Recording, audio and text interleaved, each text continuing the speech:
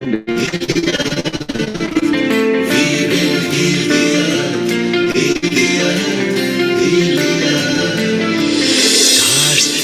tell you stories which are brighter than yesterday. The streets have never been so quiet. The squirrels found a new hideaway. Tomorrow will never be the same. There is so much hope in our hearts. Brick by brick we shall overcome and walk right into a new start. Welcome to the brand new world. With the children of a Mother Earth, reach out your hands, let us lead our earth together. Welcome to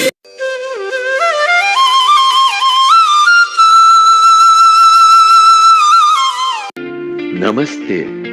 Join us for a free online event this Sunday celebrating dance. Come and enjoy interactive sessions with various dance experts.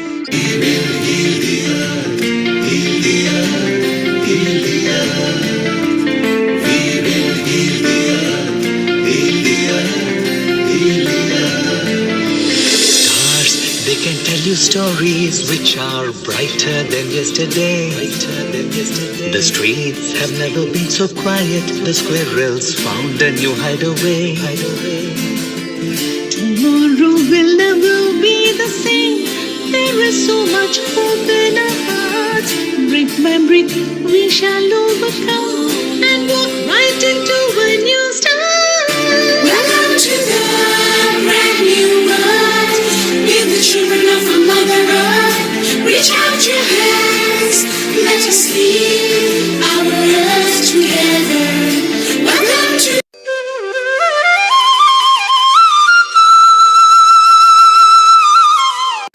Namaste.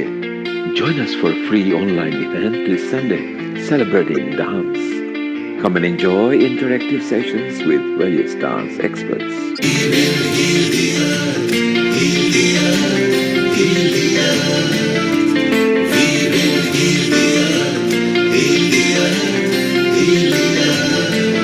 Stars, they can tell you stories which are brighter than yesterday. The streets have never been so quiet. The squirrels found a new hideaway. Tomorrow will never be the same. There is so much hope in our hearts. Brick by brick we shall overcome and walk right into a new start. Welcome to the brand new world. With the children of a Mother Earth, reach out your hands, let us lead our earth together. Welcome to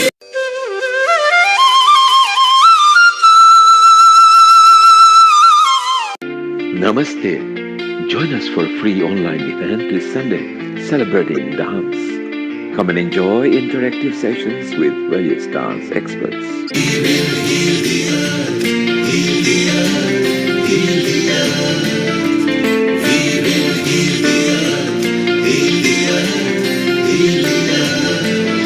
Stars, they can tell you stories which are brighter than yesterday. The streets have never been so quiet. The squirrels found a new hideaway. Tomorrow will never be the same. There is so much hope in our hearts. Brick by brick we shall overcome and walk right into a new start. Welcome to the brand new world. With the children of a Mother Earth, reach out your hands, let us lead our earth together. Welcome to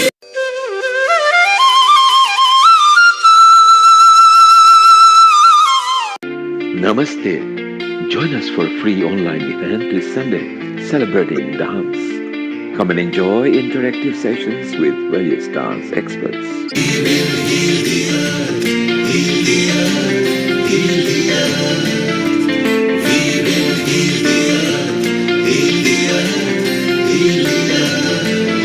Stars, they can tell tell you stories which are brighter than yesterday.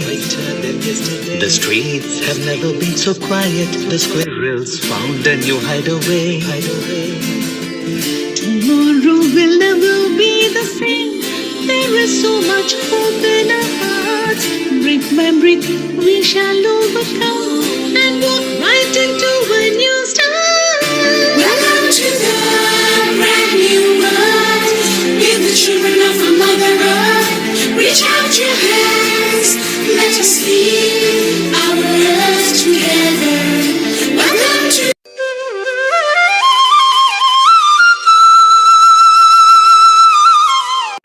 Namaste. Join us for a free online event this Sunday celebrating dance. Come and enjoy interactive sessions with various dance experts.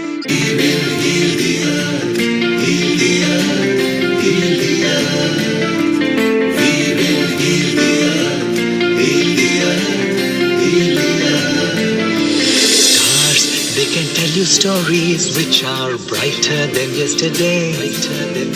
The streets have never been so quiet. The squirrels found a new hideaway. Tomorrow will never be the same. There is so much hope in our hearts. Brick by brick, we shall overcome and walk right into a new start. Welcome to the brand new world. We're the children of a Mother Earth. Reach out your hands, let us lead our earth together. Welcome to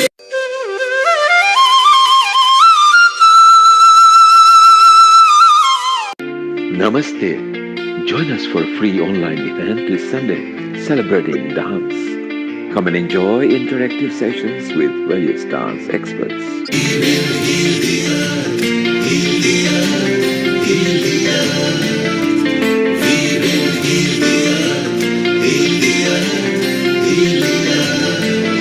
Stars, they can tell you stories which are brighter than yesterday. The streets have never been so quiet. The squirrels found a new hideaway. Tomorrow will never be the same. There is so much hope in our hearts. Brick by brick, we shall overcome and walk right into a new start. Welcome to the brand new world. We're the children of a Mother Earth. Reach out your hands, let us lead our earth together.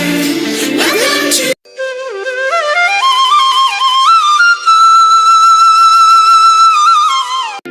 Namaste. Join us for a free online event this Sunday celebrating dance. Come and enjoy interactive sessions with various dance experts.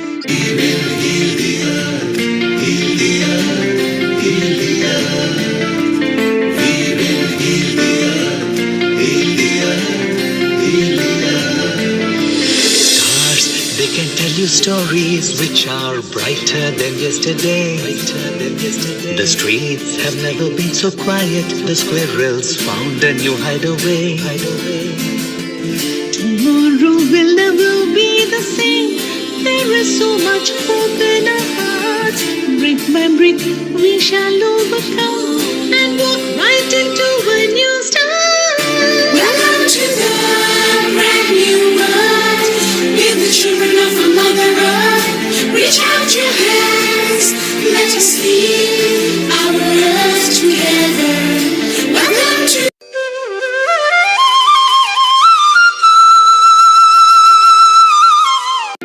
Namaste. Join us for a free online event this Sunday celebrating dance. Come and enjoy interactive sessions with various dance experts.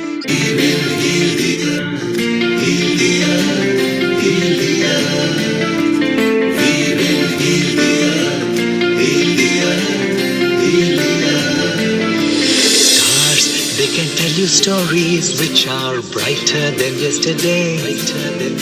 The streets have never been so quiet. The squirrels found a new hideaway. Tomorrow will never be the same. There is so much hope in our hearts. Brick by brick, we shall overcome and walk right into a new start.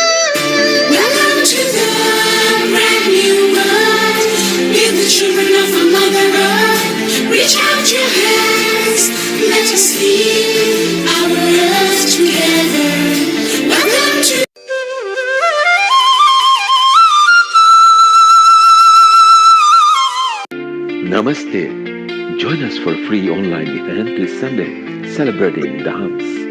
Come and enjoy interactive sessions with various dance experts.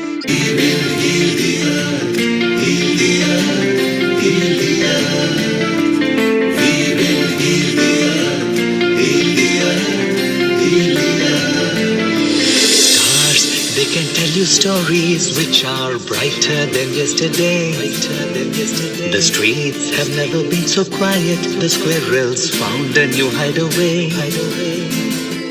Tomorrow will never be the same. There is so much hope in our hearts. Brick by brick, we shall overcome and walk right into a new start. Welcome to the brand new world. We're the children of a mother earth. Reach out your hands. Let us lead our earth together. Welcome to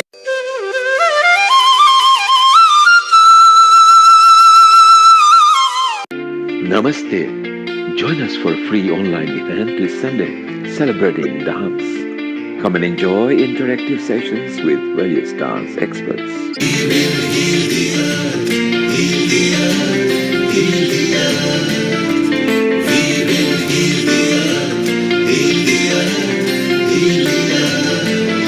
Stars, they can tell you stories which are brighter than yesterday. The streets have never been so quiet. The squirrels found a new hideaway. Tomorrow will never be the same. There is so much hope in our hearts. Brick by brick, we shall overcome and walk right into a new start. Welcome to the brand new world. We're the children of a mother earth. Reach out your hands. Let us lead our earth together. Welcome to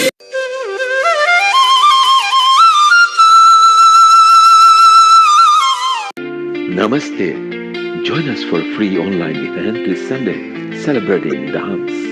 Come and enjoy interactive sessions with various dance experts.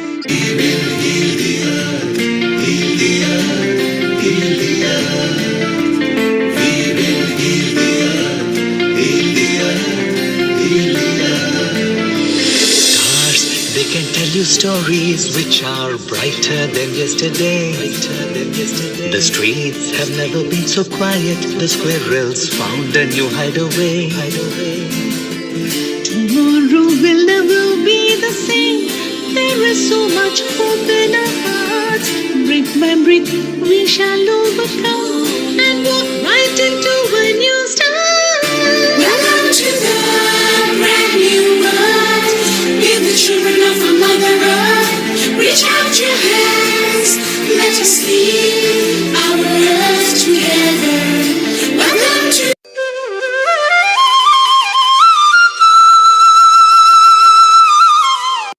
Namaste. Join us for a free online event this Sunday, celebrating dance. Come and enjoy interactive sessions with various dance experts.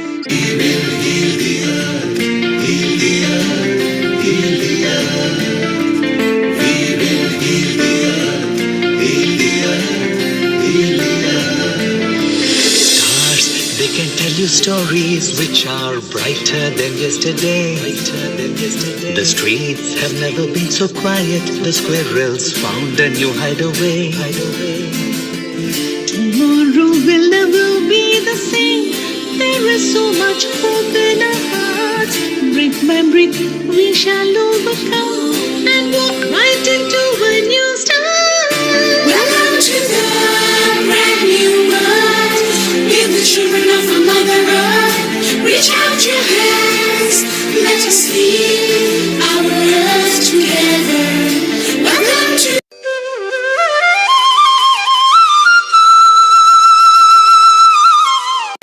Namaste. Join us for a free online event this Sunday, celebrating dance. Come and enjoy interactive sessions with various dance experts.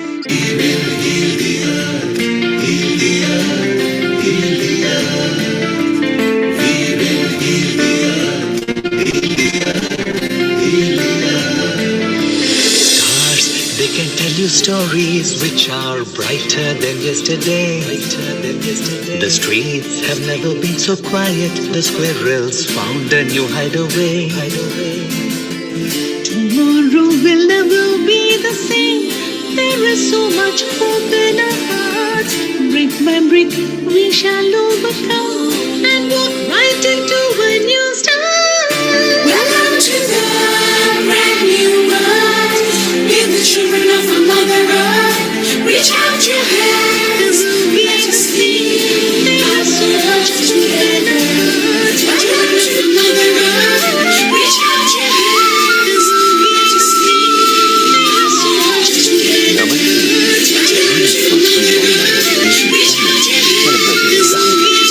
Come and enjoy interactive sessions with dance experts.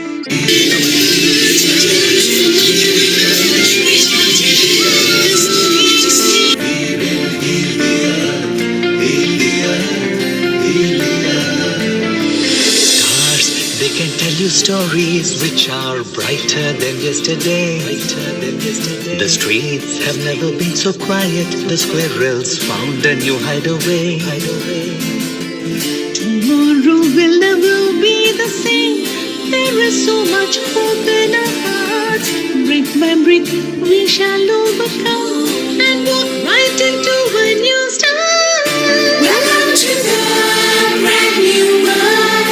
With the children of our Mother Earth, reach out your hands. Let us lead our earth together. Welcome to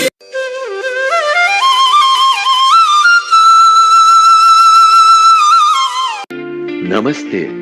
Join us for a free online event this Sunday celebrating dance. Come and enjoy interactive sessions with various dance experts.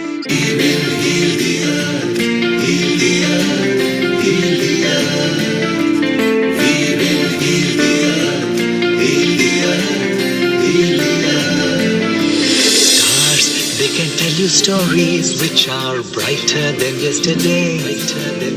The streets have never been so quiet. The squirrels found a new hideaway. Tomorrow will never be the same. There is so much hope in our hearts. Brick by brick, we shall overcome and walk right into a new start. Welcome to the brand new world. With the children of our Mother Earth, reach out your hands. Let us lead our earth together. Welcome to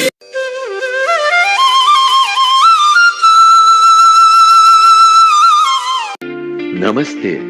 Join us for a free online event this Sunday celebrating dance.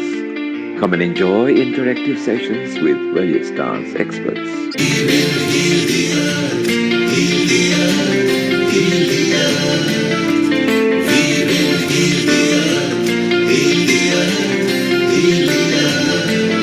Stars, they can tell you stories which are brighter than yesterday.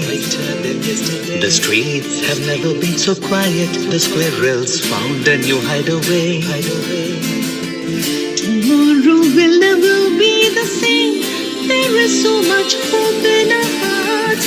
Brick by brick, we shall overcome and walk right into a new start. Welcome to the brand new world. With the children of our Mother Earth, reach out your hands. Let us lead our earth together. Welcome to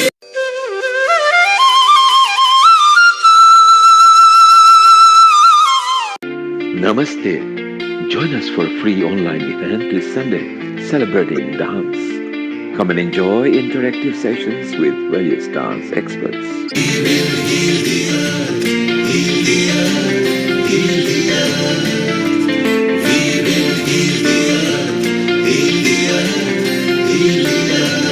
Stars, they can tell you stories which are brighter than yesterday. The streets have never been so quiet. The squirrels found a new hideaway. Tomorrow will never be the same. There is so much hope in our hearts. Brick by brick, we shall overcome and walk right into a new brand new world. With the children of our Mother Earth, reach out your hands. Let us lead our earth together. Welcome to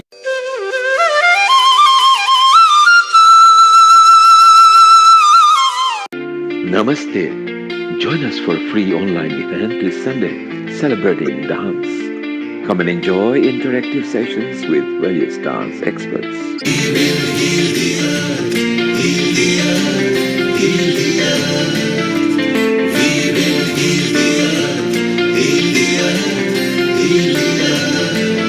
Stars, they can tell you stories which are brighter than yesterday.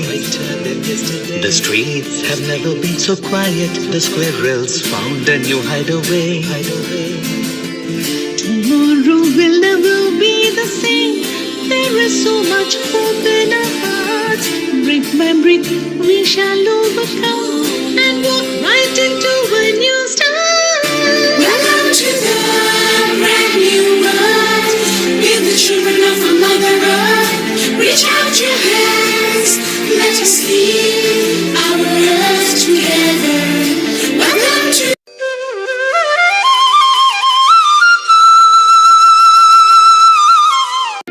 Namaste. Join us for a free online event this Sunday celebrating dance. Come and enjoy interactive sessions with various dance experts.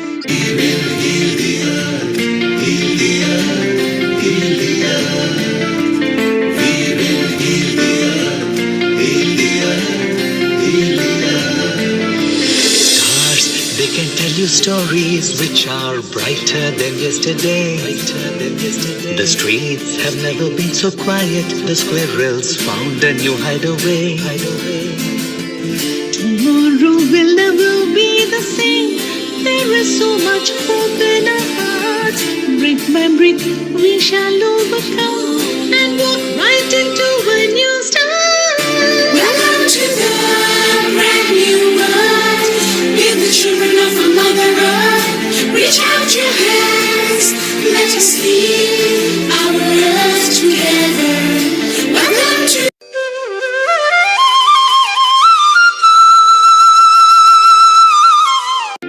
Namaste. Join us for a free online event this Sunday celebrating dance. Come and enjoy interactive sessions with various dance experts.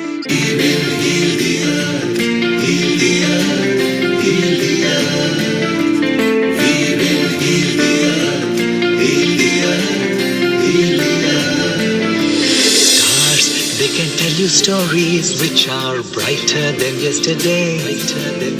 The streets have never been so quiet. The squirrels found a new hideaway.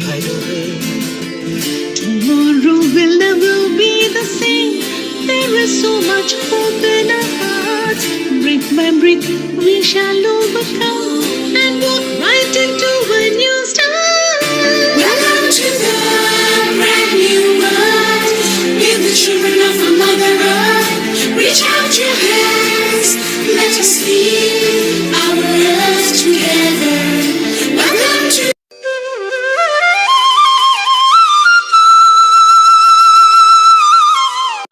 Namaste. Join us for a free online event this Sunday celebrating dance. Come and enjoy interactive sessions with various dance experts.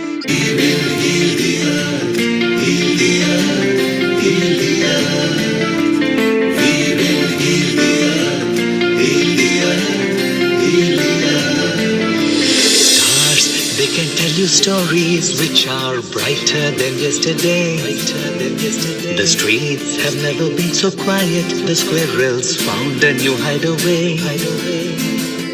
Tomorrow will never be the same. You know that there is a lot of unity that it helps, and peace, inner peace and outer peace.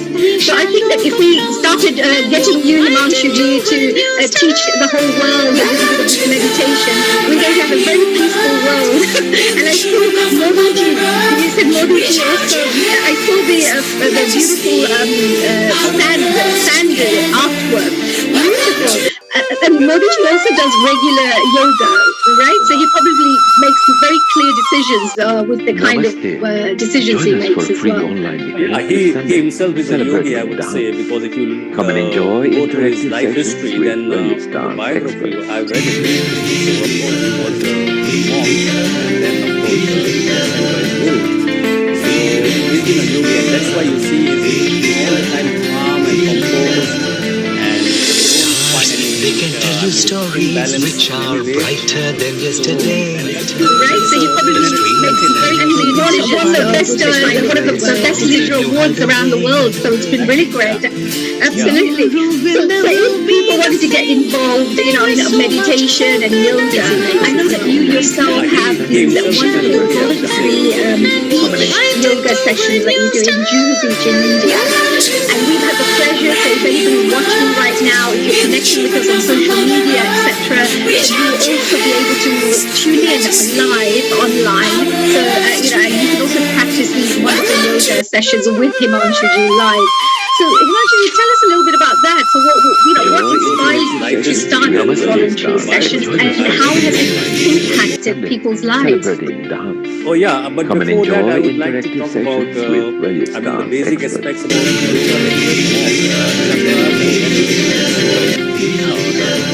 Oh wow! So we have to make sure that people understand that what is the reason that we should be doing, what happens actually. Please tell us a little bit about that. That would be really good for us to understand. Why yoga and why chakras are very important, why the Nadi system is very The important. squirrels found Yes. a new So now, hideaway. in general, people, the general masses, they will understand never yoga be as the only same. asanas and There is so pranayama. much That's hope in actually a our tip of the hearts. iceberg. Brick by brick, Yoga we is shall a overcome vast and science, walk right into multidimensional, a really new speaking. start. Welcome to the brand He new has been month. gifted Give the children of the Mother Earth. yoga Reach out your hands. 3,500 Let us lead our earth together. It's a yoga Welcome sutras, to what he had written. Maharishi Patanjali, he lived on this planet for 800 years, and he's been well known for grammar, Ayurveda, Namaste. and other Join studies, us of for course. free online But event Yoga this Sunday, Sutra, celebrating it is the Dhams. solution Come and for a enjoy better living interactive sessions with various and dance life experts. without any conflict. So that's why I said, if the leaders of today, they were yogis, then I don't think we would have had any wars. And the wars have not given any solution. They can tell you The nuclear stories missiles, which what are they've brighter produced, than they won't give any yesterday. solution. So it's only threatening each The other. streets have It's never just been building so up more quiet. The greed, fear, squirrels ego, found a new and that hideaway. keeps on more like a vicious cycle. And Tomorrow you have will one country never after be another the trying same. to overpower. There is so much So that hope doesn't in our work. Whilst there are lots of people we shall overcome and walk right into a new start. Welcome to the brand new month. Give the children of the Mother Earth. Reach out your hands. Let us lead our earth together. Welcome to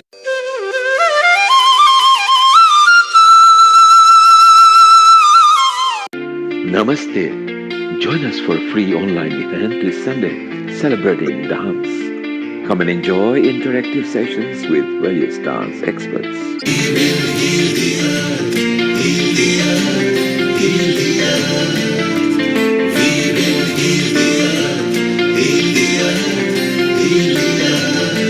Stars, they can tell you stories which are brighter than yesterday. The streets have never been so quiet. The squirrels found a new hideaway. Tomorrow will never be the same. There is so much hope in our hearts. Brick by brick, we shall overcome and walk right into a new start. welcome to the brand new month. Give the children of hands. Let us lead our earth together. Welcome to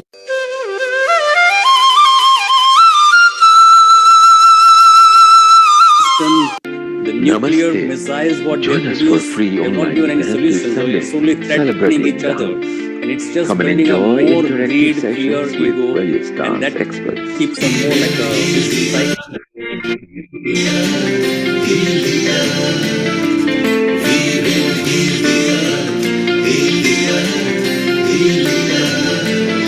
Stars, stories which are brighter than yesterday. The streets have never been so quiet. The squirrels found a new hideaway. Tomorrow will never be the same. There is so much hope in our hearts. Brick by brick, we shall overcome and walk right into a new start. Welcome to the brand new world. With the children of a Mother Earth, reach out your hands. Let us lead our earth together. Welcome to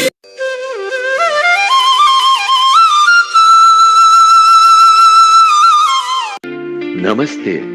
Join us for a free online event this Sunday celebrating dance. Come and enjoy interactive sessions with various dance experts.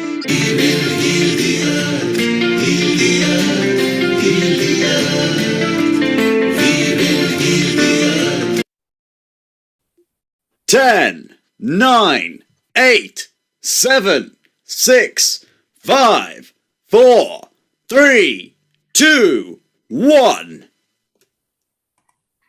And a global namaste to all our Healing Our Earth audience members around the world.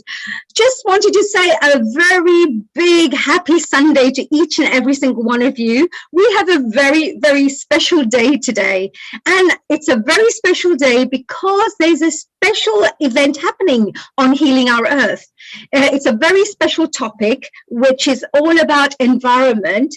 But even more interesting is that it's connected to the topic of dance. We have a special event today, which is to do with a book launch called Environmental Dance. What a fantastic topic. And this is being launched. And of course, the author of this fantastic book is Sam Kumar.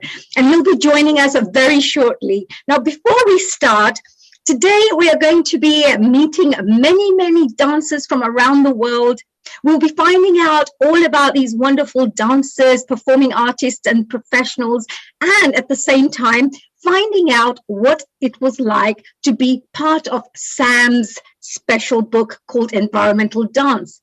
This book features many beautiful images. Oh, and you will really love them. If you're a creative person, you will really appreciate this. Gorgeous photographs that have been taken about these dancers in various different environmental places. And you will get a chance to know and learn a little bit more about that today.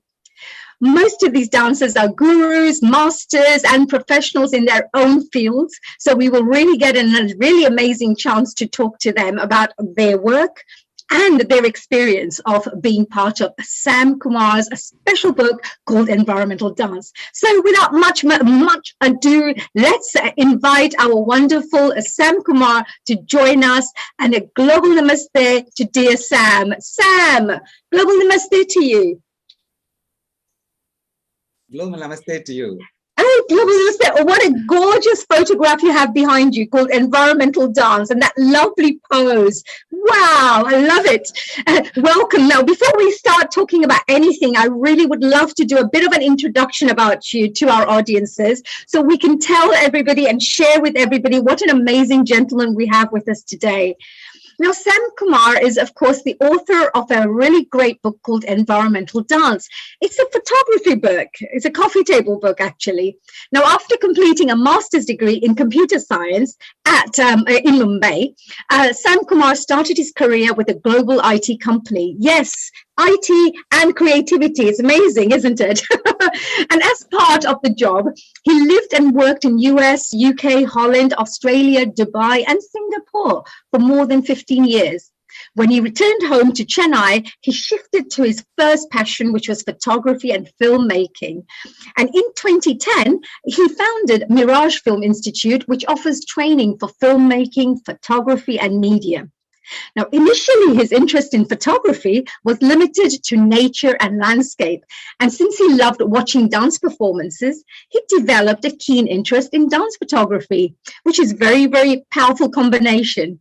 Now, in 2010, he started a unique photography project called Environmental Dance, which combined these two passions, nature and dance. Both of those passions I love myself, and I have a passion for those two topics too. Now, he photographed dancers in graceful movement in outdoor locations such as forests, mountains, parks, temples, monuments, and he worked with 18 international dancers, all from around the world, which includes Holland, US, Japan, Singapore, Thailand, India, and many more. And also the images were captured in really fantastic, beautiful, multiple locations in India, Singapore, Bali, Thailand, all the gorgeous, gorgeous places that you can think of, all in the period of 10 years.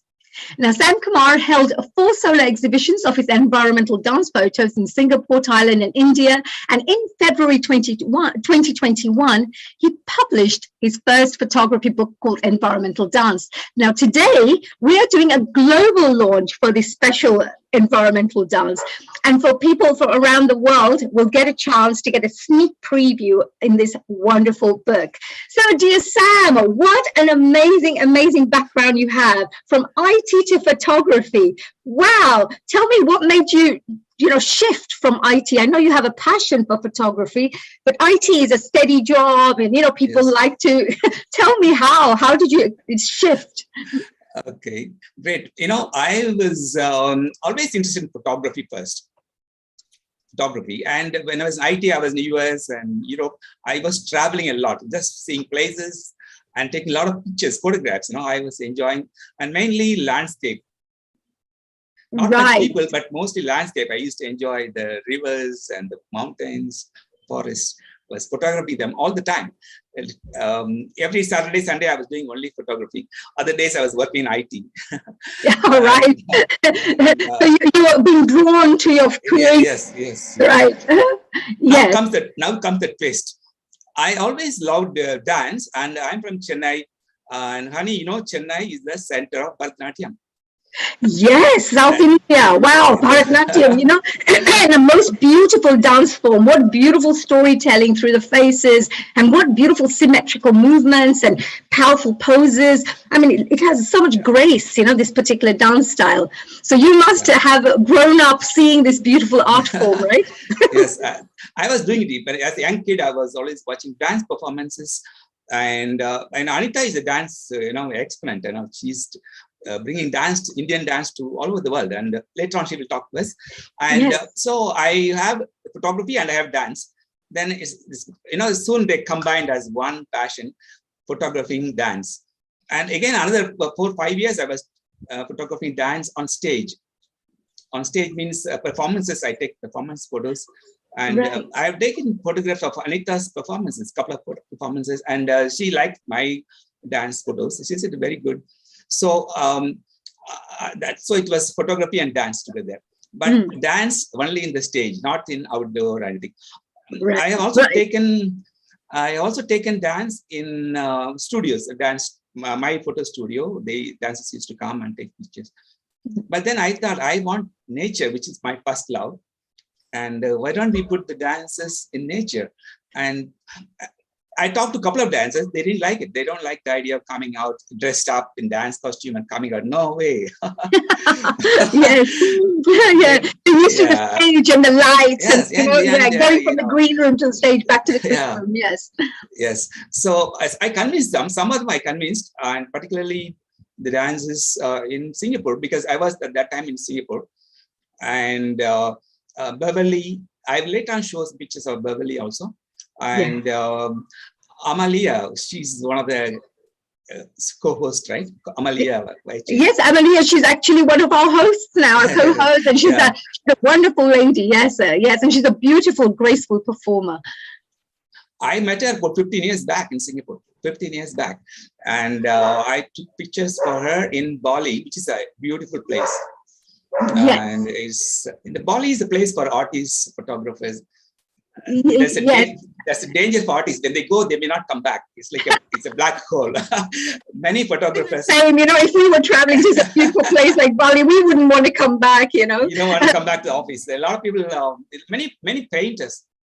They said, we are not coming back. Yes, putting a studio here. And it's such a beautiful place. So I was lucky, and she was kind enough to give me time, and we took amazing pictures, which I will show later on. Yes, some sharing pictures. And then, of course, Bharatnatyam dancers were willing to look at it. Okay, let me do it. And so I have a lot of pictures collected. I must have done over 1,000 pictures or more than that. Wow, over 1,000, all beautiful dance and nature-related photographs. I'm sure a beautiful combination. And you mentioned as well, because environment and landscape, especially environment, it's such a hot topic at the moment. You know, everybody, and it's so important to educate people about the importance of appreciating the environment. If you don't appreciate the environment, you won't care about just cutting down trees, and you don't even care, and you're not even aware of it. But as soon as you become educated, how important, you know, this beautiful environment is, you get educated on the fact that, you know, the trees and things are very important, not just to appreciate as beauty, but for our general existence, really. Absolutely it's a very powerful topic that you have picked here. So Sam, so you mentioned, so that then the dancers decided that yes, they would like to do this. So after your power of persuasion. And so the three dancers I should really thank you are Amelia Becheng, Beverly, and Marianne from Holland. These three dancers really said, okay, let's go. They don't know as I'm a photographer, but they don't know what I'm trying to do, why environmental and all these things. But they said they want to take a chance with me, and they want to help me with my project. And they are the three dancers I want to thank right now with this book launch. And Sure. And I know that you also have this wonderful Anita Ratnamji as well, who's joining us today as well. So maybe you could show us a little bit about your book, because we can do like an official launch right now if you want to give us a sneak preview, and maybe we could get a chance to speak to Anita ji as well to find out, you know, her involvement in this whole project. So tell us a little bit. Did you want to share anything about the book? I want to share a 1-minute video. It's a short video. Sure. Then I will share about 5 minutes of photographs, some photograph one by one. I'll show something. Sure. And I want Anita and you to launch together. This, we would love to do that. Okay. So our dear audience members, wait for this special launch, and we're very, very privileged and honored to have each one of you also celebrating this special day with us. So dear Sam, please go ahead, and if you'd like to present the video and the photography, and then we can maybe speak to Anita ji and find out about her. Yes. Okay. I'm allowed to share at the moment. I want to know. Yes. You should be able to share. Okay. And let me share this. Okay. This is the 1-minute dance video. It's not that long. Just 1 minute. Sure. And it has some music. I remember it's a little bit of music there. It's a copyright-free music, so it's not a problem with that. Right. Royalty-free music. Fantastic. Yes. Are you able to see the screen? Yes. It's all started. We cannot hear the music, but we can see the video. Okay. So if you...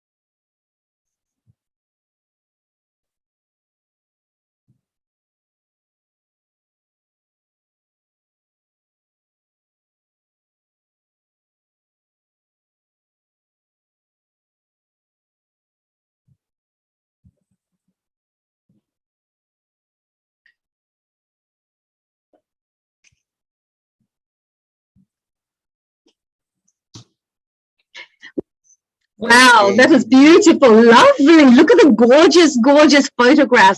What creativity! Because each image you show tends to stir your imagination, touches your heart in a different way, and also the beautiful composition of the photographs as well, and the gracefulness of the dancers and the costume. So many different facets that you have captured through this. Let's find out, are you going to be showing us some images, or would we be able to speak to Anita ji first? First, speak to Anita ji and welcome her. Then I will. Yes, so then before we launch, yes. Global namaste to you, Anita ji. Namaste. Hello, you look absolutely beautiful. So we have, of course, Anita Bharatnatyam ji joining us right now, all the way from India. Now, Anita ji is a dancer, choreographer. She's a transcultural collaborator, arts presenter. She's a scholar, writer, and a cultural activist, which is fantastic. And with a career spanning 4 decades and with over 1,500 performances in 27 countries, Anita is one of India's most recognized dance icons. Now, she says, this is what she states: I'm in dance because this is my own way of connecting with myself and the world. I consider myself a contemporary classicist. All my ideas are from traditional sources, but they can also be readings from nature.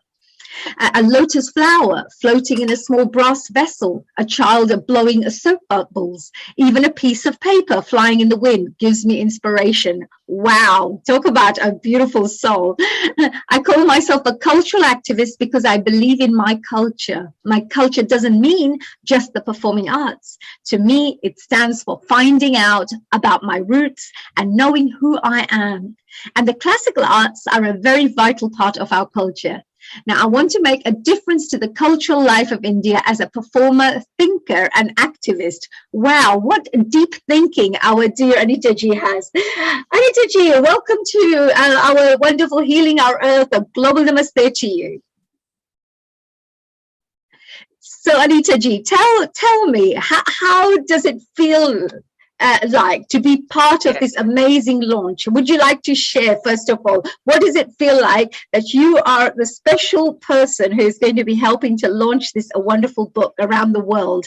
And we have global audiences tuned in from so many countries around the world watching this right now. First of all, once again, a global namaste to you, this wonderful, charming, bubbly, ebullient, beautiful host. And thank you. Congratulations to Sam. Yes, we've known each other for about 20 years. You know, being a performer on stage, honey, you know, and when the lights are on, you don't see very much, right? You know that there are people out there, watching. You perhaps are able to see the first 2 rows. And then, of course, you get distracted and often irritated if you have flash bulbs, you know, popping from the newspaper. So I grew up at a time when there weren't digital cameras. So when media would send their photographers to photograph my performances, they would come with those big, ugly, the big flash bulbs. They would walk in front of the audience. What they felt was their best moment, and actually distract everybody. I'm sorry, we are having a little technical issue here because we're not being able to hear. There is a bit of a time lapse.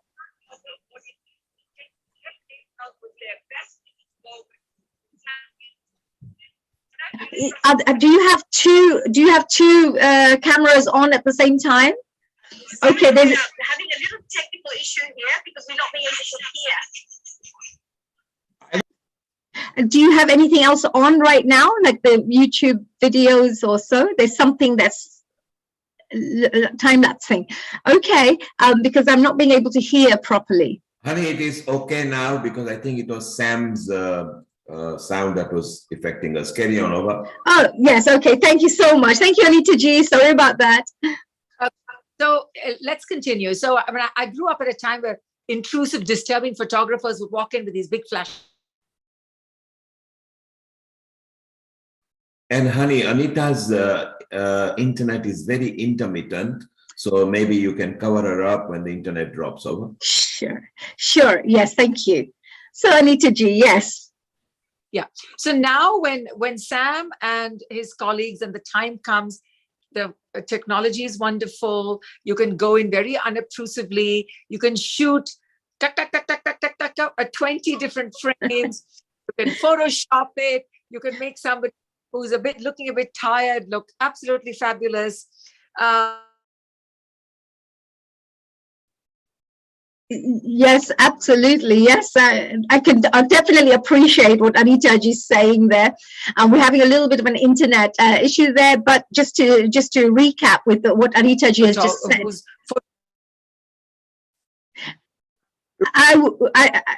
Who's photographing?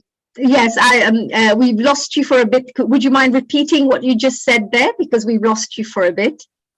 Is this better if you just hear my voice and yes, much better. Thank you. Yes. That's it. I'm going to just talk because I'm in the mountains and I had warned Sam that my internet connection on weekends is very, very poor.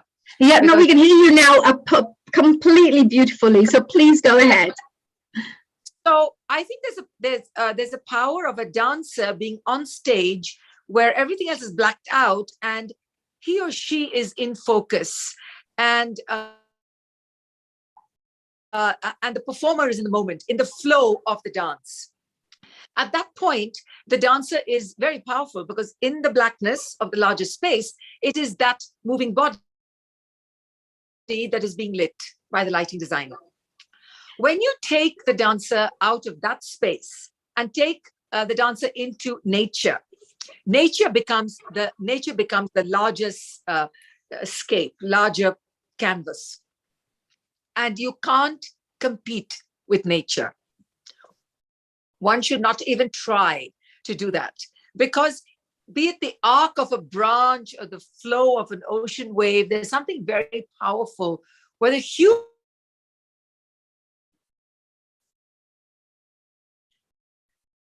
lost you again there, Anita ji. But what Anita ji has just mentioned, that there's something very powerful about the wave in the ocean. And, I totally appreciate what Anita ji is sharing at the moment, because if you're a creative person, you see beauty in everything. You see creativity in everything.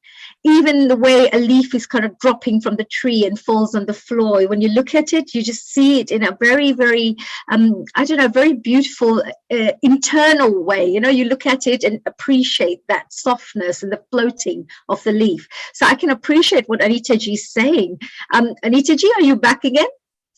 Yes, I'm here. Thank you. Yes, please carry on. So I think it's a particularly difficult challenge when Sam decided to take dancers out from the cozy comfort of either the rehearsal studio or the stage and take them into the larger expanse of nature. Because then the dancer is not in control. Actually, the dancer is not in control. What is in control is nature and the camera's eye. So it's a camera lens. And that's why I find some of the photographs in Sam's book beautiful. Yes. I am partial to photographs that already have a sense of movement in them, because nature never stops breathing and the human body never stops breathing. And some of the photographs really capture that coming together of, animate and living, breathing beings, sentient beings. But also to remember, dance is not in a photograph. Dance is in a series of movement. And the beauty and the brilliance of a good photograph, a good dance photograph, is what it can suggest. It can suggest that, what the dancer was doing just before he or she arrived at that moment. The bending over, the curve. the shapes that they create when they do the photography of the body. I mean, that's also a beautiful thing to capture, isn't it? Because it allows a lot of beauty to come through the photograph with the way it's been captured, the shapes and the, like you mentioned, absolutely. So please carry on, Anitaji. So I'm now in the mountains and I'm enjoying the nature every moment. And when I live in a big city, even though I do have a beautiful garden, I tend to take I'm so sorry, we keep losing you, dear Anitaji. We may have to close up our little interview here and do our little global launch because we keep missing what you have to say. Okay. Yeah, please go ahead if we can see if we can capture whatever, because you're saying something which is so beautiful and so required for people to hear. This is so important. Please go ahead and see, we can see if we can hear this. Well, let me try again. I'm very grateful to escape the city and to be in the mountains where nature really comes gobsmack at.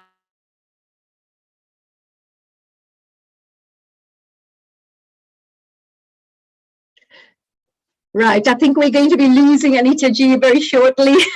It's okay. Anitaji, I just wanted to say, I think that we have a really big internet issue here. So what we'll say is, of course, enjoy your mountain stay. Have a wonderful, relaxing time.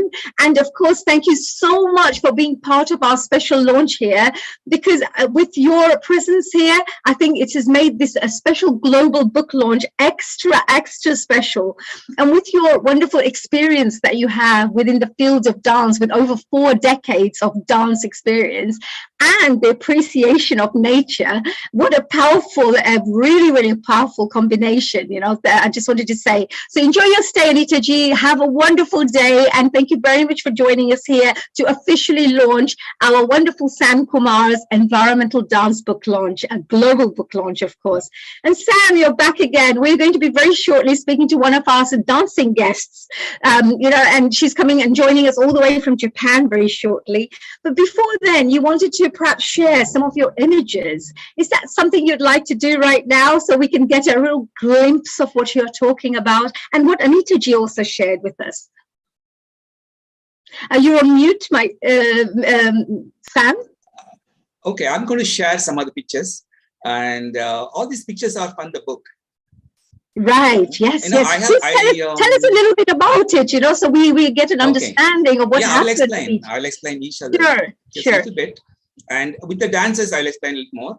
But let me share this here. Are you able to see the screen? Yes, we are. Okay.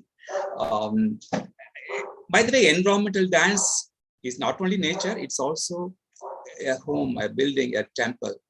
Nature, you know, it's an environment. So it has 2 sides. One is the nature, mountain. I have plenty of pictures. Then I also have pictures in the homes, in the temples. A lot of pictures in temples. Okay. Yes. And I'll just go through quietly some other pictures. This is actually Manasa. She will be joining us. Yeah, please go ahead. She will be joining us later on. Oh, that's a lovely, you know, with the, you know, look at the beautiful backdrop and look at those gorgeous trees. They look very old as well. Look at the ancientness of those trees, you know, that you're also capturing. Yes. The trees have this beautiful energy to them, don't they? These trees are maybe 500 years old.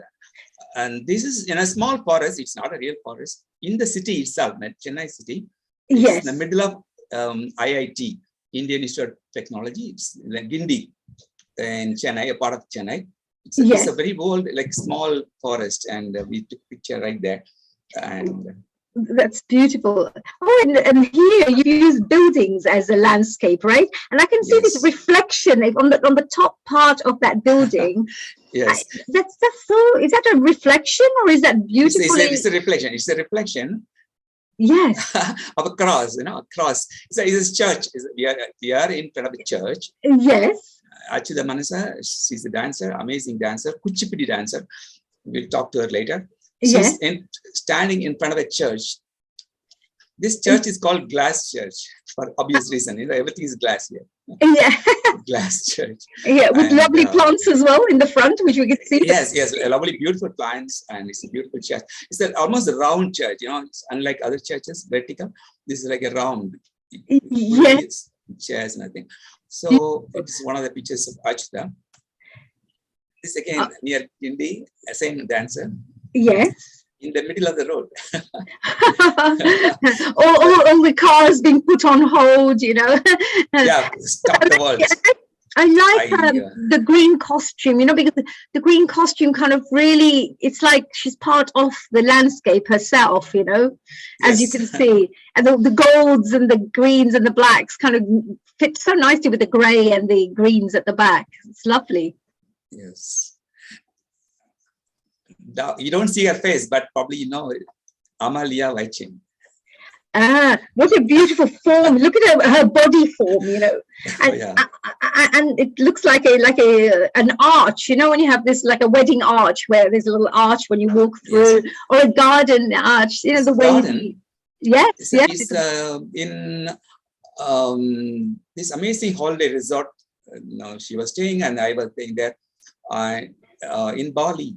Yes, and of course here I can see the beautiful form of Amalia as well, the way she's standing. What grace! And that the see-through veil as well. It's got such a sophisticated, graceful look to the whole thing. I also noticed that there are pebbles, that the stones at the bottom. Yes. Which adds to like earth, and like you can have the trees, the air, and the various different elements of earth and the air, coming together there.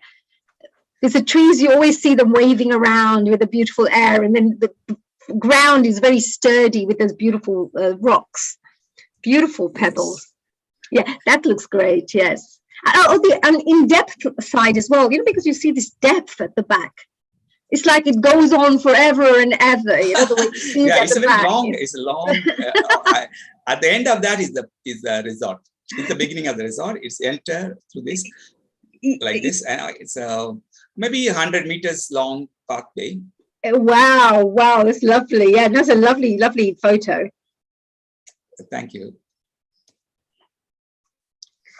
That's gorgeous. Here is, of course, the water element coming through, in the back. Yes. And again, Amelia, nearly 15 years old. This is where the starting of my projects, environmental dance.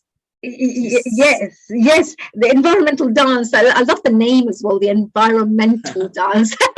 It's a really gorgeous, a very nice, it's a topic name, something that really is very catchy.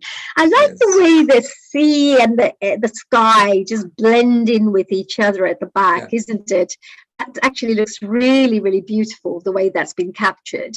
And the shoreline as well. You can see the lines, and then you see the curves. So if you look at the shoreline, then you can see the sea with a straight line coming through of the sand, but then you can see the curves of Amalia standing there with her beautiful, dance and the body shape as well, and her graceful way of holding the veils as well, which she always does, which is great. Yes, absolutely gorgeous, very nice. Where was this? Where did you take this? Is in Bali.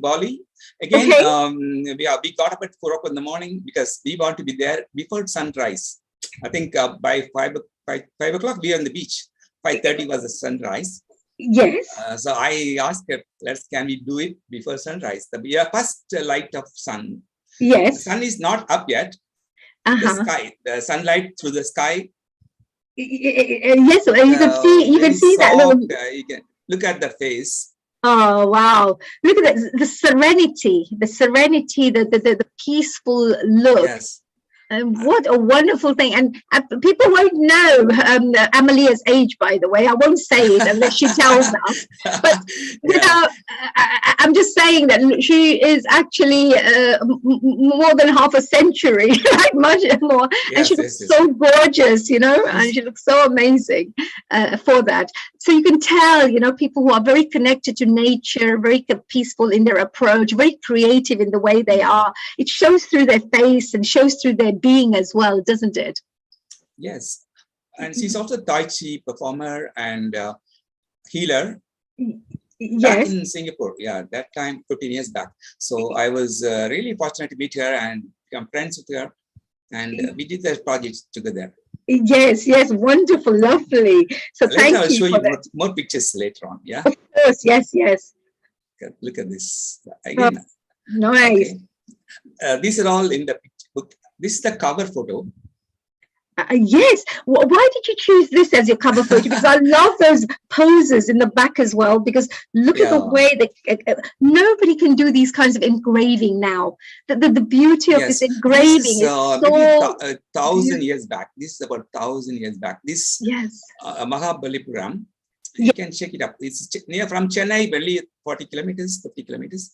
Right. And it's so beautiful. And it's the capital that time, maybe 1,000 years back. And by the way, this is not the original, this is a model. They did this as a model, and then they said, okay, it works. Then they made a huge carving. This is not, this is a sample. Yeah, but it must have been chipped, chipped, because of course that time we have very nice modern tools at this moment in time, but at that time they didn't have these kinds of machinery and electric things and blah blah blah. So here it must have all been chipped, by hand and by carved through. Only hand, chisels. Yeah, chisels. Yeah. Gorgeous. So here you're not only displaying the beauty of that lovely dancer, but you're also displaying the beauty of the background, which is part of the environment as well. Yes, gorgeous, very beautiful.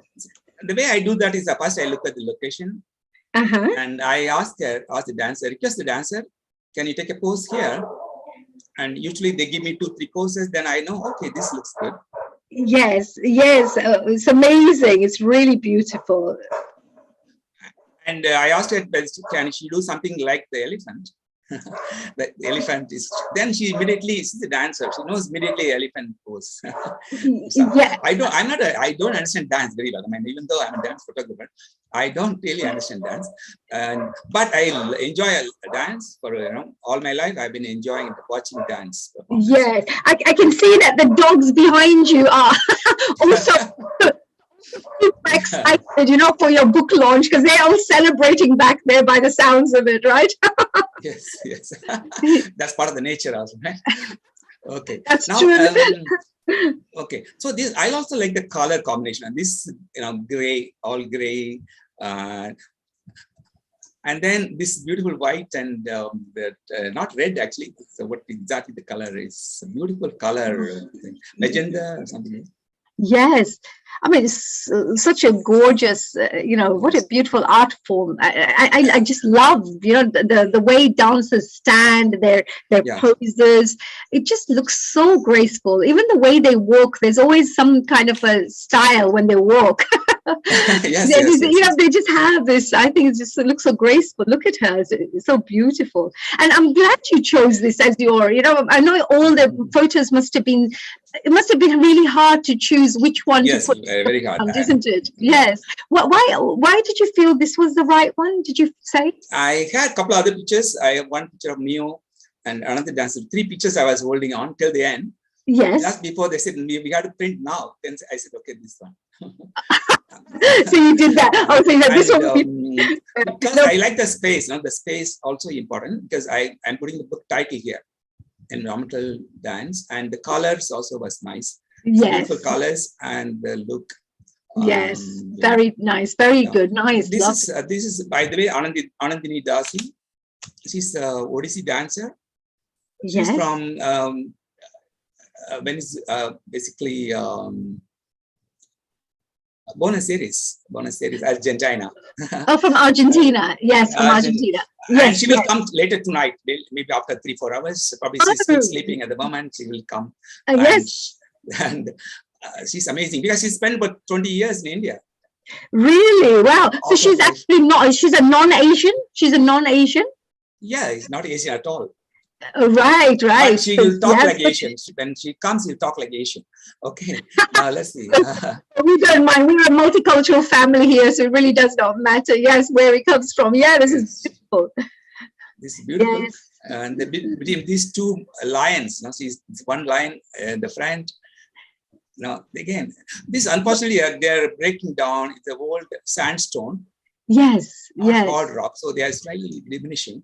But the Anandini is taking a nice pose here, and yes, a lovely.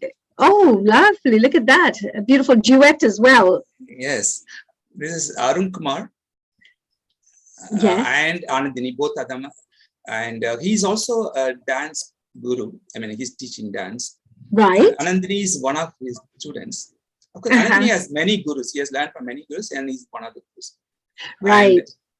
And, the story is that they come to Mahabalipuram, they come to Chennai to meet me for this photo session.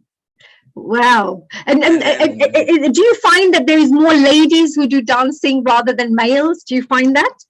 It's true, I think, but men are only 10%, or even less. Yes. So perhaps we need to get more men doing some dancing, right? And this could encourage more men to appreciate the beauty of dance. Yes, Fortunately, absolutely. I have 4 men, because Arun Kumar. Then I also have Vyas, Arshal Vyas, and of course Rahul Acharya, another dancer guru. He will come later on today, but yes. Right. Oh, this is great. Yeah. So look at this. Yes. What a beautiful pose. I mean, this is a lovely pose. What a beautiful pose. Really nice. And you look at this. As a photographer, there's nothing more beautiful than something like this. Yes.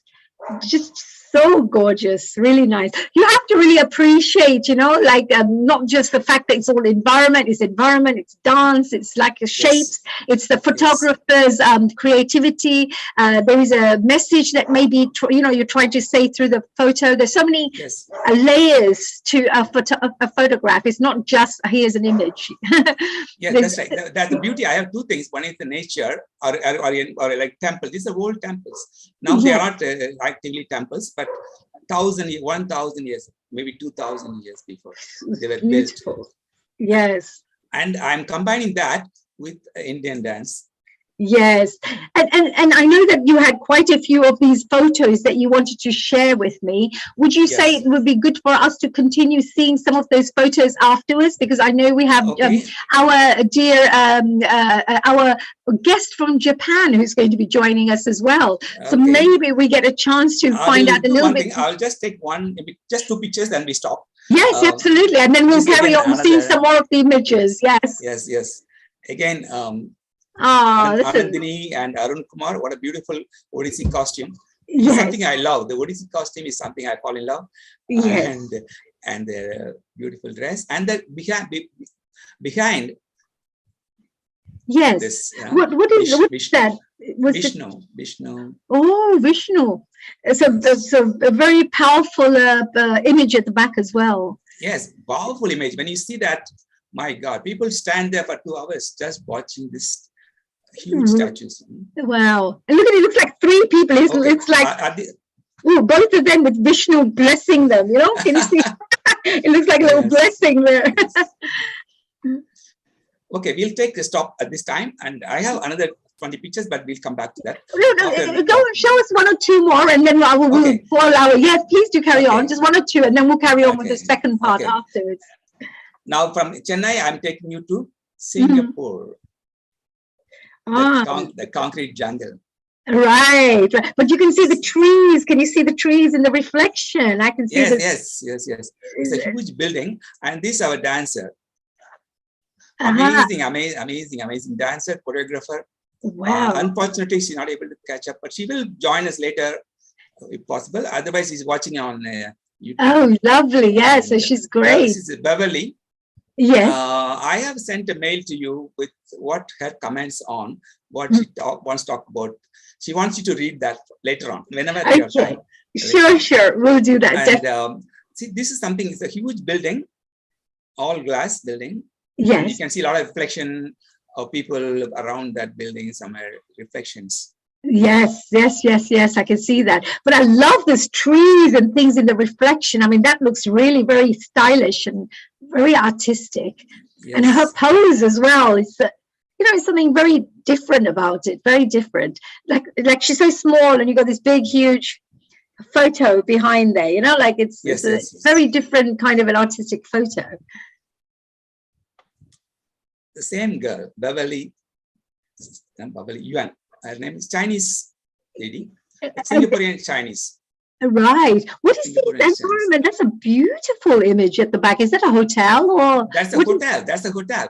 This like 3 towers are there. Tower 1, 2, and then on the top there is a big swimming pool. Can you believe it? That's a huge swimming pool. Yes, I've actually seen this particular photos. People talking about this. Is a very, very renowned, land. One of the landmarks of Singapore. But that is my landscape. But what I have is a dancer. Right. So we have the dancer, which makes it really different. Yes. And it's true because if you took a photograph of the landscape, we have many of these photos that you can find. But with a dancer in front, it makes it very unique, right? Yes. Now let's look at the dancer. See what a beautiful pose. She's amazing. I mean, the way she dances, she stands and bends around. She does her own choreography, modern choreography. Yeah. And when you're capturing photographs, what do you look at when you're capturing the photographs? What do when a dancer is moving, when do you know, that's my shot? How do you recognize that? Okay, very good question. Honey, you are a dancer, that's why you're asking that question. Many people don't understand that. Yes, because it would be really nice to know that what is the dancer doing that you feel this is the right shot. Okay, what these people see is the one image, but actually I asked her to dance. She's dancing there. Yes. It's a small, I think Anita said clearly that, and she appreciates that, because I don't ask them to pose and take picture. I ask them to dance and take a picture when I like the picture. I mean, they may not like this particular thing, but I like the picture. Because I'm combining the dance and the landscape. Yes. And then some of the dances are amazing. They know also what is happening, and they will cooperate with me. They try again and again different poses. Maybe I took about 10 pictures of this position. Right. And then this, I liked it. And this is the book. That's beautiful. Yes. I mean, it must have been so hard for you to shortlist your photos. I mean, you have 1,000 photographs, and you have to reduce. It must be so difficult to do that. Yes, absolutely. Beautiful. I have 1,000 environmental dance photos and maybe 10,000 dance photos. Oh gosh. Well, one day maybe we have to work together, dear Sam. Yeah, I have more books coming out of this. And by the way, I just want to flash the book just in case people coming want to see what is this the guy talking about. This is the book. We won't be able to see that until you stop sharing. Later on, I will show that a little more clearly. Yes. This is again same thing. Beverly. Yes. She's dancing in front of a restaurant. Right. Why did you feel this wasn't good to use for the environmental dance? What was it about this? Because I see normally dancers dance in the stage. Yes. Proper lighting. This is the only natural sunlight, the evening light. And this lady is very daring. She will do it. Many dancers cannot do it. Many dancers cannot do it. So you see, I only requested her, is it possible to dance? She said yes. She said, she starts thinking, let me think now. She said, yes. Within a minute, she's there standing, and I have to take a picture because she's doing it. Yeah, it's beautiful. And I see the people as well, they're in the background. So you've kind of captured this. See the background. These people are watching it. What is she doing? And what is this photographer doing here? In this Singapore. And people are having an evening coffee, and they are watching a dancer, a beautiful dancer, and a photographer taking. They're wondering what is this happening. Some people come and talk to me. What is this? Yeah. What I also like is, the floor. If you look at the floor and the patterns on the floor. Yeah. I am always looking for the angles and lines and the beauty. Yes, because even that looks very creative. The way the pavement is as well. It looks really nice. Yeah, it's a beautiful thing. That's amazing. It's got pattern A very beautiful pattern. Yes, absolutely. Again, that's something, what Anita G mentioned is good to, when you look at something, you appreciate the whole of it. You look at even little details Yes, that can help you everything, to appreciate. Yes, yes. Even I look at the color of these sunshades and all. Yeah, wow. You're definitely very Yeah. proper photographer. Because Creative. I don't like that color, I will say let's go some other place. Yes, but you also must, because with your IT background, you must have a very logical side to you as well. So you must have like shapes and lines and, because very format. Yes, and yes. then you have the creative, which is very flexible and, the moves and the waves and the shapes. So you must have the linear approach as well of how it's all looking in the shape and then how the dancing creativity comes out. So yeah, it's a very powerful combination of the two. Because all mathematics, science, engineering is all left brain. IT is left brain. Yes. Right brain is art, singing, dancing. All this is right. Yes. Yeah. Okay, now let's take a break. And come back. I think Mio is there. I think. Yes, and so we are going to be, of course, inviting our next guest. Sam, thank you very much for sharing those lovely photographs, and also the reasoning behind it was very important to see. I know we are now going to travel all the way to Japan, and we have a wonderful, gorgeous, and a very talented dancer who's joining us, and it's her name is Mio Ikeda. Hi, Mio. Hello. A global namaste to you. Namaste. Hello, namaste. Hi, a big welcome and a very warm welcome on our Healing Our Earth platform. And thank you for coming and joining us here today, Mio. Today, let me tell you a little bit about Mio. She's an Odissi dancer, and it's amazing because she's all the way from Japan. And I love the fact that she looks so gorgeous in that lovely costumes, when you see her photos in the book. Sunanda Mio actually started learning Bharatnatyam in Nagano, Japan, from 2000, which is over 20 years ago. She has been visiting India regularly since 2001 and learned from Guru Shri C.V. Chandrasekhar. Under his guidance, she did her first solo performance in 2004 in Chennai. And in 2012, she participated in an Odissi workshop by Sri Rahul Acharya in Tokyo, Japan. Amazing. Indian classical dance is going all over the world. Fascinated by his dance style, she has been visiting Bhubaneswar, Odisha, and learning extensively under his guidance. Now, she worked with the photographer, our dear Sam Kumar, for his environmental dance during her visits to India for about 5 years. Wow. And she's been performing regularly in Japan and danced at several stages in India and abroad, including International Odissi Festival and many various festivals around the world.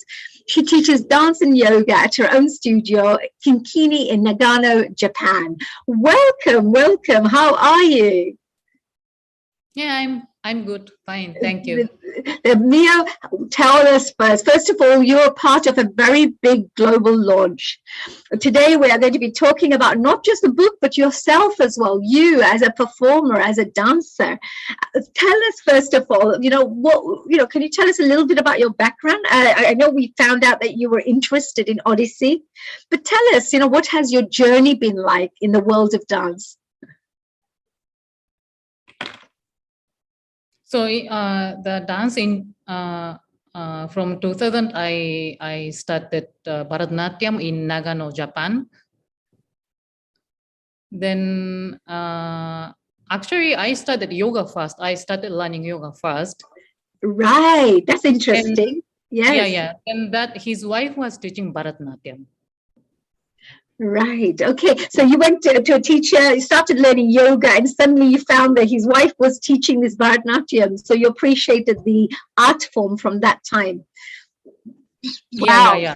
Prior to Bharatnatyam, I have never learned any dance form, but I have maybe participated 1 or 2 African dance workshop, and I used to go to nightclub and parties for dancing, but I never learned a dance form. So when I went to the first dance class, I found it very interesting to use the mudras. Yes, yes. Moving the different parts of the body at the same time. Yes. Oh, yes. Of course. What, can you show us a few mudras? Can you show a few of the mudras of Odissi mudras? How would you do? Yeah. Basically, Odissi mudras and Bharatnatyam mudras are same. Right. So you have the classical hands, you have the mudras. Yeah. It was based on the same classical text. Right. And what about the facial expressions? Because sometimes you have all the beautiful facial expressions and things. So you must have implemented facial expressions in your dance and everything as well, right? So how can you show us a little facial expression of your dancing? No, sorry, not now. When I'm dancing, I can show, but you feel not comfortable with showing your little dance moves, right? Okay. So tell us a little bit more about your so you started learning yoga, went into your meditation, etc., and then you went into going into your dancing. So your journey went from yoga to dance. And from dance, how did you start getting involved with Sam? How did you meet Sam along the way? So I used to go to visit Chennai for Bharatnatyam. So I think it was in 2012 when I was in Chennai, and I went to see one Japanese dancer, Arangetram. Mm-hmm. So that time he was sitting next to me. Right. After the program, he talking to me like, are you also from Japan, and are you a dancer, and are you interested in being a model of his photography? Yes, so that's how you ended up meeting. Wow, destiny works in very unusual ways, right? Destiny, because how would you know that you've gone to an event and then you're going to be in a book, and now the book is going all over the world, and people are appreciating your gorgeous, lovely photos and your dancing and so much more.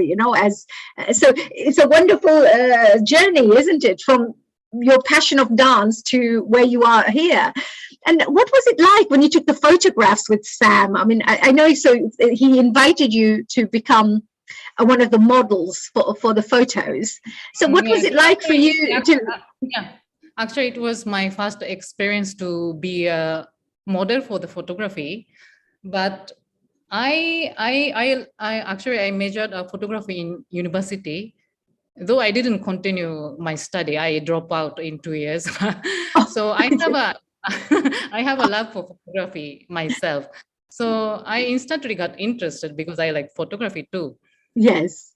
Yeah. So and then I also like his idea of taking photography in the nature and some other environmental, the city, architecture. Yes. So you yourself so you probably appreciate the photographs a lot more, right? Because you yourself have an interest in photography. Yeah, I also like taking photography by myself. Yes, oh, beautiful. So you do so, and then what happened? When you did your poses and things, what was it like? Like getting involved with somebody giving you instructions of this is what it's like, and I have this. How was that experience working with Sam?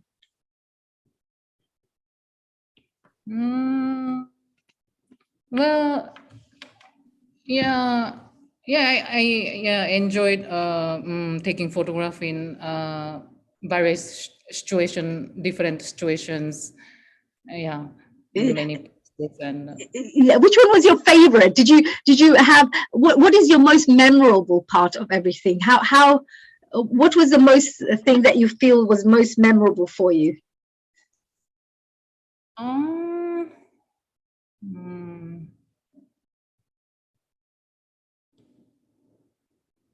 Well, traveling, going to many places. We also traveled to Kerala. Mm-hmm. Yes. Kerala and Rajasthan. Wow! To take the photos, especially to take the photos. Yeah, to take the photo. Wow! Yes, so you enjoyed the travels. Besides environmental dance, he had an environmental portrait project. Right. Yes. Too. Yes. Oh, fantastic, fantastic. And from all of these things, and now that you're here for the special launch as well, I wonder if Sam, or do you have some photographs that you could share with us? Or maybe Sam, if Sam would like to share some of the photographs of what, the book photographs of yours. So do you have some photos that you could share perhaps? Or if Sam could share? Yes, I have some I don't have my photos. photo ready, so you can. Yeah, sure. Sam, would you like to I have my photos with Mio. Yes. She likes to be called Sunanda. Yes, I was going to say it's Sunanda. It's Sunanda Mio, right? Sunanda is a beautiful name. Sunanda means Anand, right? Anand means peacefulness as well, doesn't it? Yes. Wow. Can you see my screen? Yes, I can. A gorgeous, huge boulder on the back. Wow. I'm going to show maybe about 8 pictures. I think Sunanda's pictures are the number of pictures. She has the most pictures in the book. Really? Yeah. I think about 25 pictures. Other dancers have only 4 or 5 pictures. Oh, so you really liked Sunanda's wonderful photographs, right? She's a perfect model, and she really enjoys working with me. So that's why ended up almost every year she comes to India. We plan photos. Right. Beautiful. And she comes for 2 months in India every year. Because last 2 years she didn't come because of the pandemic. Yes. Okay, this I will show about 6 pictures, 8 pictures. Then Sunanda choose the best one she likes. Okay, let's find out which one Sunanda likes the best. So this is your first one. Okay. And this is, yes. Wow. I love that one. That's so gorgeous, so beautiful, so graceful, so nice. And also I love that wheel at the back. That looks just so gorgeous. Very beautiful photograph. Konark, really nice. Sun Temple of Konark. Really? This is one of the famous temples. I think one of the best structurally, architecturally. This is one of the beautiful Yes, and I love the costumes as well, because what Sunanda Mio's wearing is the beautiful costume. It fits so nicely, it blends in with the background so nicely, with the warm browns, oranges, yellows. It has a really warm feeling to it. Look at that. And the Odissi costumes are very gorgeous as well, very beautiful. I always love the headgear that they wear. The headgear looks really nice. Look at that thing, a really beautiful fan at the back. Looks really nice. I love the Odissi costume. yeah, Odissi costume looks gorgeous, really nice. Yes. And it's silver, it's not gold, Odissi costumes are only silver. Yes. Bharatnatyam mostly they use gold. But yes, and the waist belt looks so stunning as well, doesn't it? Yes. Yes, lovely photo. Oh, nice. And which one? Where was this? This is same thing, same temple, Sun Temple, Konark Sun Temple. Right. Another part of the temple. Right. So in the back, you have this kind of a cliff kind of looking, but it's part of the temple, is it? Part of the temple, the huge temple. There's a huge temple. Yes. There's carved. There's also carved. A lot of that is carved, and see, there's a lot of carving. On the walls. And then, too good. I love these historical buildings. They look so good. Nice poses. Beautiful colors. Beautiful colors. That's what I. Yes. Oh, Sunanda looks beautiful. Doesn't she look gorgeous? She is. Now she's about to sleep. That's why she's. Oh. I think probably she's a bit tired also. I don't know. We'll make it faster. Yeah. And what about this one? What is this? Because I see the lights at the back are very. This is beautiful. This is the Ellora caves in Maharashtra. In Mumbai. Near to Mumbai. I think it's 400 kilometers from Mumbai. There is a special train going to Mumbai to this place. Each one is a cave. Each one is a cave, and inside the cave there's a sculptures all carved into this cave. So again, you'll see that beautiful carved, all Buddha. Right. Right. No, And again, it must be many years old, 1,000, 2,000 years old. I think they're 1,005, 2,000 years old. Yes.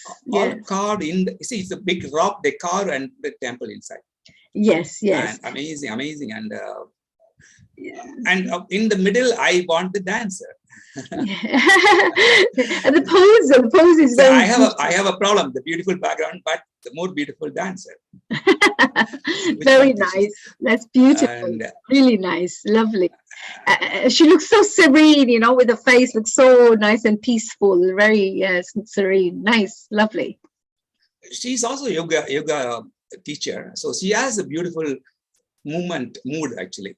She's a dancer. Of course, at the same time, she can meditate in the dance. And but dance is like a meditation as well anyway, you know, right.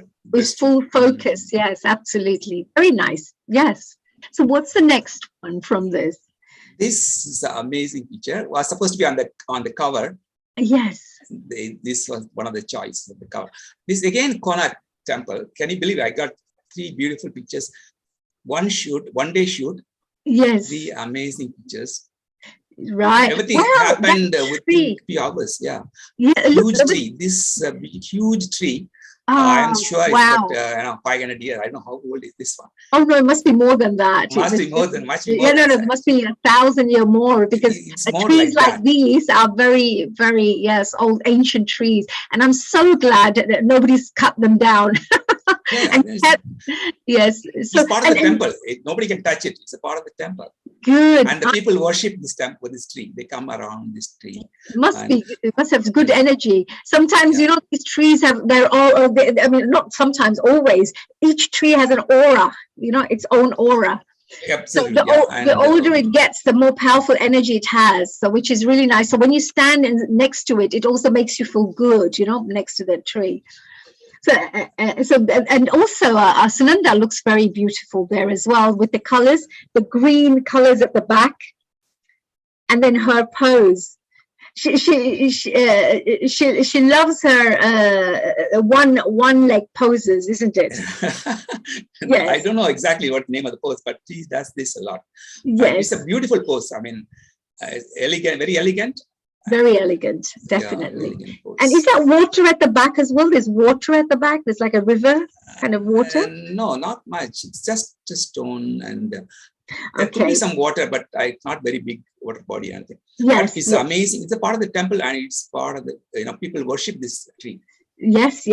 What a huge tree. You see, here we don't really appreciate only the dancer, but we can also appreciate the environment parts in the photo as well. So that's also beautiful. You know, the gorgeous dancer and a gorgeous background with it. So it makes it double good, double beautiful.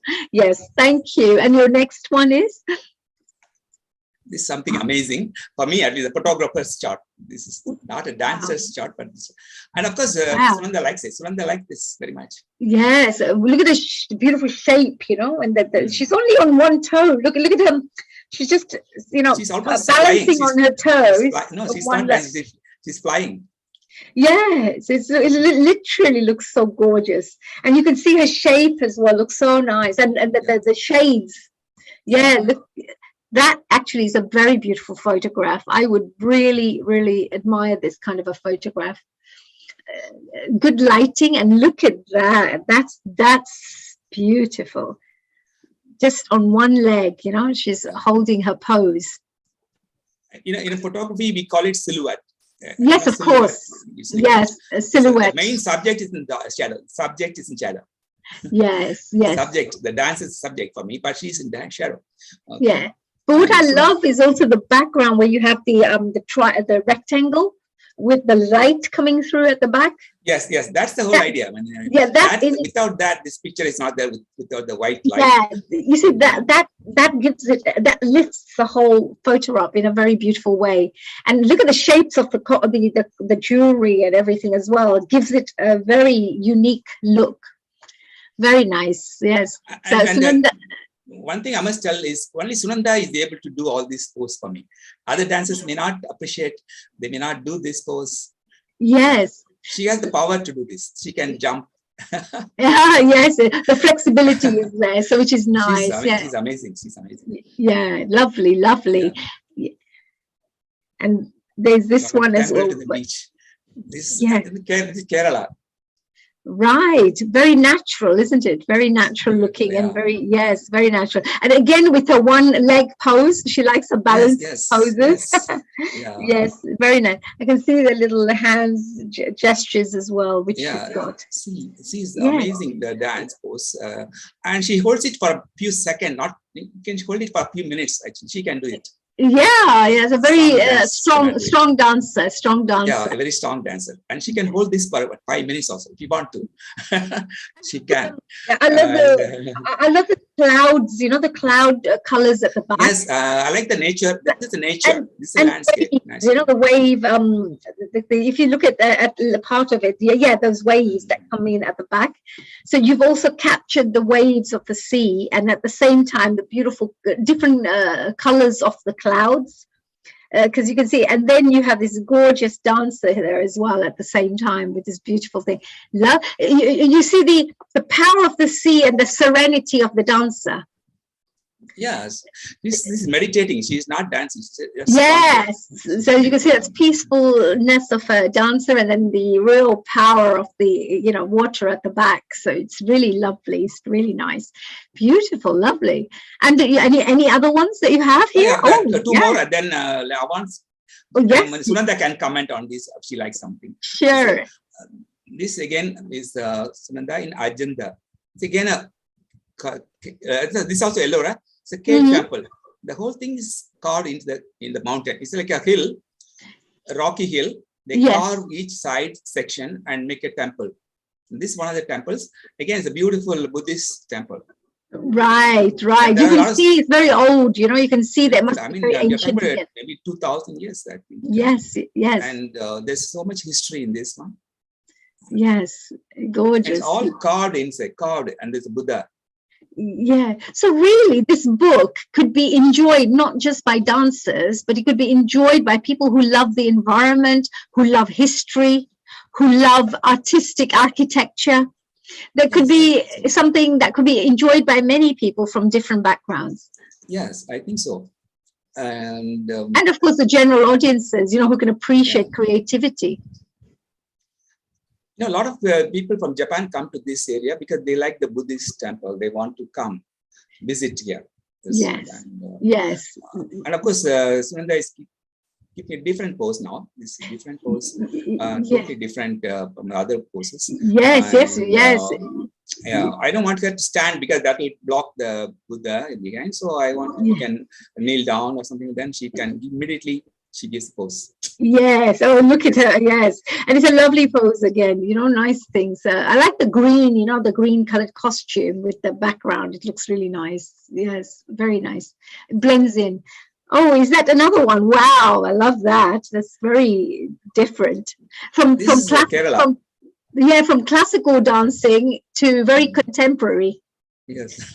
It looks very contemporary. This does. I love the heel at the back as well. Very just a natural look, but it's a dance. I hear the dancer's pose looks really good, very strong. It's amazing dance pose. I mean, again, she's holding it for a while, but of course she's moving slowly. It's not frozen. It's not. I don't do frozen pictures. It's all live pictures. I think Anita said clearly, my pictures are live. There's not dead pictures. They are just with a lot of life. Movement, and this because I'm working with amazing dancers.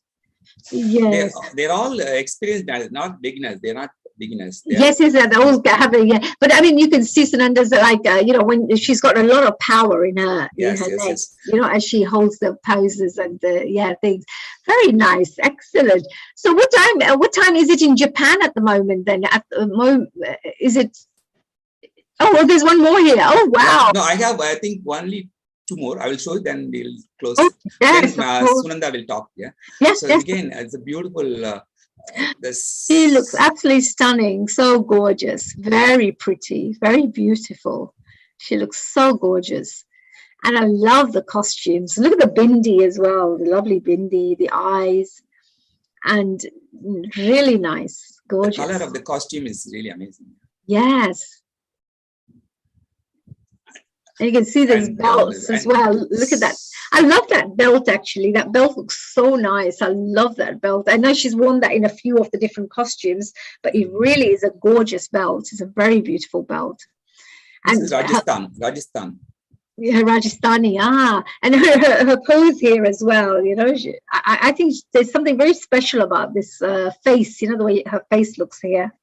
And then, yeah, look at that. She's looking at the mirror. She's looking yes, at the mirror. yes, that's why it looks very special if you look at her face and everything. Yeah. Okay, Very I think maybe just one more. Let's see. I don't know how much more I have. I want to see all. That's the end of that. That's the last picture of me. So, right. Again, with the architecture in the sides, the pillars, and you know, you can see the beauty of that as well. It's very nice. So let's find out from Sunanda, you know, which photos are her favorites. Let's just find out what she felt here. So Sunanda, if you could stop sharing, that'd be great, dear Sam. And hello back again, Mio. I was going to say that was a lovely photograph. How does it feel? What does it feel like for you? You know, that people are appreciating your gorgeous photographs and your lovely dancing poses. Yes, I am glad that people like the images.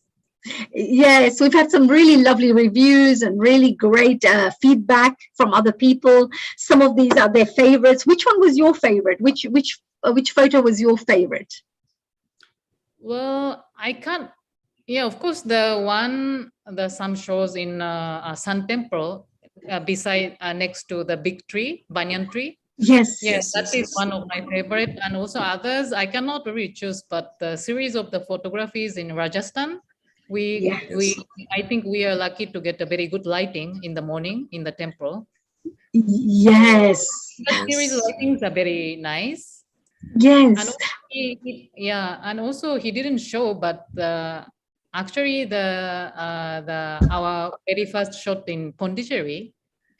Yeah. Because one of the photo came up to my Facebook timeline yesterday. Yes. Those photos were so good, I think. Oh, wow. Yeah, this was in Pondicherry, you said, right? So it's just a little, yes, fun. So you mentioned that your traveling was really fun for you. You remember all your travels and things from one place to another. Your banyan tree as was one of your favorite images, amongst few other ones as well. And how has it changed you as a person? You know, because we say that in life, when we have experiences in life, it helps to teach us some lessons, or it helps us to appreciate something in life. What was it? What was a feeling for you from having this experience of being part of this photographic sessions? What have you learned from it, or is there anything that you have gained, you know, from this experience that you feel?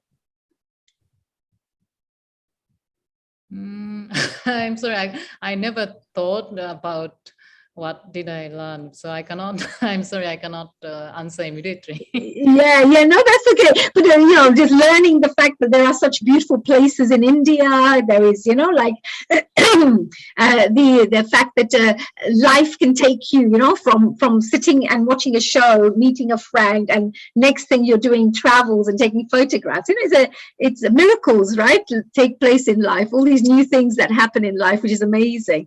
Well, to finish off with, is there any messages that you would like to share, you know, to give to Sam or to give to our audiences? Is there any message that you would like to share?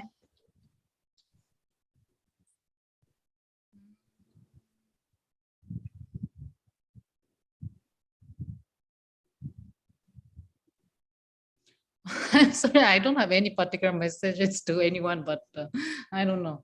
I'll be happy if people can enjoy these photographies, and if it inspires people to going out and explore to the nature and enjoy nature and connect with the nature. Yes. So to inspire people to become more appreciative of the environment. And I think that's a very powerful message. Very, very good message. Yes. I hope all the audience members are watching there. And the fact that Indian classical dance is it quite popular in Japan? Well, it's I think It's not really popular yet. Yeah, so you are very unique then. You're very unique. You're one of the very, very few, or maybe the only one in the whole of Japan. No, it's not only one, but there are some dancers in big cities like Tokyo and Osaka. There are many, not many, like as yeah, just a few, but meaning that you're one of the very few, so which makes you very unique, so which is great that you've tried something different, you've tried something which is not followed by everybody, so which is a lovely thing. So I just wanted to congratulate you for that. Congratulations for your real great work that you're doing in your dancing, bringing the beauty of Odyssey dance to the world, and also to maybe educate people in your country about this beautiful art form through your performances. And at the same time, sharing your messages about the environment and the appreciation of environment with the rest of the world. Thank you so much, and enjoy your evening. What time is it there in Japan at the moment? It's 11:20. Wow, at night? Oh, well, thank you. We really appreciate you joining us here today. We really wish you the best of luck. And I just wanted to say a global namaste to you. Sam, did you want to have one message for Sunanda Mio so before we move on and see your other photos that you were going to share? You're in the mute. I really want to thank Sunanda. She's, couple of things, just two things about her. She loves India. No, she didn't come last 2 years to India because of the pandemic. She's missing that, and she loves India, Indian clothes, Indian temples, the Indian food, everything she loves about India. I thought probably the previous birth she was Indian. I don't know. So she has then second thing is she was always willing to work for the project. At 4 o'clock in the morning she will dress up and come to the temple. The picture we took in Sun Temple, that tree, that big huge tree, that she woke up at 4 o'clock because the dancers has to dress up. Dancers have to dress up. I can get up just a minute and get the camera and run, but she has to dress up. 1 hour before I got up, she was already dressed up. Oh, and, wow! Hard work, dedication. Really a hardworking model. And she loves dance and she's dedicated. Now she's also into yoga, and of course, two things she's really, and she's into Carnatic music, Hindustani music. Oh, lovely. Well, we're looking forward to hearing all your wonderful stories in the future as well, dear Sunanda Mio. Yes, and I love the name as well. The name is so beautiful. It really suits you. Yeah. Well, thank you, Sam. I think we're going to be very shortly going on to our next guest as well. Nirali is going to be joining us soon all the way from India. And Sunanda Mio, global namaste to you. Thank you for joining us here on Healing Our Earth. We wish you the best of luck from every single team member here. And we admire your great work that you're doing, and keep up the wonderful work. Thank you. Okay, thank you. You're very welcome. Thank you. So, Sam, what a wonderful lady we have here. What a gorgeous dancer, and all the way from Japan as well. So multicultural, so multicultural. A lovely soul. Now, tell me, Sam, you were showing me some photographs and some images before. Would you like to perhaps carry on and show me some more of these images? We will see another 5-6 images, or people have joined just now. You want to show the video, 1 minute video again, or little later? Yes, I think maybe we could do a little later after you've shown, just before, just maybe after Nirali's interview, if you'd like. Yes, okay, great. Then I will continue with this thing. Yes. And so I have to go to the beginning of this. So here we have, so today we are here, of course, celebrating Sam Kumar's special book launch of a book called The Environmental Dance. It's amazing because it brings together the topic of environment and the topic of dances combined together in a very powerful way. And not just that, the third part of it is the creativity of somebody like Sam, a beautiful photographer, a very talented photographer, who brings in his talent as well. So here you have this creative and very powerful force of dances, environment, and creativity. So let's find out a little bit more about these photographs that Sam has taken and the ones that are used in the book. So which one is here, dear Sam? Okay, this is Kalpana. She'll be coming today later on. She's a Bharatnatyam dancer. And I again met her at a dance performance, and then I requested that she can pose for me for the book. She said very happy to do that. It's in one of the temples in Chennai. Okay, That's and lovely. Look at this beautiful door. Yes. Maybe about 20 feet or 30 feet high, and Yes. all brass. I'm just describing the environment first, then we go to the model. Yes, you can tell these doors were built very strong. It's to protect the temples, because many years ago, historically, we would have a lot of people from outside coming to destroy temples. So exactly, yeah. These are very nice, strong. So there is a bit of history there as well. That they're like a fortress, So temples have to be protected. Yeah. Yes. Yeah. This again, maybe the 1,000-year-old temple, and what we are doing is, Kalpana is dancing here. Look at this dance pose.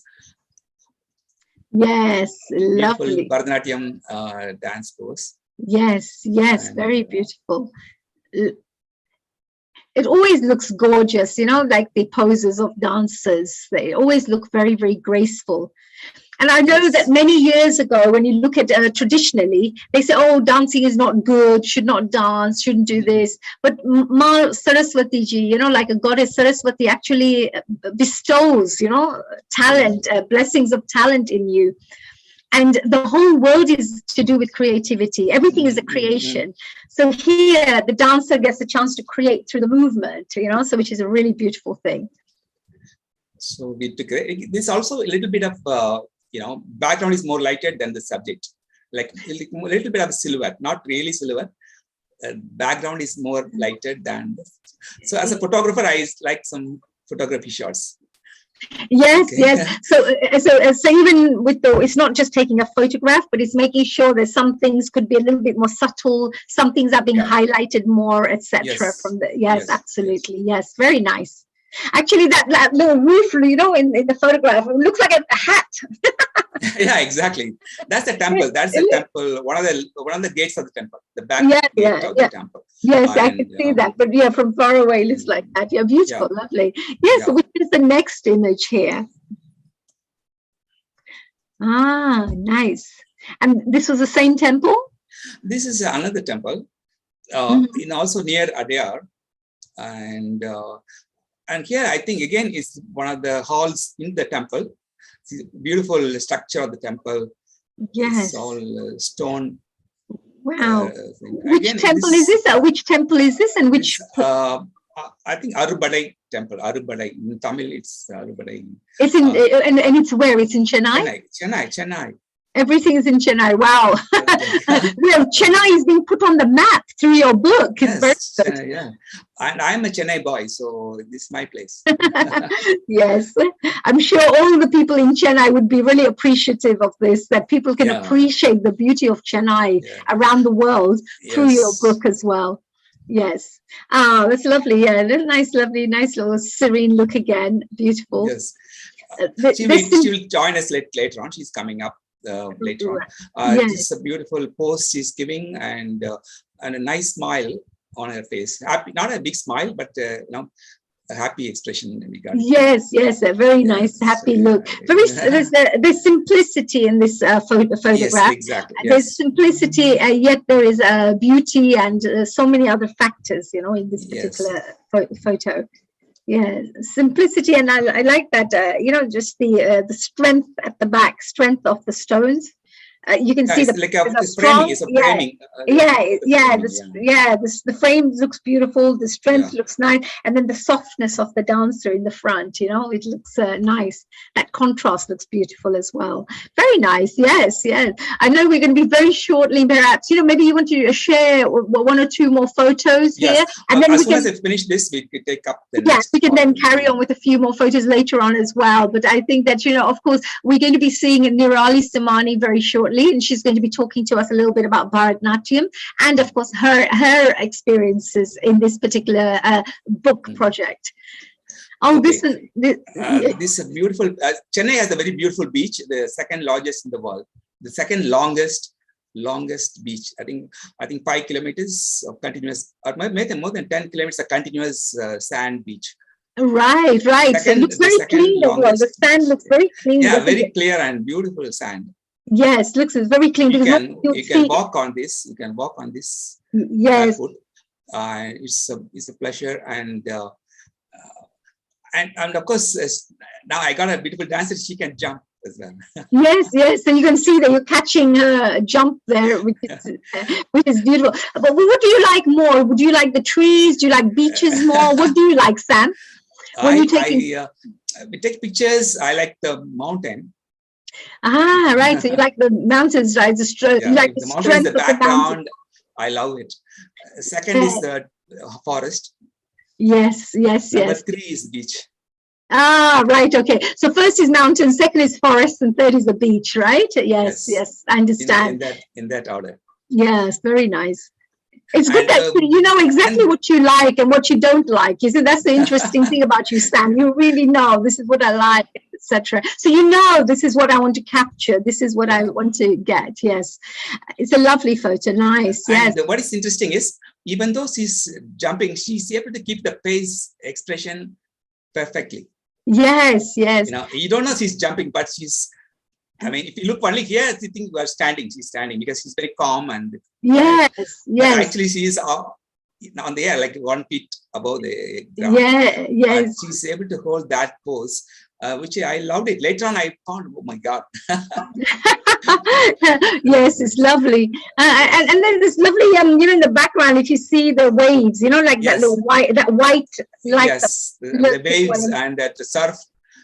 All these things are there. Yes, even the colors look nice. It looks like layers of colors muted behind colors, her. yeah. Yes. So Again, morning 7 o'clock shot. The sun just came up, so that's early morning shot. After 8 o'clock, the sun is so hot in India. Yeah. So You what are we cannot even doing? stand. Yeah, I know, because I've been there in India. It's like, it's so hot. You need a fan with you everywhere you go. Yes. Sam, if you were giving some tips to other photographers. Yes, you must share some lovely tips for us. In fact, I'm writing a book on how to take dance photos.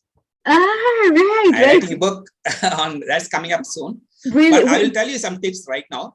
Yes. That is, you want to understand dance. You must learn dance first. Yes. You must love dance first. Yes. Then dance photography.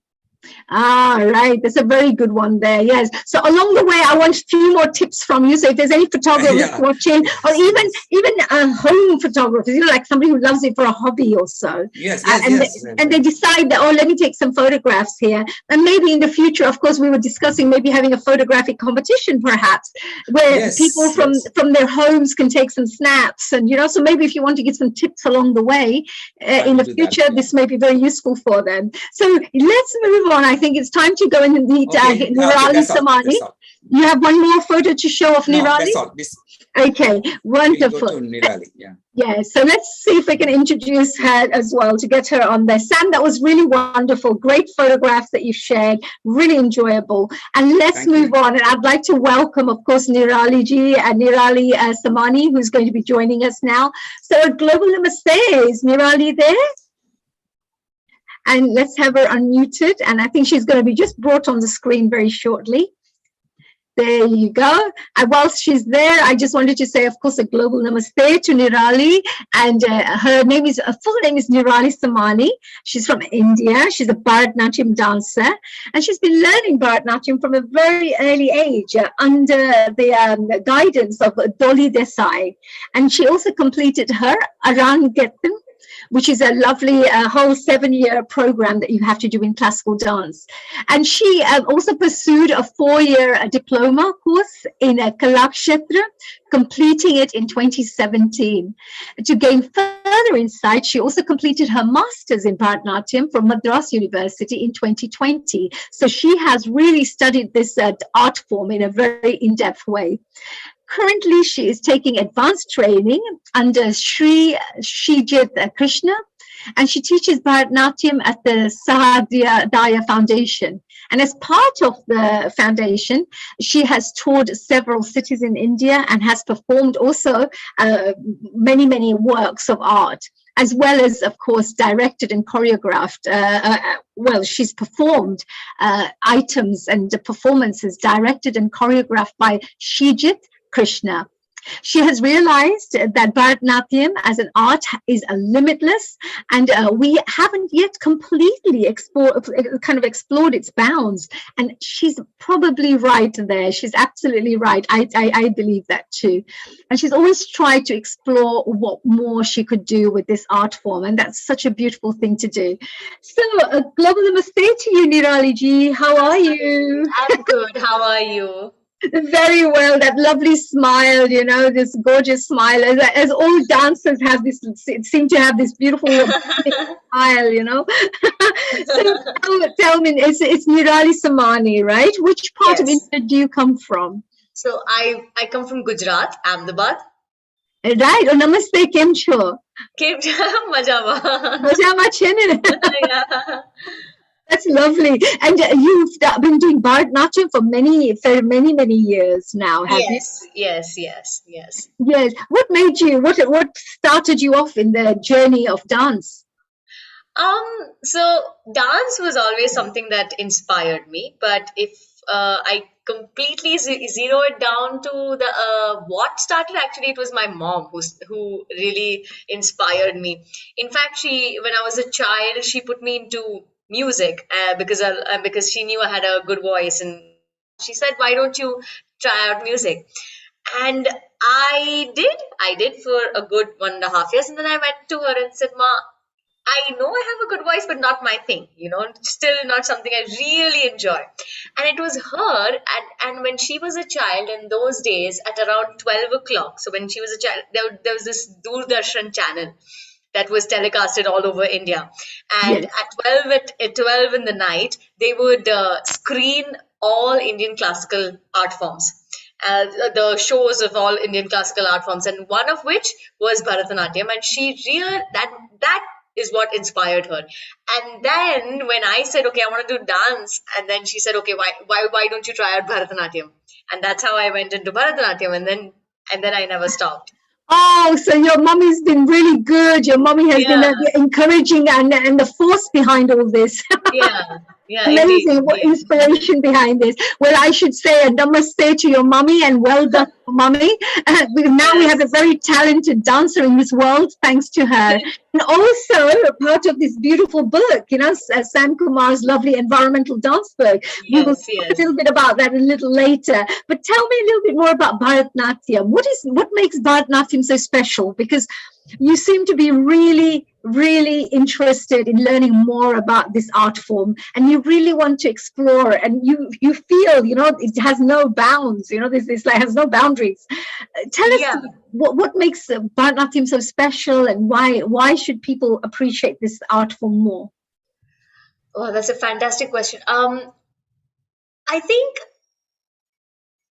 all Indian classical dance forms, if you look at it, come from the same root, the same culture, the same soil, but it still has these tiny detailed nuances that make them different from each other. Bharatanatyam per se is more expressive as well as more rigorous in terms of the body movements. If you look at it, if you look at Kathak, for example, it has got fluidity, but if you see the kind of fluidity Bharatanatyam has, it's very different. So I think the structure in itself is what makes it unique. The usage of the same instrument, that every instrument, by instrument I mean the body. So every classical dance form uses this instrument in a very different way. So the structure itself, the approach itself is what makes it different.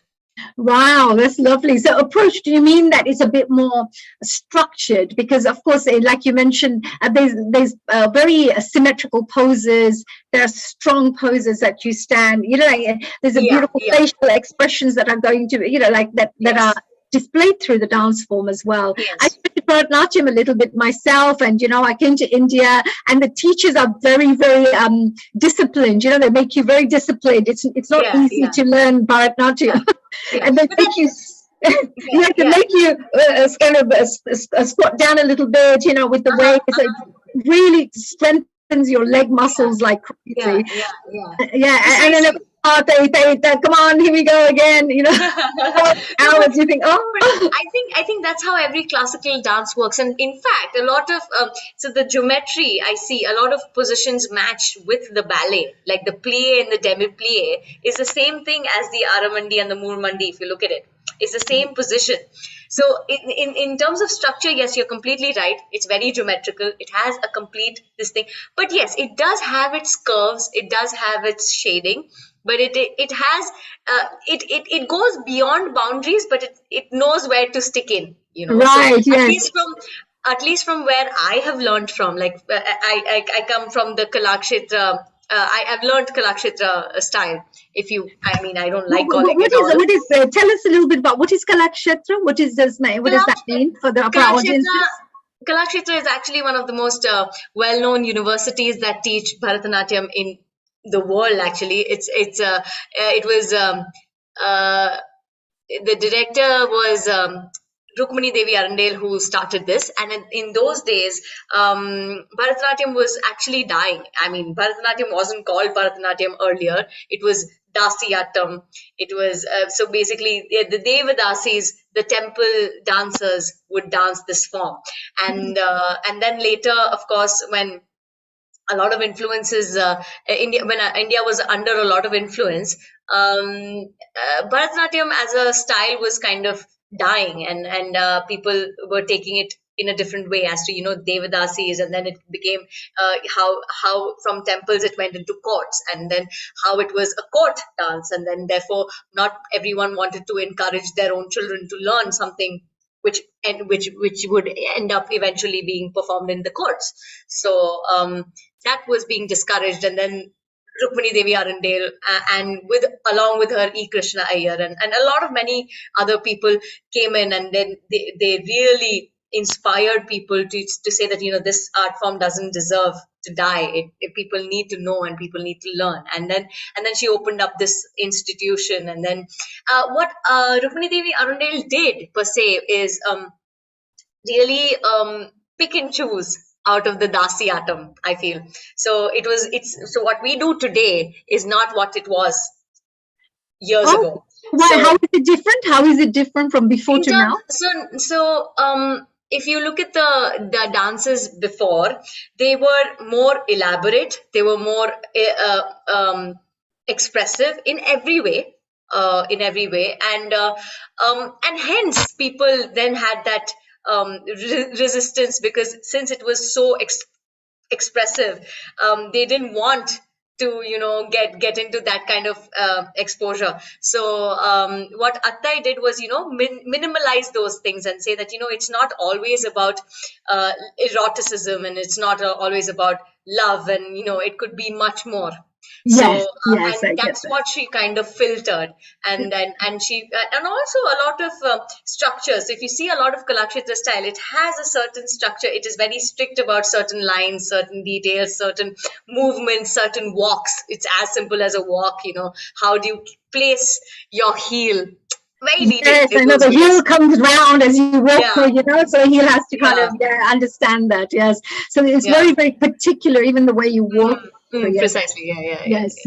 Absolutely. No, this is really beautiful. It's really nice, because dancers, or maybe watching right now, can appreciate the fact that technique is really important. Of course, sometimes it's not just about dance, and the reason people do not appreciate dance fully sometimes is because they don't realize that the rigorous training that goes behind it, the amount of knowledge that has to be gained from, and the experience of practical training for years and years and hours of training to get that type of talent that comes out. and that is what the beauty people can then appreciate, you see, on stage, etc. But to help to appreciate the fact that there's a journey that a dancer has to go through before that gets presented to the audience, you know, they have to maybe appreciate that too.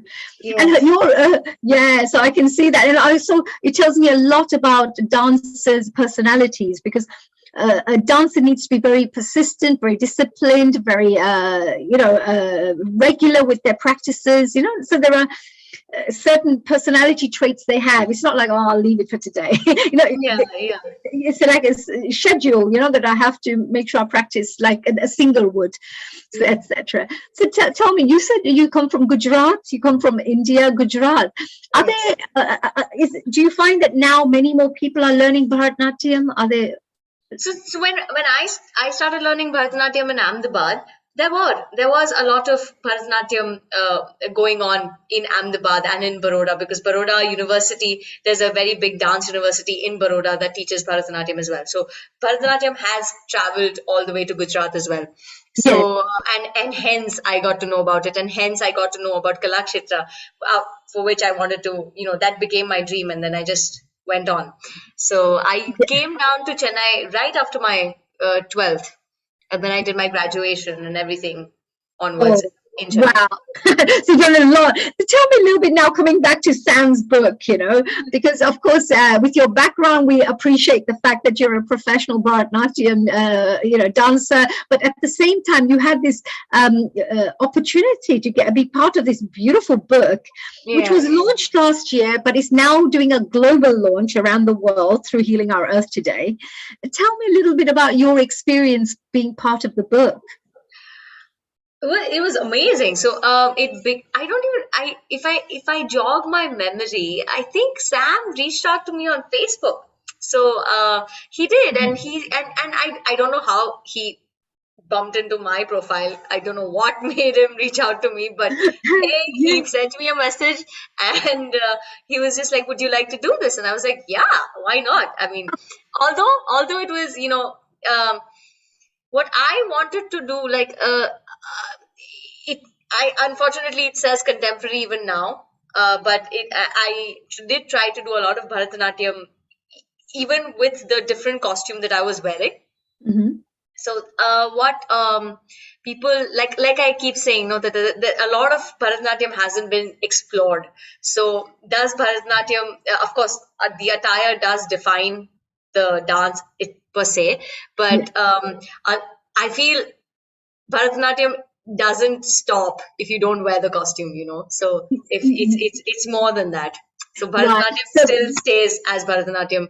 Yes, it is more, the costume enhances it, but I feel no harm in exploring, but as long as you stick to certain rules and things, yes. But actually, you know, that's what creativity is all about. Creativity is about exploring things, and it's about sometimes, you know, being more creative with what you, the knowledge you have.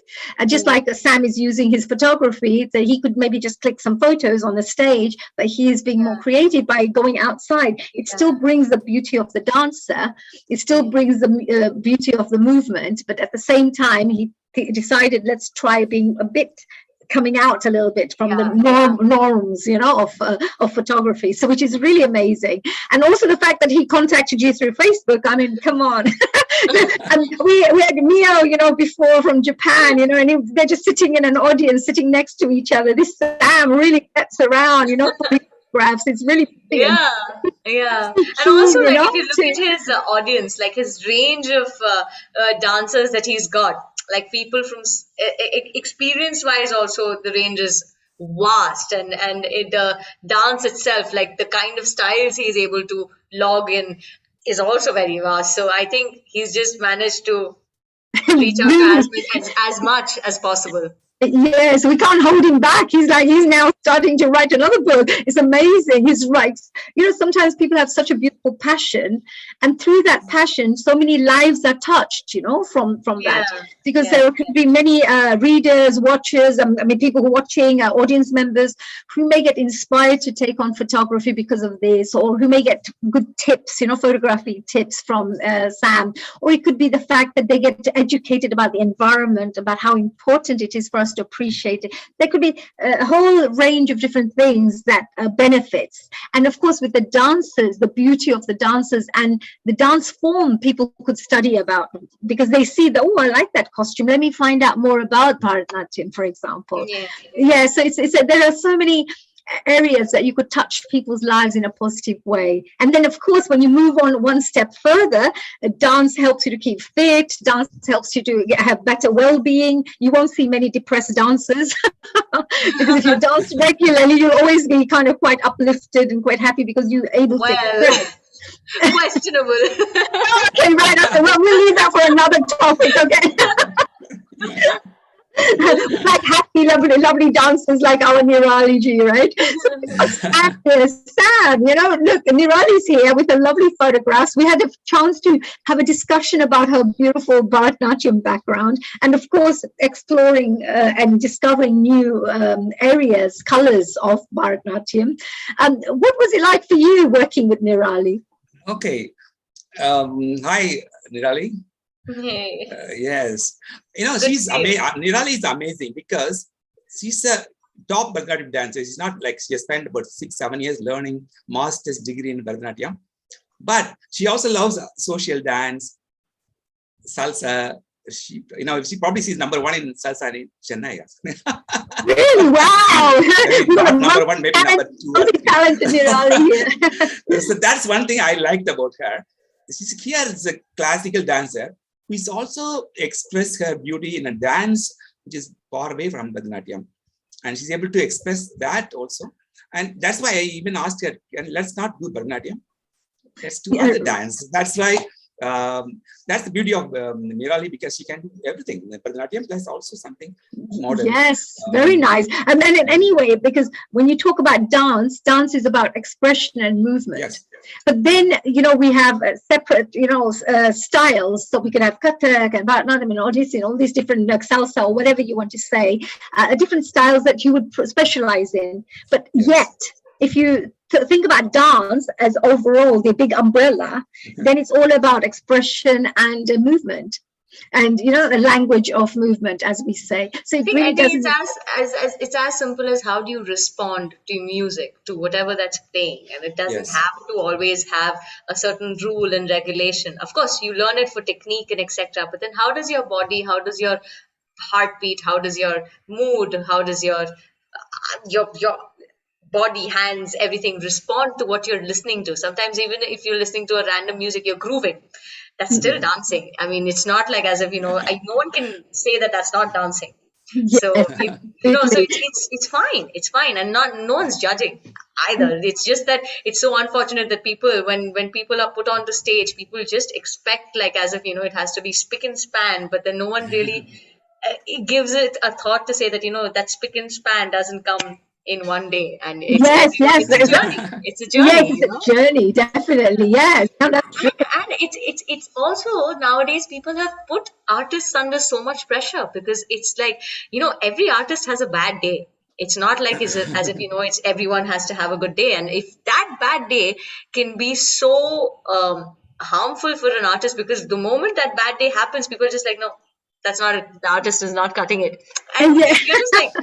Give it a break. Give them a break. It's not like as if it's the end of the world. Yeah, I always see when I speak, because being a dancer and performer myself, I always see that I'm a channel for creativity. Yeah. And then whatever comes that day has just come from the higher, being just blessed through the higher sources. Exactly. And it is good, bad, whatever it is, it's what's coming through, and that's what's there. And also it's part of a learning process, as in it's good sometimes to have a bad day, because that's what improves, that's the scope of improvement that we have as artists to say that, how could that have gone better? And then the next one really takes a leap, hopefully, but it does usually. So it does take a leap. Yeah. So Sam, you were saying as well was wonderful. You know, what was it like? I'm sure it wasn't a bad day when you took the photos, right? No, she was very happy. I was very happy, and we got beautiful pictures. But before that, I must say that one of the things why I like dance all these years as a young boy now, because dances have a vibration in themselves, and that the happiness inside that they give it to others without their knowledge. They don't know that they give so much happiness to other people who are watching it. When Nirali dances, 1,000 people watching it, they all enjoy that dance. No? It's such a beautiful thing you said. I don't know about that. I feel that. Right. I think Sam is right. I think Sam is right because, you know, when people watch through dance, people's emotions are moved and stirred, you know. And when people are watching without you realizing, they smile or they're in awe of, wow, how did that movement, how did they do this? Or oh, wow, I'm feeling that sadness that they're trying to portray or whatever it is. It does stir your emotions. And a dancer has that ability. And you will always find that if you've done a good show, that the audience members will go with big smiles and they've been uplifted by that show. So you're absolutely right. Yes, that they have this aura, this energy. I see one dance and 1 week I'm happy. I see one dance and for the rest of the week I'm happy. I don't know why. It's a beautiful dance. I'm talking about good love dance, not talking any dance. Some dances like Nirali. Yes, they have the energy and they have that movement, and that just what comes to the audience, and they don't know. The dancer doesn't even know. Yeah. But Sam, tell me, have you got a couple of photos you could show of Nirali? I'll show Nirali's photographs. Yes, I must warn you. I believe we have our next. Yes. Okay. I must give warning. This is not Bharatnatyam course. No problems. That's okay. We're going to have Sam.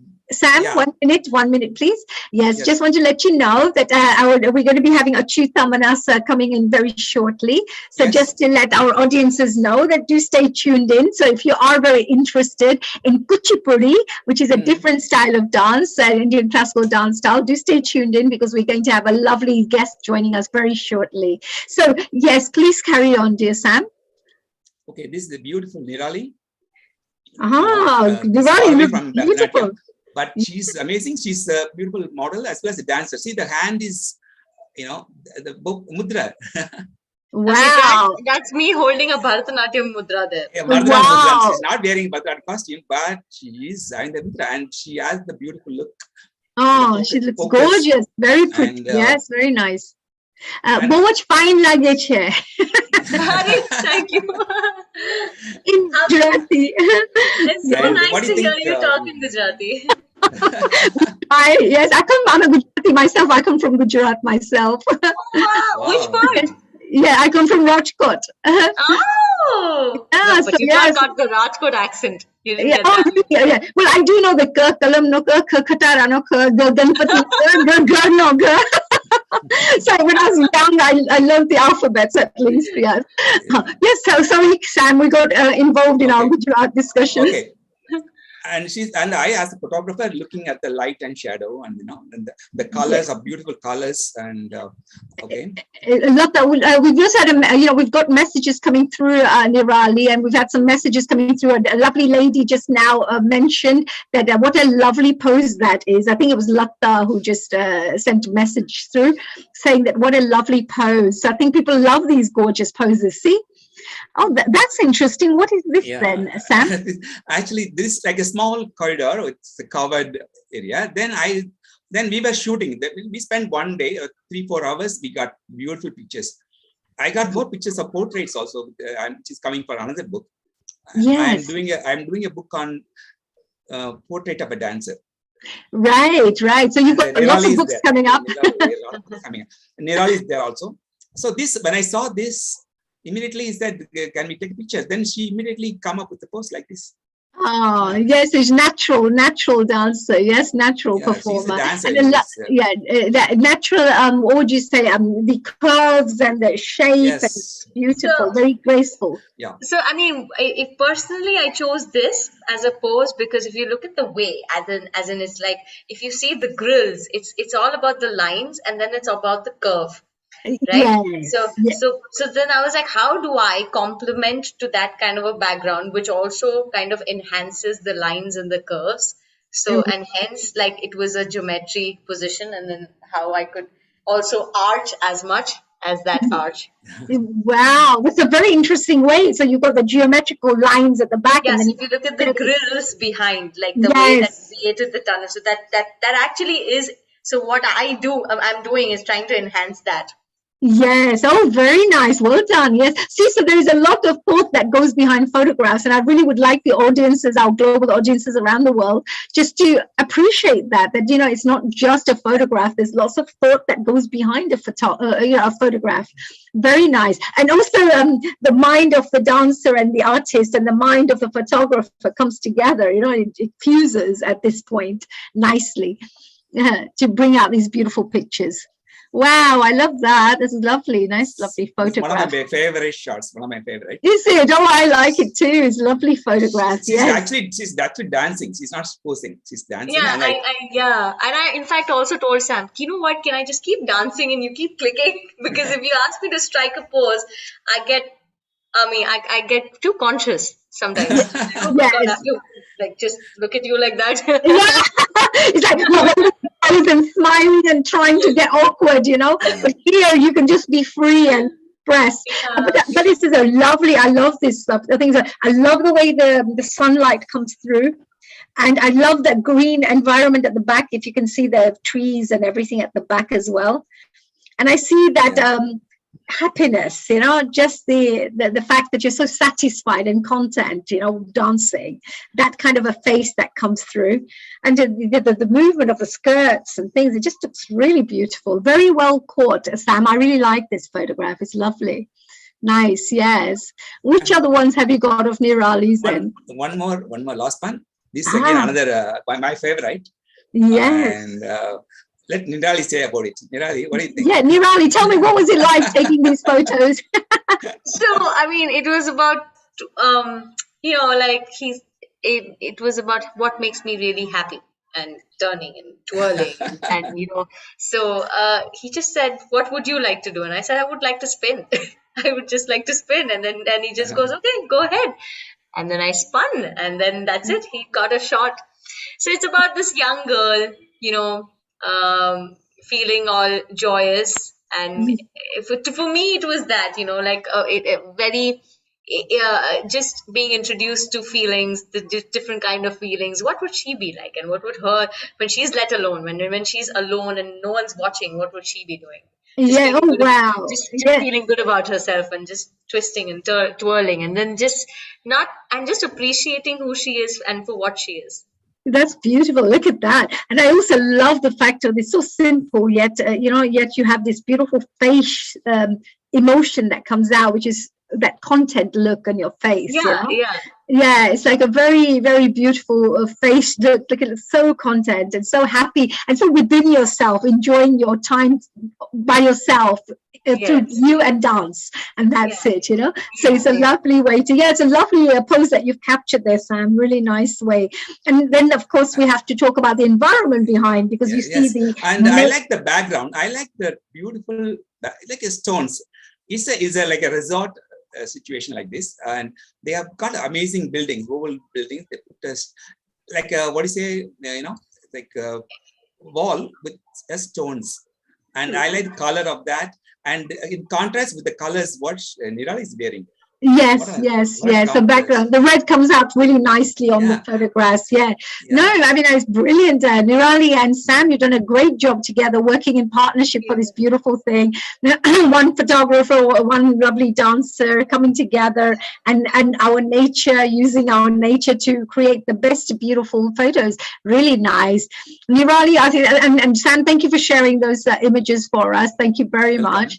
Coming back to Nirali to finish off with, before we move on to our next wonderful guest, is there any final messages that you would like to perhaps share? Is there any message that you want to finish off with, maybe to Sam or for the book launch? Anything that you'd like to share to the audience? Anything you like? I think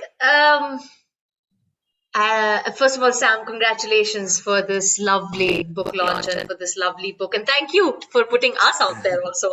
And of course, also in a way, encouraging the people to be more responsible citizens and be more sensitive towards the environment and everything. So I feel, I think the only message per se is that just the way we as humans want to be heard, we feel like being heard, feel like being seen. We want to be seen, we want to be heard, we want to be wanted, we want to be loved. I think the environment is no different. So does it want to be loved, be seen, be heard, and be appreciated at the same time. So I think it's a give and take, and it's always been. If it's a give and take between us humans, it's always a given. We came from the environment, so the rules began there. So absolutely, I think what a beautiful, powerful message that is. I love that. Just like we like to be loved and cared for, and seen and heard. Just because they don't have a voice, sometimes when you are creative, you will be able to connect to that voice, which will speak to you very silently, but it'll tell you that please do not cut me down. Don't cut me. I'm a 500-year-old tree. I give you shade, and I give you, I make this world a better place. I give you, oxygen, whatever it is. But they're trying to tell us that there is something there, which I think is a very good message. Yeah, because I mean, one more thing that in dance, like we always say that movement. Of course, dance is movement. Yes, we all know that. But there are a lot of times when we do not do. When we hold a pose, or when we hold for that gap and then dance later.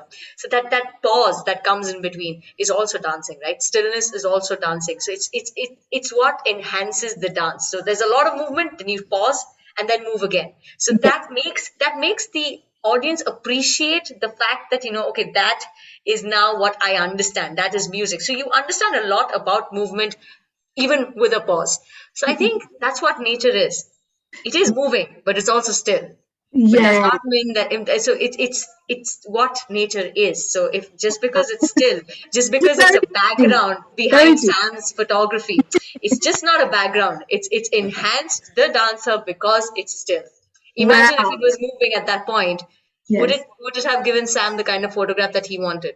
Yes, that's very true. It's like when you have an ocean, it all is still, and it's like on the bottom it's still, on the top is da da da da da, but in the bottom it could be really still there. Yes, absolutely. Now, thank you so much, Nirali and Sam. I know that I need to move on to my next guest, but I just wanted to say thank you for your time. Good luck. Thank you so much. Thank you. Nirali, you're doing an amazing job. It was a real pleasure speaking to you. I loved your messages, and you're very, very full of wisdom, I would say. Yes, Sam, thank you for sharing those photos.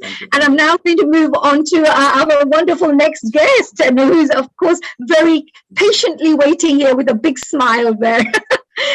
And I'd like to say a global namaste to Achyuta Manasa, who's a Kuchipudi performer, a Kuchipudi specialist, all the way from India. Hello, global namaste, Achyuta ji.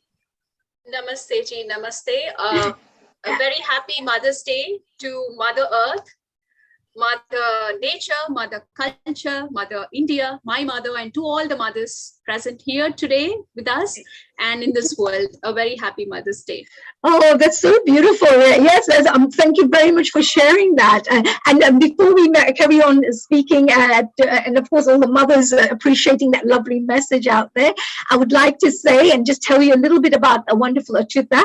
Achyuta Manasa is a leading Kuchipudi dancer, and she's a guru herself. She's studied at, I would say, it's called the Gokaraju, I hope I can say this right, Rangaraju Institute of Engineering and Technology. So it's amazing. This lady has a beautiful background of both dance and technology. She studied masters in Kuchipudi at Sri Siddhendra Yogi Kuchipudi Kalapitam. And this was at the Telugu University. She has performed in major dance festivals and in many cities around the world. She has also performed solo items as well as group items along with the students. She has recently released something called the Kuchipudi Nritya Natya Binaya Vedam Moksha Margam. We'll have to find out a little bit more about that. That sounds very exciting and very interesting. Welcome to you, dear Chitaji. Hello. Thank you very much. Thank you very much. Sorry, I have to mention this. I have a poor network connection because we had a heavy downpour just a few hours back. So I might not be able to connect in between. So yeah. No problem. Thanks for letting us know. So Sam, I hope you're on standby. Anytime we have any connection problems, we'll get you back on to show us some of these images of Achyuta from the film. Now tell me a little bit. You're a Kuchipudi specialist and a guru in this area. Can you describe what is Kuchipudi? I know it's one of our classical dance forms, but for our audiences, can you share a little bit about Kuchipudi? Sure. So we all know Kuchipudi is one of the classical dance forms of India. The main thing what we need to understand about Kuchipudi is it is originally drama tradition. It's a drama dance performance tradition. Yeah. Now that we are more into solo repertoires, we must also understand that there is more emphasis on drama even in the solo repertoires. So basically, Kuchipudi is a drama tradition. So would you say, so it's when people perform on stage, it's not just dance, but it's actually telling a story through the drama. Is that what you mean? Yes, yes. Yes, so it's a dramatic expression of the Indian classical dance form. So it's not just dancing, but it'll be telling a story through drama. Dialogues. Yes, it's like more like it's a theater form. It's a more like theater form. Yes, it has dialogues that connects the audiences even more. Very nice. And you know, when you performed Kuchipudi, why did you choose Kuchipudi? Because there are like 6-7 Indian classical dance forms, you know, so you have Bharatnatyam, Kathak, Kathakali, Odissi, and such lovely Kuchipudi like you do. What Manipuri, I believe there is also. Which, you know, why Kuchipudi? I hail from a state called Andhra Pradesh, where Kuchipudi got originated. And right now, currently, I'm living to the place where Kuchipudi itself got originated. So the state is Andhra Pradesh, and I live nearby a village called Kuchipudi, where Kuchipudi got originated. Right. So you decided that you wanted to do something which is really, really important for you, which is connected to your motherland, right? Yes, definitely. So I also believe in a concept that if we can protect our own land culture, everyone, each of us in India, if we can protect our own dance forms of our respective states, then on a whole, the culture of India will be on top. Right, so we'll be alive and stay there and be appreciated of, And actually people say culture is meant to be very rich, and people as culture gives them a sense of belonging, sense of community things, and also it adds uniqueness to all the different nationalities of the world. You know, there's something to appreciate, something to really, really enjoy and learn about. And I think it's very important to keep traditions and culture alive. I think it's a lovely thing to have. Tell me, when you did your Kuchipudi, did you have to do a lot of training? What was your training like when you did your training? So I started when I was 6 years old. So that's when I started, and my training started in a place called Guntur. It is a town in Andhra Pradesh. My first guru is Mahankali Suryanarayan Sarma Garu, master, who hails from Guntur and who hails from the traditional Kuchipudi families. And my guru, Kaza Venkateswaramanyam Garu. Garu meaning G, what we call in Hindi. In Telugu, we call Garu. So I've been... we're losing you on the internet a little bit. We're losing you. Sorry, I can't hear you. We're losing you. We're losing your internet, so we can't hear you properly. But so you said you started dancing from the age of 6 as well. You mentioned as well previously. So what did they have to do? Because children, if you're taught, if you teach children classical dancing from a young age, they probably have to go through all the steps and things. What do you remember? When your teacher was teaching you, what are the kind of things you kind of remember, which were good lessons or things that shaped you as a person? Okay, so it's a journey, it's a process. Just like any other languages, dance is also a language where we have alphabets like steps, what we call steps or adavus. And then we have combination of these steps, combination of alphabets, words. They're little longer size of steps. And then we move on to a combination of steps. We have jatis, like forming a sentences. And then a combination of these sentences, we have short stories, what we might call slokas or padyams, and combination of these paragraphs together forming a huge lesson called, a song, which shares a story about a person or about an incident, about a social or any spiritual to social. It has no boundaries. So yes. Wow, what a beautiful way to explain that. I really like that. Yes, it's a very nice thing. So you started off from the lecture, moving right to the story, but the child would have to be taught step by step how to put these things together to the point where they can literally tell the story in such a elegant way, in a very sophisticated way. And you mentioned the shlokas. So do you have to learn some of these shlokas? Is there any shlok you could share with us, like something that you would do with Kuchipudi? Is there something that you could share so people to understand what shloks mean? Yeah, shloka is to convey our offerings, our offering to the God or to the Panchabhutas, the very 5 basic elements of nature. So we offer our salutations to Shiva, to all the gods and goddesses, to our mother, to our father. You name it, we can have a sloka. So if you ask about one sloka, probably I can start with the Shiva salutations, which we might know, that is about Angikam Bhuvanam Yasya. Mm-hmm. Please go ahead. We would love to hear that. Yes, thank you.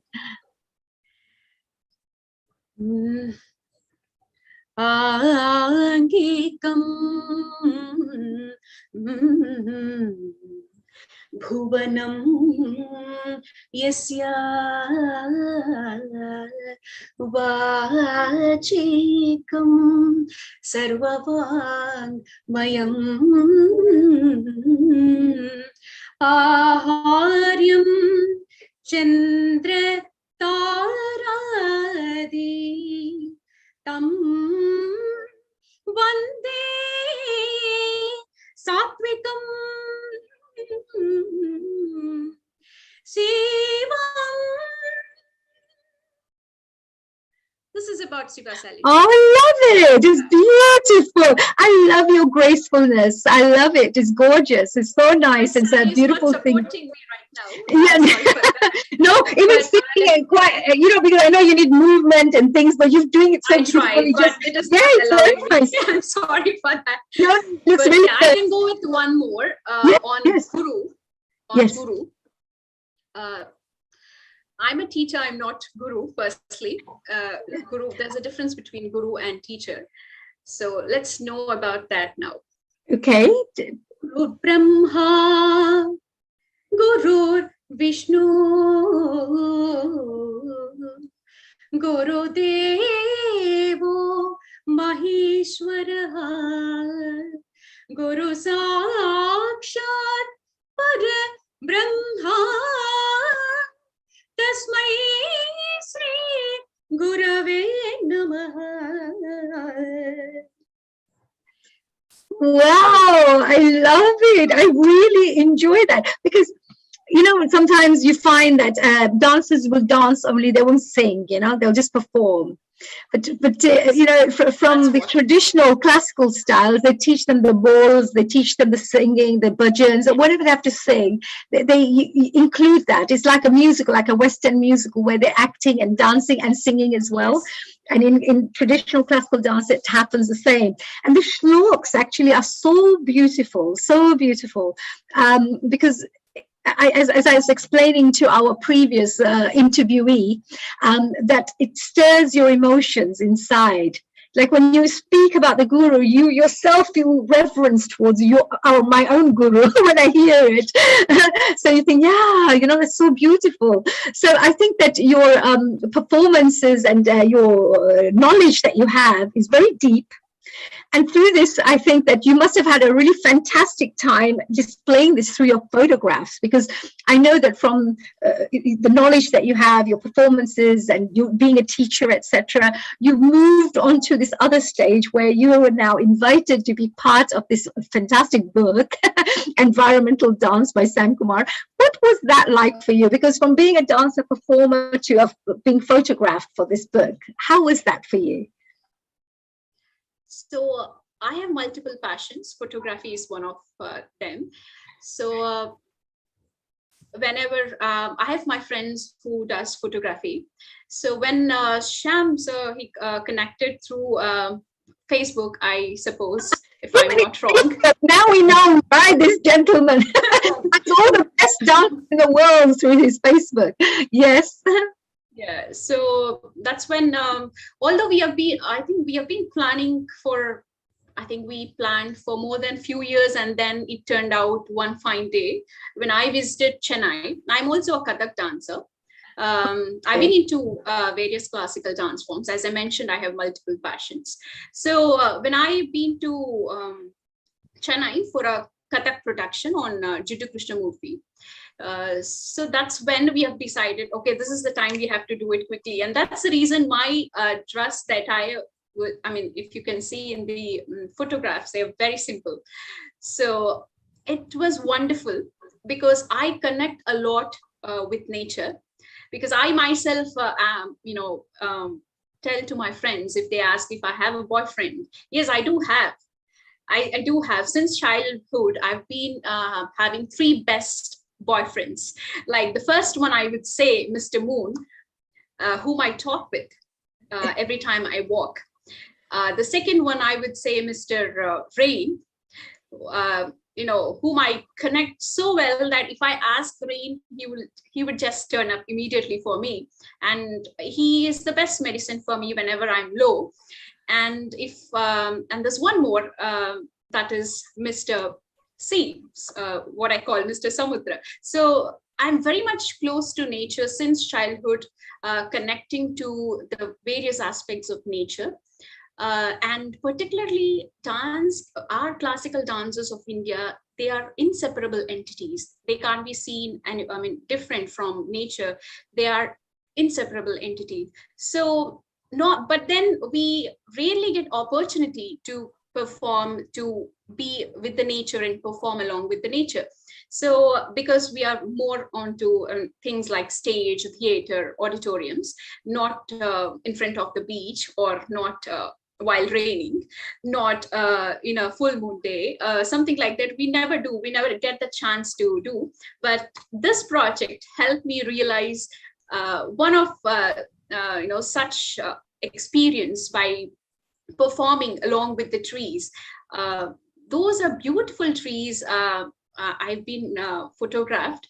If you can observe the shoots, they're huge trees. Probably I would call it was a blessing to have a blessing of those legend trees with so many might have walked through those roads, so many visionaries, so much of wisdom those trees are carrying for thousands of years.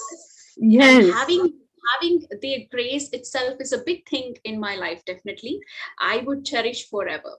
Oh, this is lovely. Maybe we could see some photographs, so that we get an understanding of these lovely photos of yours. Sam, would you like to share some of these photographs, please, before we ask you a few more questions? So maybe we can check and see what, what kind of photos you took. Okay, before that, I must say something. Yes. I choose the dances correctly. Yes. Right? They're very intelligent dancers. They're not normal dancers. They're amazing dancers and amazing intelligent knowledge. So the way, how the monster is talking. So I choose the dances. Yes. I don't just take any dance and take pictures. So yes. Like Nirali, they're beautiful minds. That's why I connect with them.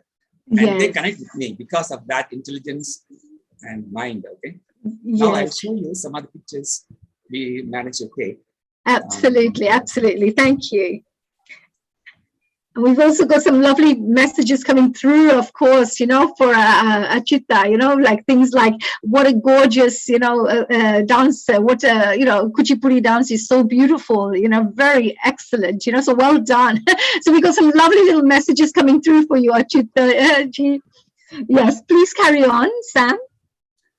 Okay, this is a beautiful picture. I love it. This is one of my favorite, most favorite ones. And this is in the city of Chennai, which is, nobody can believe that it's heart of Chennai, in Guinea, which is the heart of Chennai. But it's almost like a forest, because it is belongs to IIT Madras. You know, IIT Madras is one of the leading education institutions. You can see here, Sam, you know, when you took the photo positions, you know, you see the little dancer there with these huge, majestic trees behind. Yes. You know, you see you know, so here you got this gorgeous, lovely dancer, so graceful, you know, standing there. That looks beautiful.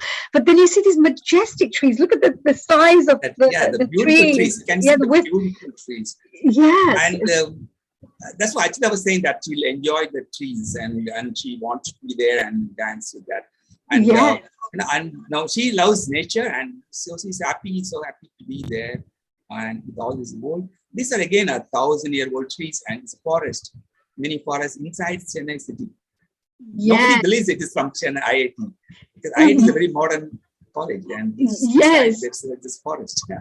And I from here I would always pray to God, you know, that this environment that we have is always protected, and these trees will always be there for many more thousands of years to come as well. And thank you to, you know, photographs like yourselves and dancers like Achita, you know, who bring attention and awareness to these important topics and subjects like, you know, the beauty of the environment. Yes, please carry on. Yes, this is the one we were seeing previously, with that lovely reflection, the church reflection on the this is a mirror church. It's called, I think, mirror church or something, or glass church. Sorry, it's glass church, because everything is glass. And mirror is a reflection of the cross on the top of it. And that's so interesting as well, because you have here an Indian classical dancer with a Christian church, you know, being reflected on the building. So it's got a lovely multicultural feel to it as well. You know, that's lovely. Yeah, lovely pose. And sometimes, you know, as Achita mentioned, sometimes simplicity looks very beautiful too. And it has its own simplicity. Yes. So she was flying to Chennai just for a one-day trip, so she didn't carry the jewelry and the costume. So she said, okay, we'll do it. But the simple, but as you said, simplicity sometimes makes more beautiful. If I can speak here. Sure. We are part of this environmental project, and that is what all about. Simple living is call of the hour, which is very much important for environmental protection. I think unknowingly I just made it through these photos, I think. But you know, if you yourself, Achita, you must have had some beautiful memories of taking the photos, being part of it, and you wouldn't have the thought that these photos will go and be part of this global book, and then, you know, like now it's being launched around the world. So did you have that feeling that, or did you just go and take the photos because you love the photos? I love the nature. Yes, that's the only reason I immediately said, like when Shyam sir said we'll just have photographs. I remember I asked him if he can go to the beach and have some photographs, because I'm more attached. And I realized later when I went to IIT Chennai, it's not like IIT at all. It's like a forest, and it's a separate, I mean, it was really tough for me to match with those majestic trees behind me. If you can see, it is not easy. But I think that looks actually really beautiful, you know, because you have this lovely pose that's there, the graceful pose that you have. with the majestic trees behind, the softness of your dance, yet the power that you show. So it's a lovely, lovely look of it. It's brilliant, yes.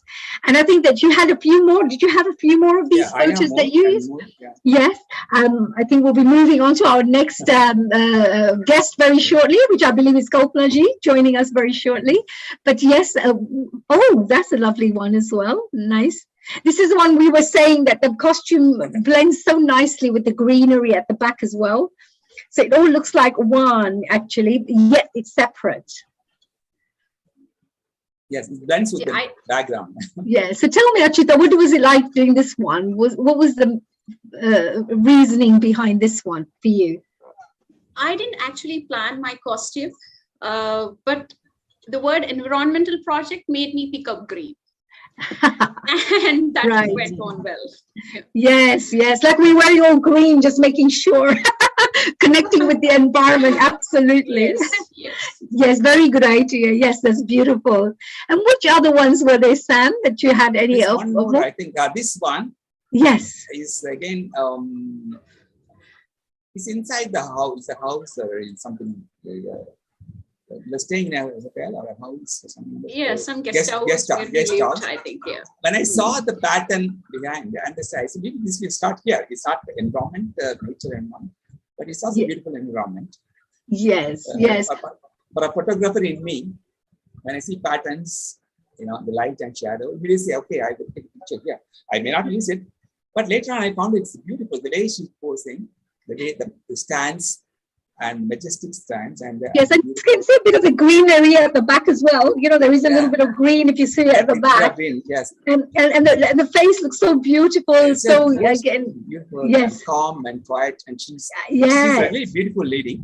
But the pose also is beautiful. I think for me, the pose with the hand is the way this particular hand. Yes, and we both had some messages coming through as well, and I'll just choose one of them. One of the ladies just said, Lata again said that the colorful, the scheme blends so perfectly, and it looks so magical, so I think you've got some nice little messages coming through with the people who are watching as well. So thank you for the messages, Lata, and it's very nice. So thank you, Sam. Thank you for sharing that. Achita, we just wanted to say, that it's been such a beautiful, real honor meeting you here online. I love your knowledge of your Kuchipudi, and I loved your explanation of how to appreciate the Kuchipudi art form. You've had a very nice way of explaining that. Also, the fact that you had these lovely photos taken with Sam and how he found you on the Facebook, as always. He's got a really great taste in finding the right, and he has got a really this ability to find the best of the best, which is really good. Is there any messages to finish off with, Achita, that you would like to share, maybe with Sam, with the audiences, about the dance book, anything that you'd like to share? Well, there are many questions you've asked, you've put into one phrase. So probably, Shyamji has got a beautiful vision, which is very important and very creative. So this particular project is very much needed and in current scenario as well, and way forward. So the photographs, I feel they've come out like, the child from the womb, and now the book is like from the womb the child has come out to a blossomed pure true human being sharing wisdom. That's what I feel about this book being launched today. That's one question I think I've answered. And about environment to others, I don't think I can give a message to anyone, but I can say what I follow that might inspire others to follow. So the basic needs like food, clothing, shelter, what we know, we grow our own vegetables in a small area we have got because of my mother interest towards farming. That is something very important. I mean, even see our drumstick tree, it's a very small plant actually, rather than a tree, but it gives us, it has given so far 8 drumsticks so far. The organic farming, it's about knowledge. Knowledge is power, as you know. We should channelize that power in a right way. So it doesn't matter if you live in an apartment or in a bungalow, it doesn't matter. We live in an apartment, but we are in a position to have our own vegetables as part of our diet, which is a really beautiful experience and blissful. And I have seen a lot of health difference when we started having our own vegetables, and there is a difference in the taste as well. So that is what one thing we can do, grow our own vegetables. That is, what a powerful message. I love both your messages, by the way. So, so far with the womb, how it's moving, and now it's turning into a human being and sharing wisdom with the world as well. I mean, that's such a beautiful way of explaining something, really deep, very insightful, very wise way of explaining something. And this next message of yours about the vegetables, organic vegetables that we could grow ourselves, it's a really, really very important point that we should share with our audiences right now. And also Sadhguruji, you may have heard of him from Isha Foundation. He's currently doing a project on safe soil. He's talking about how it's really important that our soil doesn't have the right nutrients at the moment. It's dying, the soil. So whatever food you grow in that soil, it's not giving you the nutrition that you're supposed to have for your body. So what you're saying is a very powerful thing, that if you can grow your own vegetables and organic farming or whatever you want to do, you can really, really enjoy more nutritious foods, protect the Mother Earth as well at the same time. And it's a really good plant-based diets are very important for people. Yes, it takes less resources from the world, whereas the other things destroy so many natural resources. So I think very well done. Thank you very much for that message, Achutaji. I think we're going to move on to our next guest, who's waiting very patiently as again, like you were patiently waiting.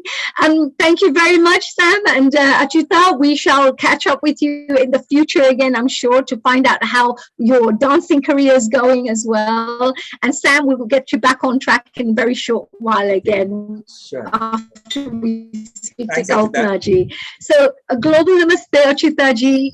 Yes, and I really would like to say congratulations for being part of this book. Really, really big congratulations. We move on to Kalpana. Hello, Kalpana ji. How are you? Global namaste. We've got Kalpana. Thank you very much for having me. Hello, it's Kalpana Sivaramji, right? So Kalpana ji actually is a Bharatnatyam dancer. She's a pranic healer. She's an entrepreneur. So what a multi-talented dancer lady and artist we have here. She's been dancing since 2005 and teaching dance since 2010. And she's given many performances at leading Sabas, ICCR, and ISI, Nataka Mandram, which is really good. She's a regular performer. She's also a pranic healer since 2013, which probably explains her very sweet and very shant, as we say, peaceful composure. So a pranic healer since 2013, and she's in the process of completing her certification to become an instructor. She's a business owner of a Shrusti, an online store that makes custom saris and costumes for Bharatnatyam dancers and many other dance things. She's married and she's the mother of a 4-year-old daughter, looking forward to many more performances in the future. So if you're a Bharatnatyam dancer and you're looking for a place to buy your costumes, well, here you go. We've provided you with a perfect place to order your Bharatnatyam costumes from. So hello, Kalpana. How are you? Global namaste again. Namaste. Namaste. Thank you very much. It's nice to hear my bio read by somebody else. Such a sweet voice. Thank you so much. You're so welcome, dear Kalpanaji. Now, Kalpanaji, you tell me a little bit about your background, because I know that you're a wonderful performer. You're a pranic healer, and you specialize in Bharatnatyam as well, don't you? Yes, yes. Yes. Can you tell us a little bit about your Bharatnatyam journey, your pranic healing journey, your entrepreneur journey? Tell me a little bit about your background. Okay, so I started learning at the age of 19 when I really was very passionate about this art form. Not like force-fed into dance class from childhood. I was not forced like that. I danced a piece in school where I was taught by somebody, and I realized I'm able to do this well. So why don't I learn it properly? Proper training methodology. So at that time, I enrolled myself a class out of my own passion for dance. So that way, it was easy for me to progress in dance very quickly as well. And also, I also enjoy teaching a lot. I believe that if you want to master a subject, you have to teach it. So the more I teach, the more I learn in the process of teaching. So that also helped my learning of dance much better. And teaching also gave me a kind of a different perspective. Like not all students were same. I was able to teach different students in different ways. So I was learning different ways of understanding dance for my own self, which was very interesting for me. And yeah, I've worked with my teacher. Her name is Shobna Balchandra. I've worked with her in many productions. I've worked with her in a lot of school programs, external choreographies, a lot of those things. And parallelly, I also started doing pranic healing. Pranic healing was again something that I was good at naturally, and somebody identified it for me. They said, you're good at this, why don't you try this something, it'll be good for you. And then naturally I started doing something. And I am a pranic healer now. I'm also going to complete my certification. And entrepreneur was something which I kind of postponed for a very long time. I had this passion in my head. I wanted to design something creative.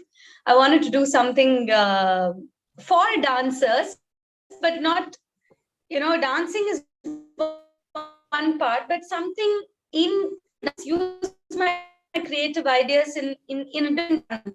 So I started designing innovative designs in dance sarees, which actually has become a very welcome thing. People like this design, so it has started to expand. So that way, I'm really excited. So that's been going for the past 3 years. Right. I mean, that's a really great idea. Now, you can go and ask her. So that's a good start for me now. Well, you have the online store, so people can order from any part of the world, really, can't they? So yes. So if you're looking to definitely, I mean, I would be one of those people. If I had to order a Bharatnatyam costume now, I'm definitely going to check your online store out. So tell me a little bit also about the Bharatnatyam side, because you've studied this, you've worked and performed, etc. Are there any particular moves or mudras or special? There are normally balls, aren't there? Like balls in the Bharatnatyam that you have to learn. Is there any particular balls or any moves that you could share with our audiences to give them a little idea of what Bharatnatyam is? Okay. So I'm sure you might have heard of the Navarasa, the 9 basic emotions that constitute any expression. So what I would do is I will just express a few of them here and there. Maybe it'll help understand. So basically, dance, we communicate through our dance. We don't speak. The language is not important, but we communicate. So we use our expressions to communicate. So one of the most important emotions in Natyam, the Shringar, which is emotion of love. So I'll do a small bit. Maybe it'll be a small demonstration. Yeah, that'll be lovely. Thank you.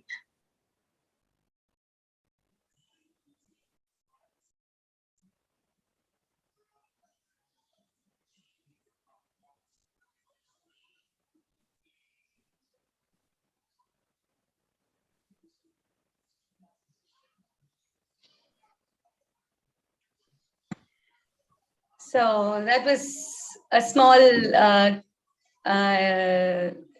demo of Shringaram. So I spot the one I'm attracted to, and then I'm shy, and then I look, he's gone. I'm trying to find him again, and I spot him, and I'm shy again. So that is the sentiment beautiful. of love. And I love the way you kind of use your eyes, and the way you use your eyes, and it's so beautiful, isn't it? It's such a beautiful way to express as well through dance. And you become a different character as well when you're dancing. Sometimes when you go on stage, you feel that character, and you bring up all these emotions, and Yes. that's the beauty of the dance, that you can experiment, and you can bring up different and display different emotions. And can you show me any of your hand gestures or something like that? And could you show me some mudras that would be utilized by Bharatnatyam dancers? Yeah, sure. I'll show you some of the Devahastas which we use.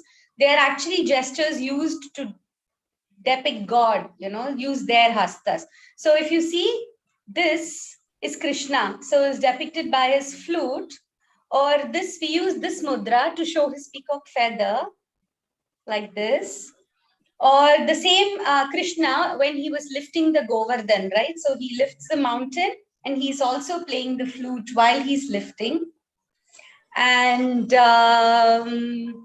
he dances on the snake Kalinga, right? So he's on Kalinga, and he's holding the tail up like that, Krishna.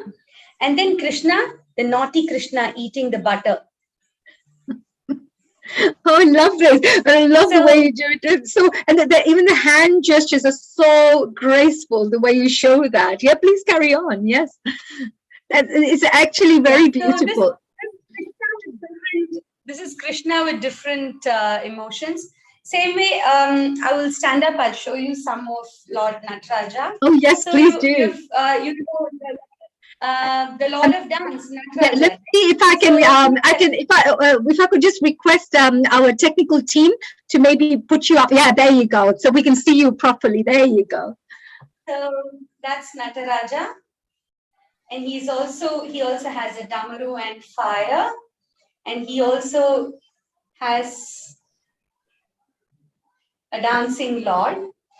Then I can show you Ganesha. This is Ganesha with a pot belly, and the one with the elephant head. And then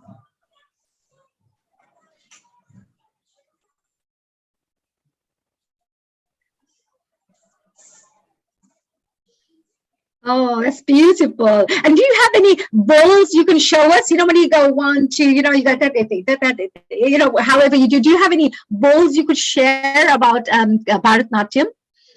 And just show us some movements that you could maybe, display. Yeah, and I can show you. I could show you some movements, but I don't know how clear it would be here. Oh, yes.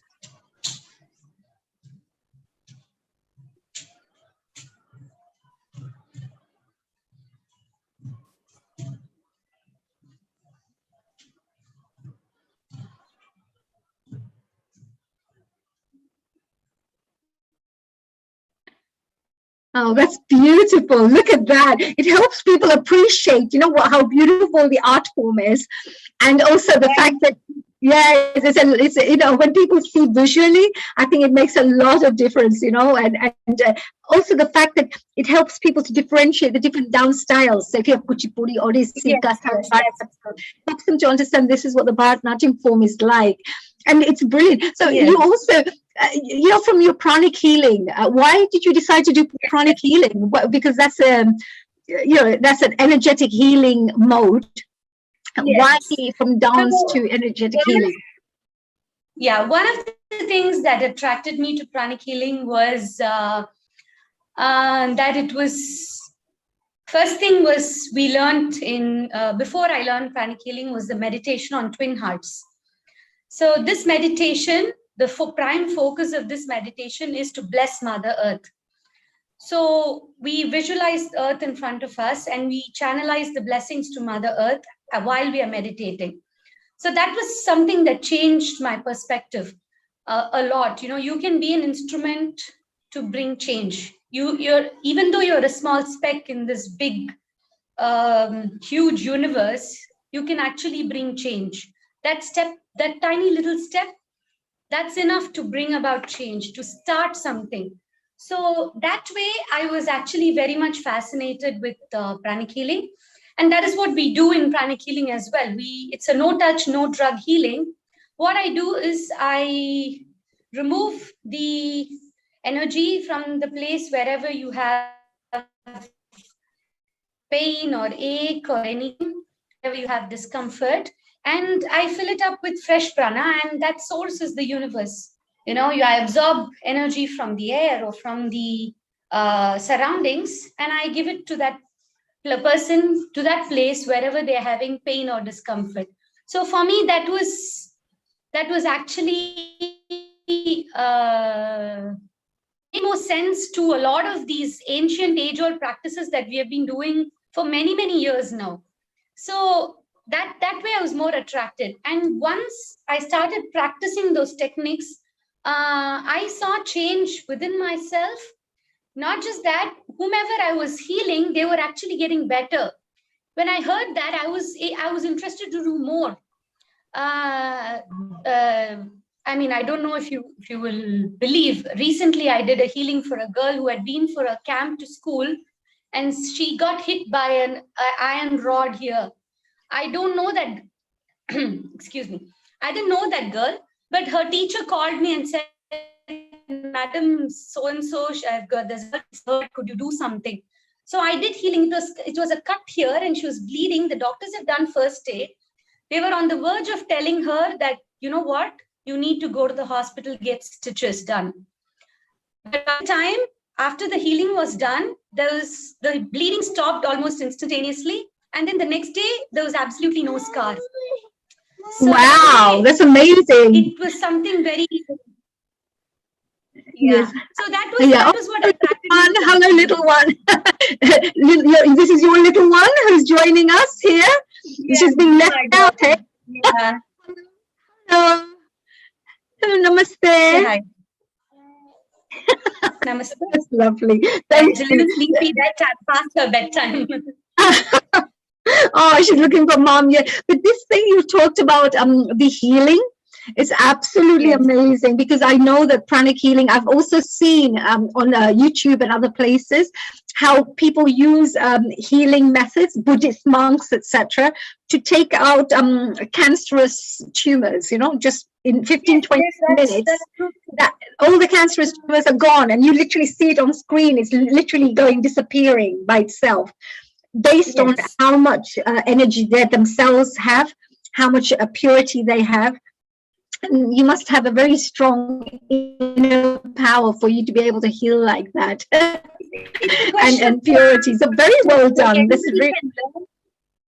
Yeah, it's just a question of practice. Like, you can learn, and anybody can do healing actually. Yes, no, but it's very good work. Then you've healed the little girl as well. So that's moved on from your dancing. You have the healing background. You've already talked about your costumes online. And then how did you get involved in the environmental dance project? Yeah, so this dance project came to me when I was actually full-time dancing. At that time, I had just started pranic healing. I was not full-time into it. And my business had not started. This was like 2011, 2012, I think. So when Sam had actually taken some photos of my teacher for some few programs, and he said, I have some project in mind.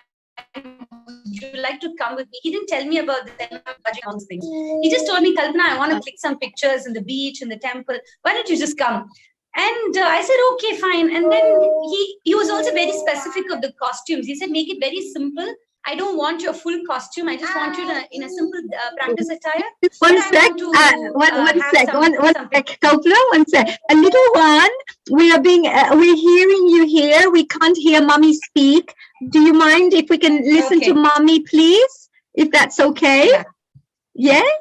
Is it fine? So we can listen to mommy? Yeah. Thank you. Thank you so much. Bye-bye. Very kind of you. So Sam, while we're sorting out the little one with Kalpana, tell me a little bit about what was it like working with Kalpana, with your book project? Again, I always choose the very intelligent dancers, and very energetic dancers. So Kalpana is one of them. And we took amazing pictures on the beach, on a temple next to the beach. The temple is just on the beach, on the beach itself. Right. Have you got some photos that you could show us? I'll share some pictures now. I'll share some pictures. Yes, please do. Then we can enjoy that. Yes. So whilst we wait for Kalpana to come back, we can see those lovely photos. Yes. And this is a temple just near the beach, and it's amazing. She's giving a beautiful pose, as well as amazing. When I saw this, the gate, the door, the temple door, amazing temple door. Yes. Immediately, I stopped immediately. I say, I must take a shot here. See, and the light and shadow coming here. It's already daytime, a lot of sunlight. So I said, we go inside and take pictures. Amazing. But I love this. Beautiful. Very beautiful. Yes, lovely photo as well. And we spoke earlier as well about the grand doors and things like that. Yes, and we talked about the fact that, a long time ago, the temples would be protected by these lovely doors. They're so heavy and they're made in such a strong way that people can't break it down very easily. So it's a lovely thing to capture as part of the environment and part of architecture within the environment. So yes, that's right. Yes. This also we saw is a beach. On the beach, this temple is there. So we took shots in the beach and then walked to this temple, and got some permission to take pictures. And Kalpana is ready. Okay, let's do it here. And she's ready to take a picture. Yes. And this I had this as a cover as well. Among 3 pictures, this was the contender. The last minute, I had to choose other picture because the layout became square layout. Yes. Picture. So then I had to change the other one. But she's amazing. She gives amazing dance pose and energetic, and you see the beautiful expression on her face. Yes, she always has this lovely expression in her photos, isn't it? It's a lovely, very content and very satisfied look on her face. And the light smile looks really good. It's not too much of a smile, like a false smile holding, or it's got just a lovely, beautiful light smile. It looks lovely. The smile comes from my heart. It's not face smile. Yes, it's a smile of the soul. It's a soul smiling. It's a soul, inner soul smiling. Yeah. And as a photographer, I'm looking at the background as well. Of course, we have beautiful Kalpana, but I not only for that model. I'm also looking for the background. It's a beautiful temple, and it's one of the small structures inside the temple, and see amazing pillars and the stone sculptures in that. And I still admire the sculptures, that when you engrave in those stones must be so huge, and they're like literally with a chisel. What creativity, what artistic talent. It's amazing, what India has when it comes to these kinds of temples. It's beautiful. Lovely photograph. I'm happy that a lot of people around the world are watching this. I mean, this is common for Indians. They know the temples like this always. They know nothing new for them.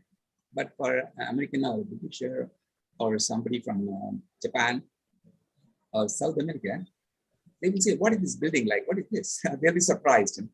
Yes, it's good for the international audiences to be able to appreciate the kind of work that's out there, the historical temples that are there, the historical backgrounds that are there, and stories behind that history too.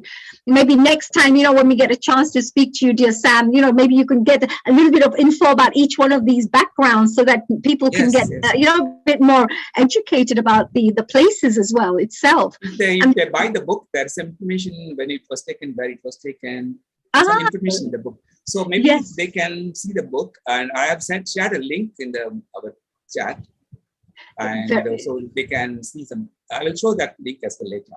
But this again the same temple from another angle, and again I like the temple design. Okay, this beautiful It's Gobram, just Gobram, beautiful, beautiful, yes. But And this is a small Gobram. This is compared to Indian temples, they're very small, but the beauty is still there in the small temple. Yes. The beauty, I think, is the carvings. I mean, how do they carve such things with big stones like this? It's just amazing. And also having the dome on the top. So just for our audiences to know, if you're not aware, but a lot of the temples have that, a dome, so that because it pulls in energy from the universe. Yes. Because they say all the energy that's around the prana that's in the air, the life force as we would call it, it pulls, the domes and the aerial type of shape, it pulls in the energy, and that's why the energy flows within the temples and spiritual places. Yes. You're right.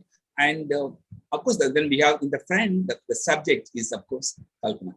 Yes, now she looks lovely. So, Kalpana, tell us, what did you feel? What did you think about this, being part of this? If you were there, it'll be lovely to know your experience of being part of these photographs. What was it like being photographed for these? Well, initially, I did not have any idea of what I was going in for.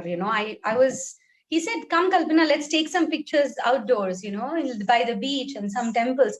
So I was like, okay, it was like a regular photo shoot. I did not expect that he had this kind of a project in mind. And he was very specific about the costumes also. He said, don't wear your full costume. I want something simple, something like a practice attire, but just mild makeup so that, it looks more simple, all those kind of specifications. So I was thinking, okay, he has something in mind. Let's just go check it out. And then we just clicked. We spent about a day, I think 1 full day we spent in 3 or 4 different locations. And we had a very good time. We had fun shooting. And there were times when Sam said, you know what, just dance, especially in the beach when there were waves coming. He picked an angle and he said, you know what, Kalpana, just dance, I'll keep. And then some of those pictures, they came out so beautifully in the end. I was amazed. And it was nice dancing out in the open, it was so expansive. We're not like restrained with any boundaries. That expansion was there. It was so beautiful to not just pose it, to even dance in that kind of location, right? It was very nice. And we were shooting for such a long time. I was not tired. Because it felt so nice being a part of nature. Like I said, it was expansive. So it was really nice. That's really amazing. Yes. And it's lovely. You can tell you're enjoying yourself as well, being part of that. And also there's a photographer's skill as well to bring out the best in the dancer. And of course, from the dancers, the professional attitude of giving the best to the photographer. So it makes a good teamwork, to take such lovely photographs. And look at this lovely beach one. It looks so natural as well. So that's lovely. Really, really nice. So Kalpana, coming back, from this whole thing, we've had a chance to, listen about your background. We've also heard about your involvement with the environmental dance by Sam book, the whole book that's been launched today. Can you tell me a little bit about your message, maybe to the world? Like, what should people go back with in terms of learning about the environment or dance, or any message that you have? Oh gosh, there's another one there. That's beautiful. Very, very. Honey, what do you think about this? That's as really a dancer, you're good. a dancer yourself, honey. You're a dancer. So if you're a dancer, what is? Yeah, I love this, because what I love is that, I mentioned to you previously that I love the layers of the colors at the back, like little lines at the back. And yet you see this beautiful red costume right in the front, with the power. And the power for me displays, the power of the sea at the back. Through dance, there's a power of the sea at the back and there's a power of a dancer in the front, both equally powerful, that kind of things. So, and the red color is this is the last one. Yeah, very nice. The pose of Shakti. Is it Shakti? Is it? Did you do the pose I'm holding is that of Shakti. So when you say power, yes. So I'm not sure if you are aware of that poses of Shakti, and you correctly you picked the word power. So that's the beauty of what photography and dance can do together. It communicates automatically what we are trying to say. That was amazing, actually. what Yeah. Sam could bring through a photograph. Absolutely, absolutely. No, it's really, really amazing. I know. But Kalpana, I've had such a lovely time speaking to yourself as well, finding out a little bit about your work, etc. And I know it's Kalpana Sivaranaman. Is that right? Sivaramakrishnan, yeah. Yes, Kalpana Sivaraman Krishna. That's right. I think you've done an amazing job. And I just want you to keep reminding people that if you're a Bharatnatyam dancer watching this, if you ever want to order any costumes, then you can definitely contact there. You've got a place to go to now for your costumes. I know very shortly we're going to be talking to our next guest, Sam Harshal Vyas. But, I just wanted to say that, Kalpana, is there any messages that you want to share before we say goodbye for today? Yeah, like I said before, it's important that we do our part. When we do our every individual together, we can create a bigger change. Whatever, in saving the environment, just being aware of the environment around us and to protect do our part in whatever we can.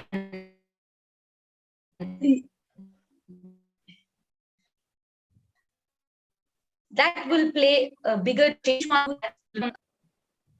Yeah, sorry, we've kind of lost you a little bit with the internet. So I think we couldn't hear that last piece that you mentioned in terms of the message. I said little by little, each one of us, when we play our part together, it becomes a big change. So if we do our part to as much as we can, that's more than enough. Together, it will actually become a global change automatically. That's very beautiful. It's all the drops together become the ocean, right? So yes, so absolutely. Very, very nice message. Thank you very much. Thank you very much, Kalpana, for joining us here today. Sam, thank you for describing those beautiful images over there. Thank you very much for having me. And I'm going to move on to our next guest now, Harshal Vyas, who's just joined us here. Hello, and a global namaste to you, Harshal. I think you're on a mute at the moment. You're in mute. Yes, I can hear you now. Hello. Hi. Hello, Harshal. Hello, how are you? I'm good. Very well, very well. Global Namaste to you. Welcome to Healing Our Earth. You've tuned in here, of course. And thank you for being part of this global launch of our Sam Kumar's environmental dance book. Now, I know that before we speak, I'd like to do a little bit of an introduction about your background, Harshal. I know you're an Indian folk dancer. And of course from India, and I just wanted to give you a bit of a background of who Harshal is all about. Now, Harshal is a graceful and a professional dancer who possesses a sense of rhythm, a feeling for music, and a creative ability to express through movements of the body. Harmonized body movements to rhythm of musical accompaniment is what he's all about. And multi-skilled and able to translate those skills into movement that expresses ideas and stories is what he does. Now he started as an Indian folk dancer in 2008 in Ahmedabad. So we've got another Gujarati Guju like me there. And in 2015, he got trained in Kalari Payattu martial arts under Gurukul D. Padma Kumar from Kerala. And it's called Kalarigram from Oroville. In 2018, he got basic training in pole and rope malakam from Ahmedabad. So we're going to have to find out a little bit more about that. It sounds so exciting and so different. Now, currently, he is the director of a Samanvay dance company, and through which he is teaching as a freelance dancer and choreographer in different schools, colleges, and of course, with many well-known dance companies in India and abroad, imparting his wonderful knowledge of Indian folk dancing, Kalari Payattu, Bollywood, and Indian contemporary rope and pole malakam dance knowledge. Wow, what a multi-talented gentleman he is. And he's done more than 200 shows, competitions, and choreographies nationally and internationally, and we're so proud to have him here. So thank you very much, Harshal, for joining us, Harshal ji. And I wanted to say, so you're Gujarati, are you? Which part of Gujarat do you come from? I'm western part of the Gujarat. Is it? Which city?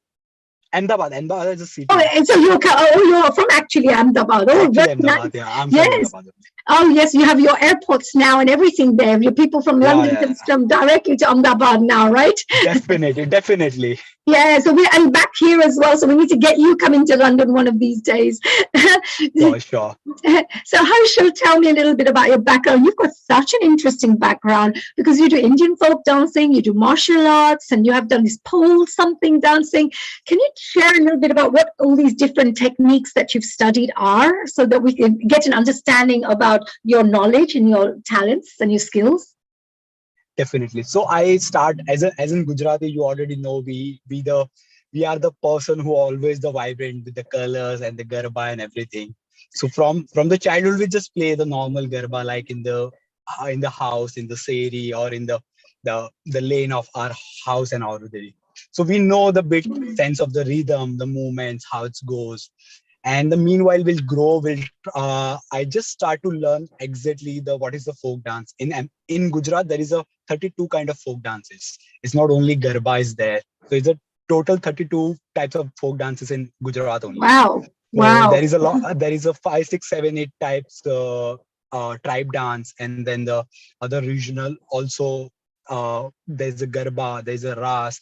So I start to learn about those folk dances and used to practice and used to perform in the folk dances. And meanwhile, I just bump into the one day with the colory things, and it's really interesting for me. It's so much beautiful line work. It's like stamina, strength, and everything. And then I start to gradually train into the colory. Okay, what I really passionate about. Okay, there's an Indian martial art, and I really wanted to learn. And then I started to learning about the Kalari Payatu.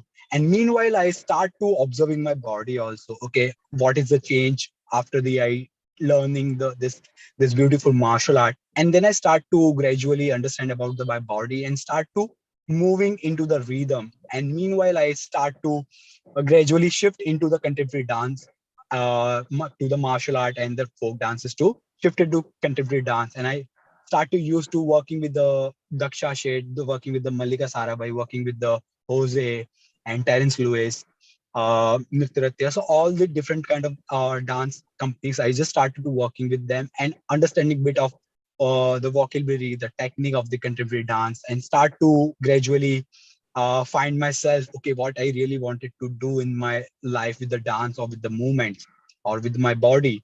And meanwhile, I start to searching about, and also I start some basic pole malkam, which is also the one of the yoga movement from the India only. So there's a pole malkam, rope malkam over there. The basic part of the aerial, you already know the aerial silk. So basic part of the rope malkam, it's aerial. So I started to learn also the basic movement from for my strength and flexibility. I started to do learning that. And 2015 there is a turn where I start to more inclined towards the contemporary art and more towards the body and more towards the movements. So 2015 is a time then I shifted to totally into the artistic field, though just leave every commercial part, and I start to gradually build my company. And then I started to making my own production. So I have a three full-length production. The one is Ravana. It's solo production. Ravana is Indian mythology character. So in that, I portray as a very common man. There is he's not a demon or there is no god. It's a very common man, and I portrayed as in what Ravan feel about himself, and he's tried to talking about him. Okay, okay, I am like this, I am this, and now you are the decision maker. Whatever you wanted to think about Ravana, I don't care, but I just share my story, who I am. So this is my solo production, the 1 hour longer solo production. And I just got the news 2 days before the Ravana I selected with Florence dance. Oh, sorry, you got into mute. You've gone into mute there. What was the last bit you said? Yeah, 2 days before you had a news, which was what? Which was the Ravana I selected the Florence Dance Festival 2022 this year. So might be I'm planning to traveling to the Italy to the performance of the Ravana. So I'm still nice. So fantastic. Congratulations. You're doing such amazing work. And you talked about the martial arts and the pole yoga type of thing. What do you do exactly with the pole yoga? What is it? What do you do? What is the technique? What do you have to learn? So basically, in a yoga, the different posture of the yoga, right? So there's a lot of different posture in the yoga. You have to do the same yoga posture in the pole. So there is a long pole with the wooden pole. So you have to just go and try to climb it up and just try to explore that wooden floor. And the same yoga posture what you did in the floor, you just try to do all the yoga posture on the pole. My God. So you're holding the pole and you may be holding your legs out to the side. Or you go on the top, you're holding and you have your legs out, or you're holding and you're balancing on it or something like that, right? Definitely. I've seen this on some of the talent shows in India where they actually slide down and hold on to the pole and all sorts of things. It's amazing. What strength. You must have a lot of strength to do that. Is that not right? We just try to practicing about those things because we always found something new when we talk about the Indian form or Indian some traditional things, because every Indian or cultural things, it's different from the other culture. So always you find something new from the other culture, and also you find something new, stability, new flexibility, new strength from the another form of the art. So there is a beautiful things when we shift it towards the one art to another art, another art to another art. So getting these things. Okay, this art form, you need this kind of flexibility or stability. For this art you need a lot of flexibility or the strength. So this is a beautiful it's like a way to grow. Yes, a way to grow and develop your own skills, practice all these different things and bring it all together into one, which makes our dear Harshal Vyas, which is great. So Harshal, you mentioned about all these things you're doing. The martial arts that you do, how is that different? Because we hear Kung Fu, Karate, Tai Chi, I've done Shaolin Kung Fu, there's all different types of styles that you would do. What is the martial arts that comes from India? What is the difference there? So basically in the history or in the culture of the Indian art, we believe in, this is the Kalaripayattu. It's a very, very, very long discovered. So we believed, or we like, there is a lot of history about the Kalaripayattu is a world first martial art form. So everything is derived from the Kalaripayattu. Like when you're talking about the Chinese martial art, there is a Bodhidharma who just travel down to up to towards the north, and then they find some in the China there is a plague over there, and they start to healing, because Kalaripayattu is basically all the scientific things. It's because all the Kalari gurus are the Ayurvedic doctors, so they know all the anatomy of the body, and they know how to heal those things. So I'll just so really a lot of these masters in this form, they were Ayurvedic doctors, healers, natural healers. So they will probably know all the pressure points. They will know all the you mentioned the anatomy. So they will understand that by moving in this way will help you to clear blocks from your body, energetic blocks in this way, or whatever it is. Is that right? Or this is a way to put a block in. Maybe if you were fighting or so, right? So basically the Kalaripayattu is like not only the martial art, actually is how you wanted to live your life. There's a lesson. Start to get your massage yourself, and how to oiling your body, and you start to how to go into the movements. And so it's like how exactly your body wants. So we believe in, like, there is animal postures in the Kalari. So each animal posture is pressing other that seven points of 7 chakras via the body, right? So every posture is believed there is a pressure point of the chakras. They try to activate those chakras. Right. Yes, it's beautiful. Because if you can activate all 7 chakras, you start maximizing your potential as a human being.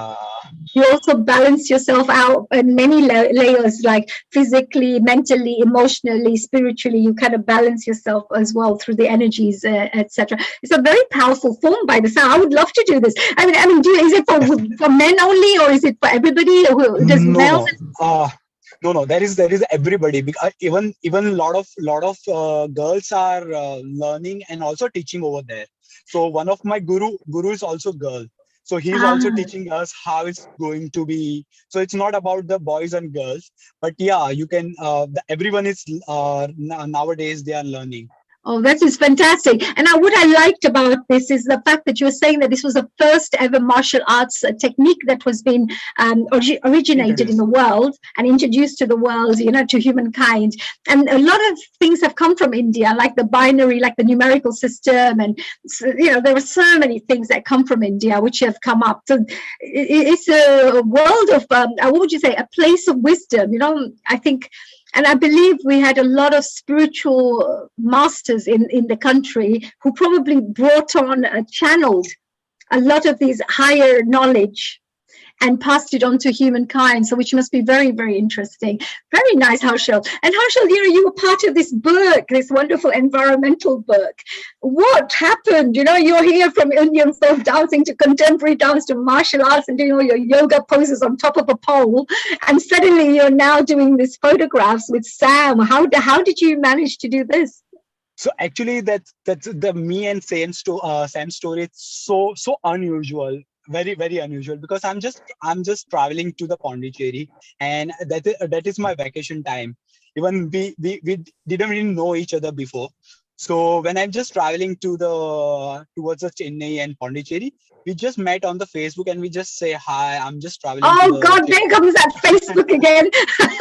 Oh my God, Sam and his Facebook. If you want Facebook shares, you know that Sam's got some shares in them with them. Yeah, carry on. Yes.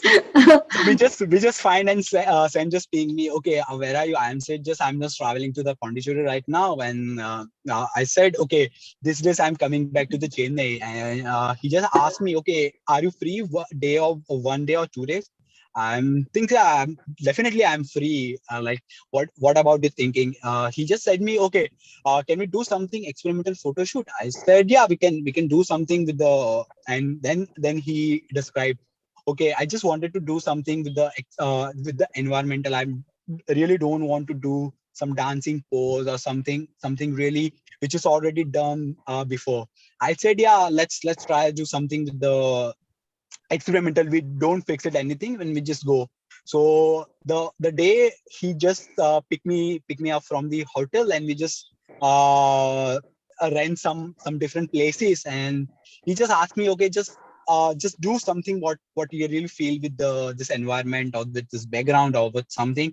And we're just starting something, doing improvising. We start something, and he just started clicking some photos and everything, and something is really like come up with a really good movements.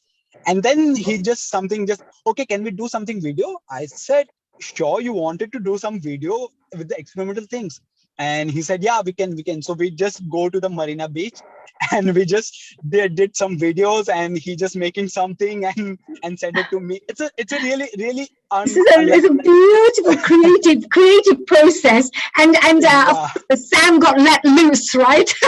And just so, wow, I found this person, let's just go and become creative. So he must have enjoyed himself there. That's wonderful, Harsha. And being part of this, I know that environment is a really important subject in this world at this moment in time. Everyone is talking about, even Rotary International has brought in a 7th focus of all the different areas that they help in the world, but they've also included now environmental issues as well. And you've had COP26 taking place some months back as well. Leaders from around the world are now discussing of how to protect the environment. How important do you think a book like this, which is just dance and environment, could be to helping us to educate the public? I think so. I just said this is really what we did, me and Sam, what we did is really before I think 7 years back or something. But I think so nowadays I'm starting to more into incline towards okay, what happened when we do right now something with the movements with the nature, because right now we are more understand about okay, how important as an artist or as a dancer what we should give with our movement, with our body, something to understand the people. Okay, the environment is really important right now, and everything is with we are just talking about the global warming. We're talking about the lot of fire in the jungles, and the icebergs is going to be coming down. Melting, yes, all the ice, yes, it's melting So right we now. are so we are talking a lot of things right nowadays. But what we did already before 7 years back, and that time also we feel the same thing when we just coming with the nature. And yeah, when he talking about okay, Harshal, I really wanted to do something with the environmental, and we just discuss okay, what you actually wanted to say about this photo, because it's not about this looking beautiful in the photos, right? For if you're talking about the environmental and dance together, it's not about the looking photo is looking beautiful or photo is uh I really wanted to believe the photo is wanted to say something or not. Yeah, What so there's a message behind each image. There's like a powerful message, which is both creative and the actual environment coming together. So a powerful message is being given to each. Let's see if we can bring Sam in. Maybe he can share and enlighten us with some of these images, and maybe you could tell us a little bit about each one of those images with what what you went through with each one of those. Hi, Sam. Hello, back again. Yeah, so you little Facebook fan, we're just finding out all your secrets from everywhere. That's how you need all your wonderful I should thank Facebook for finding yes, dances. yeah, absolutely. There's always good in everything, right? So let's call that the good part of everything. But tell me, dear Sam, can you show us and share some images that maybe Herschel can share something about each one of those, based on what he thinks about those? Thank you. I must say something. Absolutely. He's an amazing guy. This guy looks simple in sitting in a car, but he's a magician. When it comes to dance movement, absolute magic. You won't believe it. I'll show some pictures. I mean, I don't have all the pictures here. I took about 50 pictures, but I'm showing only 3 which came in the book. So I'm just showing only the book. But this guy is a magician. I mean, he sounds like a magician. I mean, all the things he's done. I mean, it's amazing. Right. I mean, Indian folk dancing, and then with all these various different art forms and also going into contemporary dance, from Indian folk to contemporary. Indian folk is very freestyle, and with the contemporary, it's very disciplined, So the postures have to be right, etc. So it's a complete contrast. So you must have a range, and in singing, you have a range of scales, but in movement as well, there seems to be a big range of movements that you seem to be able to do, which is great. Yeah. Okay, so I'll share some pictures, just 3 pictures, but I love them. And let's see how it is this song. Sure. Okay, this is one. Just see how much the body movement bending is able to do. Yeah, well, yes, it's like a brilliant. And why did you? What was all this about, Herschel? When you did this particular pose, why did you do a pose like that? What was going through your mind at that moment? So basically, in this pose, I'm just looking about the sky. Okay, what's going on up there? But we never look what's going around us, right? We always when we talk about something, we just try to just going to look up. But we've never seen okay what's around us. So that's why the lower body is always bending, and he's try to the gravity is pulling. But the meanwhile, our face is always try to search something. Okay, something more. But our lower body is too much grounded, and they feeling what's around us. Right. So this is going the same way. I'm just thinking about okay what's going upside, but I'm not. So the groundedness of what you need to be, yet you need to look above. You need to look outside your box, as we say. Look much more outside your immediate dimensions that you live within. So yeah, it's a wonderful thing, beautiful. And of course, there, as Sam seems to like using patterns at the back, so that window has a beautiful pattern to it as well at the back, right? So it kind of stands out nicely within the environment. The bricks look great as well. The red color bricks look really good as well. The color of the bricks, so it gives it nice deep color, doesn't it? So yeah, and amazing yeah. old building, maybe a 200 years old or 150 years old building. Right. It's not used now. Now it's not usable. But still, it's amazing color. The brick fall. Yes. Brick by brick. But you've also got a bit of the green, the little environment, little bits as well. With the grass bits here and there, right? Yes. So what's our next photograph? I was the one when I saw his image on my camera, when I looked through the eye finder, I got scared. Maybe he's going to break his back or something. Huh? Oh my God. I had to click immediately. But he can hold like this for 1 hour. This guy. Oh wow, yes, this guy can be 1 hour in that without feeling anything. Yes. But I am a photographer. I'm a photographer. I know, my God. I'll click immediately and say, okay, finished.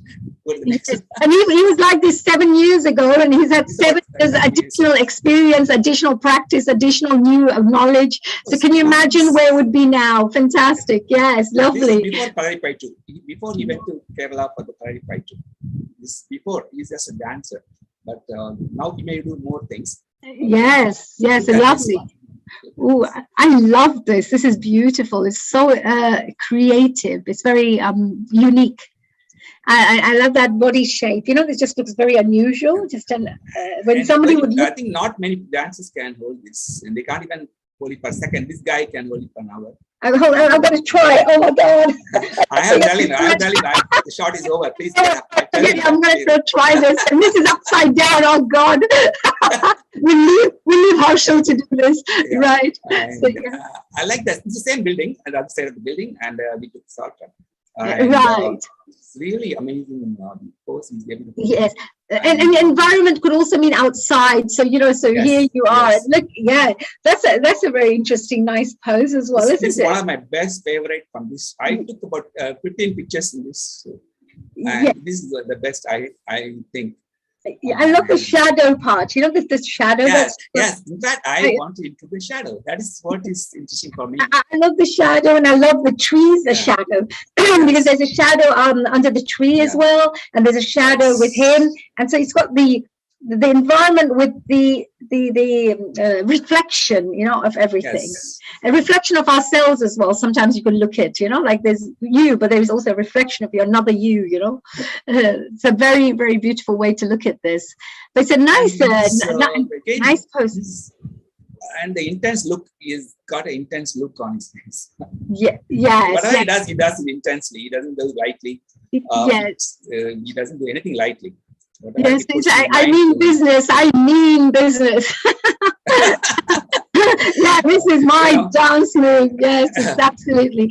I think it looks lovely. Yes. Imagine he is in a holiday. He's come to Pondicherry, and he's giving me 1 day, and he doesn't know me very well. Just know me just 1 day before, and he's giving that much intense pose for me. And that's when I said, my God, this guy is good. Yeah. Then I do my magic of photography and capture some of the essence. He can do much more, but I capture some essence of what he can do. And with the lighting and the sunlight through the leaves. Yes. So you captured lots of things, and proper India with all those posters on the wall. There's always adverts on the wall. So you capture a bit of the Indian. Yeah, there you go. Yes, all the politicians promoting all their work. Yes, absolutely. So coming back to Harshal, thank you for sharing those photos, Sam. And we're going to be moving on to our next, of course, interview very shortly, and we're going to be asking Arun Kumar Pradhan, who will be joining us very soon. But before he joins us, Harshal, tell us, is there any messages that you would like to share with the world? Is there anything you would like to maybe share with Sam? Whatever message you may have. I just say one thing. Okay, we are right now, we are just passing very very tough situation with the everyone, with not about the environmental, with the everything what we heard or what we see. It's very tough situation for every human. It's not about the only artist or only anyone. For anyone, it's we are passing very tough situation. I just say, just believe in art. Just believe in art. We, as an artist, we obviously we try to come out as much as we can. But if the art is not there, any kind of art, it's not about dance or it's painting, singing, music, photography, anything. Just believe in art. The art is the only thing if we come out from the every small situation. So I just believe in art, guys. And obviously we go somewhere else and we just try to fly again. Yeah, that's so beautiful.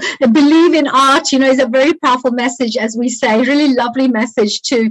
And believe in art, I believe, is, from myself, I believe as well, everything is artistic in life, Even how you, I don't know, when you were sewing and you put like a needle, like a thread through the needle thing, the way you do that, the way you talk, the way you're cooking something, the way you're cutting something, everything is creative, actually. The way you speak to people, everything requires some creativity. Dance is one aspect of that very, beautiful form. And the world is all creative because you'll continuously create new things. You'll have new new life being created all the time. So you're absolutely right. Believe in art. Art is a very big, major part of it. Thank you for that. Thank you very much, Harshal. And we wish you the best of luck for all the work that you're doing, and keep up the great work. And I would love to see your martial arts thing one day. Sure. We need to get you back up just to talk about this martial arts and show us some of those moves. Right? I want to prove that you can do that, because I love that. That's Definitely, great. definitely. Yeah, oh, fantastic. Sam, thank you very much for sharing those lovely photos. Well done. Of course, we're talking about environmental dance at the moment. It's a book launched by Sam Kumar, and of course, there's a special global launch taking place here on our Healing Our Earth. Environmental dance, just in case if you're looking for that, you can find that also in Amazon. So if you're looking to purchase the book, it's a beautiful book. Here it is, The Beauty of Dance, and of course, away from stage, because you're going into the environment, which is great. Thank you, Sam. We now move, of course, to our next guest, which is Arun Pradhan. Honey, I got one point. I want to play the video, 1 minute video, one more time, so that people who are joining just now, they want to see what is this about. I want to show the video. And also want to share that we will. Yes. And also I want to tell this book is available in Amazon all over the world. I got more people buying from the US and all the places, Singapore, Malaysia, and stuff. Okay, I'll just show the 1 minute video. I hope you enjoy. That gives the feel for this particular. Okay, so Arunji will join you just now in a minute, right? Once we see this lovely video. Yes. Okay. Good evening. Namaskar. Namaskar, Arun. We're just going to watch a short video and then I'm going to come straight to you. Okay. Thank you. Sam, if you haven't got the video on at the moment, then maybe we can talk about it and show it after Arun's interview. I got it here. Okay, fantastic. So we're just going to watch a quick little introduction to this book, the Environmental Dance book, and here are some lovely images that are included in the book as well. Please go ahead, Sam. Yeah, okay, I'm playing now. Are you able to see this video? No, I'm not, because it's not shared.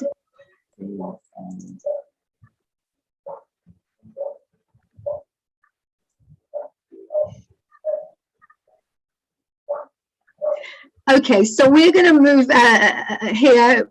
I'm going to go into Arun's thing. So Sam will see you. We'll meet. Oh, here it comes. Oh, Sam, we're seeing your screen. Okay, you are seeing my screen now. I'm going to play it right now. We're in the middle of a show, if you don't mind, dear Sam, because we really would like you to prepare this beforehand. Thank you. It's already here.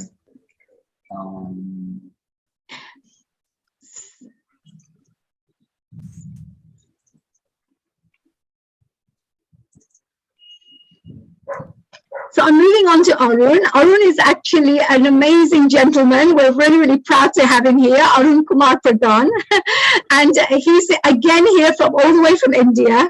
He himself is an Odissi dancer. I have never met a, like an Odissi male dancer. So it'd be lovely to find out more about what he does.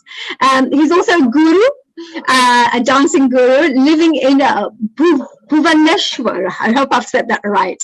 He learned Odissi from Padma Shri Guru Gangadhar Pradhan, and Guru actually he's actually learned from different gurus, so which is a really fantastic thing. So he probably has a whole wealth of knowledge by the looks of it. He completed his master's degree in dance from Culture University of Odisha. He's a national senior scholarship holder, which is fantastic. And he has also performed in many important dance festivals in Odisha, including Konark Dance and Music Festival, Doli, Kalinga Motsav, and many others. And he has also performed in a few other states of India, as well as overseas. He's an Odissi guru at some of the leading Odissi dance schools. And in addition, he's also working as a dance teacher in a Dove public school. Wow. Again, what a wonderful teacher. He must be a very, very good teacher. Hey, Arunji. So thank you. Namaste, global namaste to our wonderful Healing Our Earth. And it's so nice to know that you're part of this environmental dance book that Sam is launching. It's going all over the world. And I know that we've had some fantastic photographs and images we've seen. And you are one of the wonderful models, dancing models within that book. So tell us, first of all, before we move on to talk about the book, Arun, tell us a little bit about yourself. You're an Odissi dancer, you're a guru, you teach in many schools. How did you start your Odissi journey? Okay, namaskar. Good evening once again. It is a pleasure to meet both of you, Sam and Ma'am Honey. Okay, so it is like a long journey. I started my dance career. It was like kind of 10 years old. I was that time 10 years old. Now I am 32 years old. So since 20 years I am in dance. Learning first, I started with Gotipur dance style. Then I have joined in Odisha Dance Academy under the guidance of Guru Gangadhar Pradhan. Now also I am continuing with Guru Srimati Aruna Mahanti.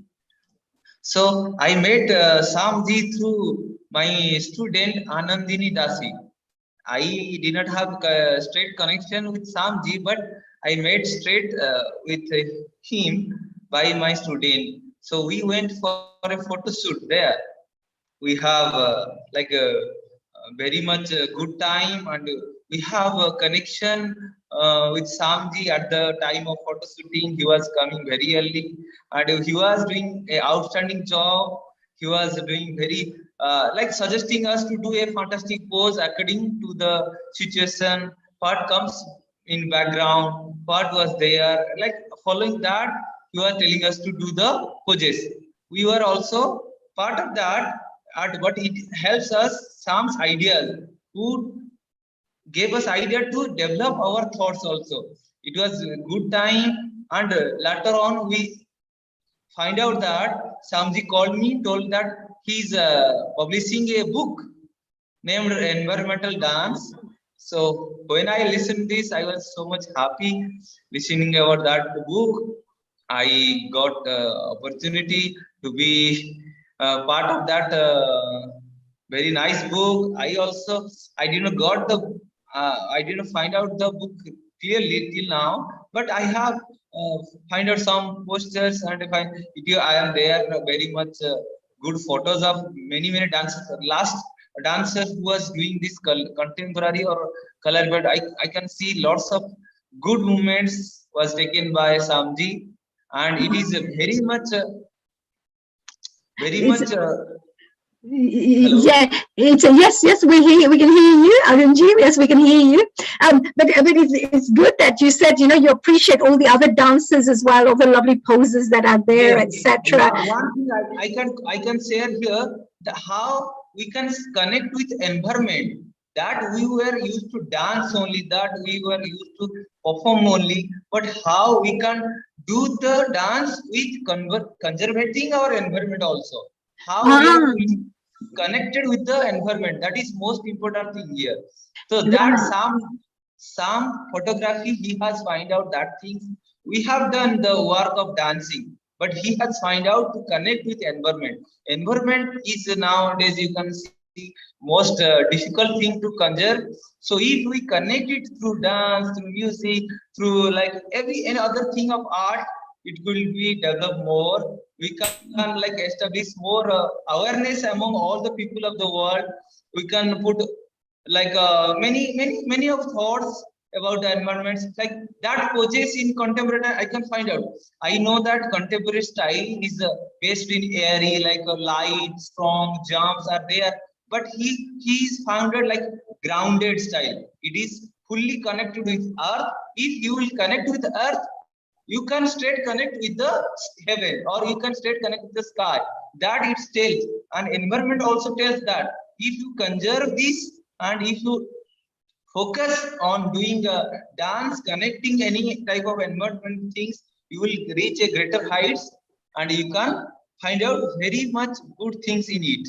Okay. Yes, absolutely. Now, I think it's very true, Arunji. That's very, very good point that you're mentioning. And of course, we all know that environment is so important. And dancers, everybody loves watching dancers perform. Everybody loves, artistic and creative shows and events so if dancers and artists can bring more awareness to the subject and topic of environment, it's a very good, powerful way, of course. You could even do a show, a dance show on the environment, and you could actually educate the public about dance, but at the same time, give them strong messages about the environment, and teach them about the environment through dance as well. So there's so many things, so many ideas that we could have. Tell me a little bit about Odyssey, because you studied Odyssey from the age of 10 years. The Odyssey is one of the, like you can say, best or finest classical dance of India. It is in eastern part of Odisha, eastern part of India. It is originated in Odisha, and mostly the dance is come out from these two styles. One is Mahari dance, another one is Gotipo dance. So Mahari is the temple dance.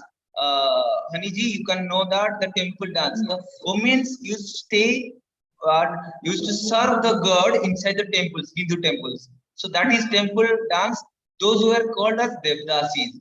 So in Odisha, we call them Mahari, who were offering dance, music for the god. So who are the servant of God, those people were called as the Mahari. So from that dance style also came also Gotipo dance. When a boy are dressed up as a woman and dance, and they are performing also some kind of acrobatic things also with them. So those two styles created good Odissi dance style, Gotipo and Mahari. So that tradition, like it was like 300 years or 400 years. It was ancient, you can find out 2000 years old, it can be finding out. But clear classical style of form was come from like kind of 300, 400 years. You can go to like the books of Odisha, there is a King Kharavela who has carved the Khandagiri and Udayagiri caves. So where we can find the poses of Odissi dance is there also. So you can go, it is 2000 years old style of dancing. Wow, did you say 2000 years old? Yes, it is fully 2000. It is already proved. If also it will be like it will be a count of the one of the main event. This Khandagiri Udayagiri cave is one of the proof of dance. So it will be the ancient dance classical style. Yes, absolutely. And because you yourself, what made you get interested in it? Because you said that you became, because you must have started from a young age. You're now a guru yourself, and you're bringing and taking this tradition to the next generation as well. Learning this knowledge. Hariji, actually, my uncle is Padma Shri Guru Gangadhar Pradhan. Guru Gangadhar Pradhan is my own uncle. He's my big brother of my father. That's your kaka or adda, we say in Gujarati. Yes. Okay. So older brother of your dad, if your father. Also, you can know with the titles Guru Gangadhar Pradhan, myself Arun Pradhan. We are also same title. Yeah. So their daughter brought me to dance.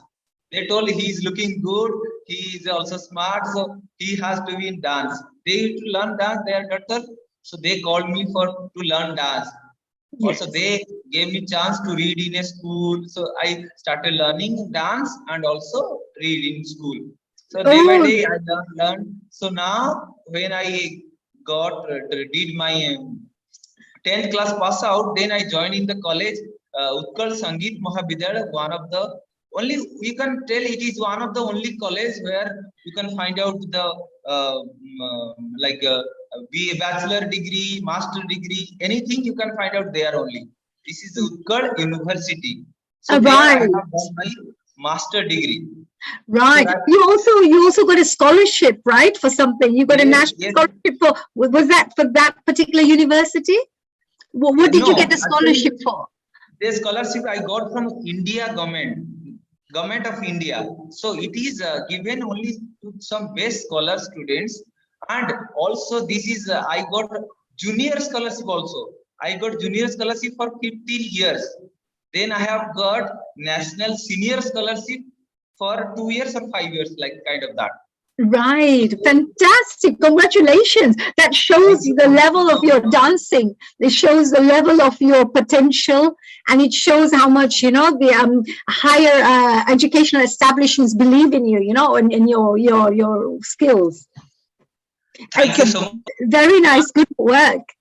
One of the most important thing for me, the Odisha Dance Academy, where I learned the basic of my Odisha style, or I started to move with group performances in Odisha Dance Academy. I went Thailand, I went to so many places, and one of my students, that Anandini Dasi, she has also taken me to Argentina. I have performed there 3 times. 3 times I went to Argentina, also to Brazil, to Uruguay, like that. So many countries I moved and performed there also. I used to do their workshops. Yes, beautiful. That's lovely. So I think you've done an amazing job. And tell me a little bit about, because all these things you've been working with in the field of Odisha, is there any particular moves you can show me of what is the difference? Because there's Bharatnatyam, there's Kathak, there's Manipuri, Kuchipudi, all these different styles. What does Odisha look like? Can you show me a few moves, or with your hands or your face? How everything automatically will come. You have to know Lord Jagannath. This is the God of all Hinduism, and it is the God of Odisha, Lord Jagannath. So if you can connect with him, Odisha will automatically connect with yourself, and vigorous training also by the gurus. I have learned this 10 to 15 years Odissi dance style. So this training, now I am feeling I need to work more because before I was feeling I can't die without Odissi. Do you understand? I can't die without Odissi. So inside my blood, dance is there. Not only Odissi, also dance is there. I feel that the dance is there. So I feel that everybody should have chance to learn, to perform, to have a connection with the gurus, to have connection with God. So then they can develop their chance to grow in this field. First of all, in this we have facing these situations now. When Corona is there, we are having troubles, no performances, no. But till now, we need to find out how to survive with that, how to work with that. So environment comes. Why Corona came also, that we should know. The environment forced that Chinese people started like that thing, connected everything with each other. So dance also is connected. If our lifestyle will be strained or life will be peace, then we can develop more, then we can work more. So one thing I can say here, how environment is, we can find out in every dance. So you can go all the movements of animals. You first learn this. Dance automatically comes to you. You first learn all the movements of animals only. Like take example of snake, example of elephant. example of crocodile, any tiger. So you just do the movements of those dance style, those animals, automatically you will find out dance is inside of your body. Right.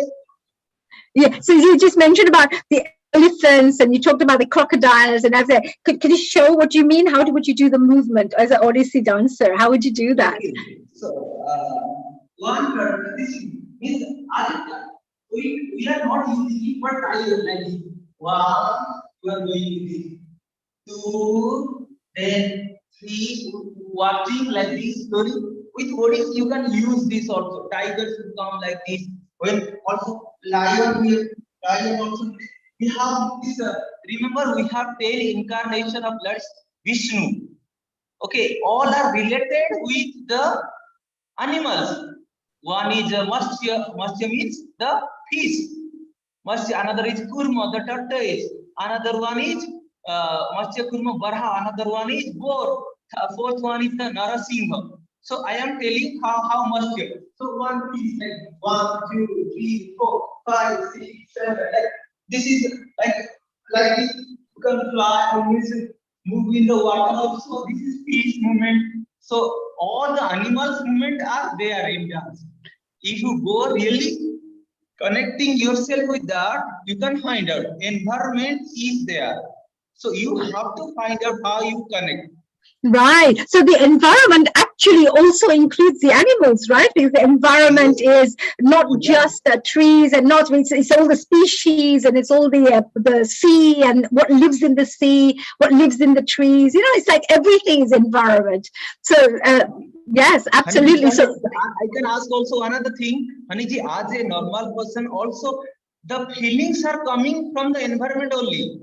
The feelings are coming. We have 9 feelings. Like Singara, the first one is the love. How it will come? It will only come with good area, good weather, good flower, everything. It is creating that. Singara comes from that. Then it comes like a beer. You have, when you the strengthness come, when you find out something is there and you want to work for it, the strength also comes. Everything is connected with the environment. So you have to connect yourself and your dance, your music, your art form with the environment. It will reach one day. It will reach the brighter height. Also, you can find out. Oh, that sounds beautiful. Let's have a look at some of these lovely images, you know, because I know Sam took some beautiful photos of you and they're included in the book. So I'm going to see if Sam can come and join us and perhaps share some of these beautiful photographs here.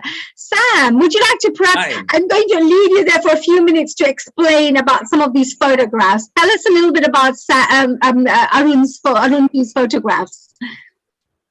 Hi, Arun. Hello, Samji. Namaste. Namaste. Okay. How are you? I will also share some of the pictures, but most of the pictures are with Anandini. Arun. Yes. So Samji, Anandini is not joining this one. She's joining later on. She's already coming in, but Anandini is of course in South America, right? Argentina. She's joining very shortly. But I will show the couple shots and then we will bring Anandini has some solo shots as well. Okay, Honey, I'll share this images.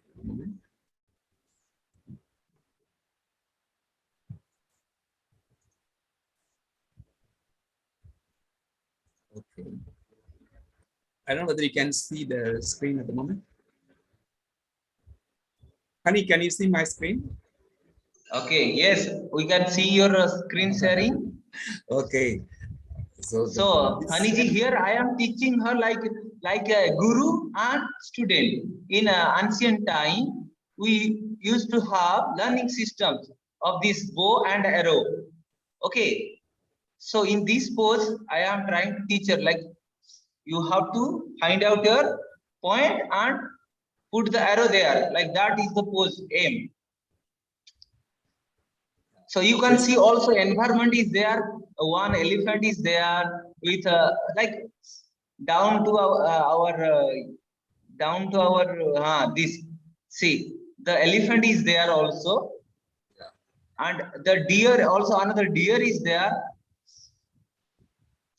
Yes, through that I am showing. Like we are used to like teach these.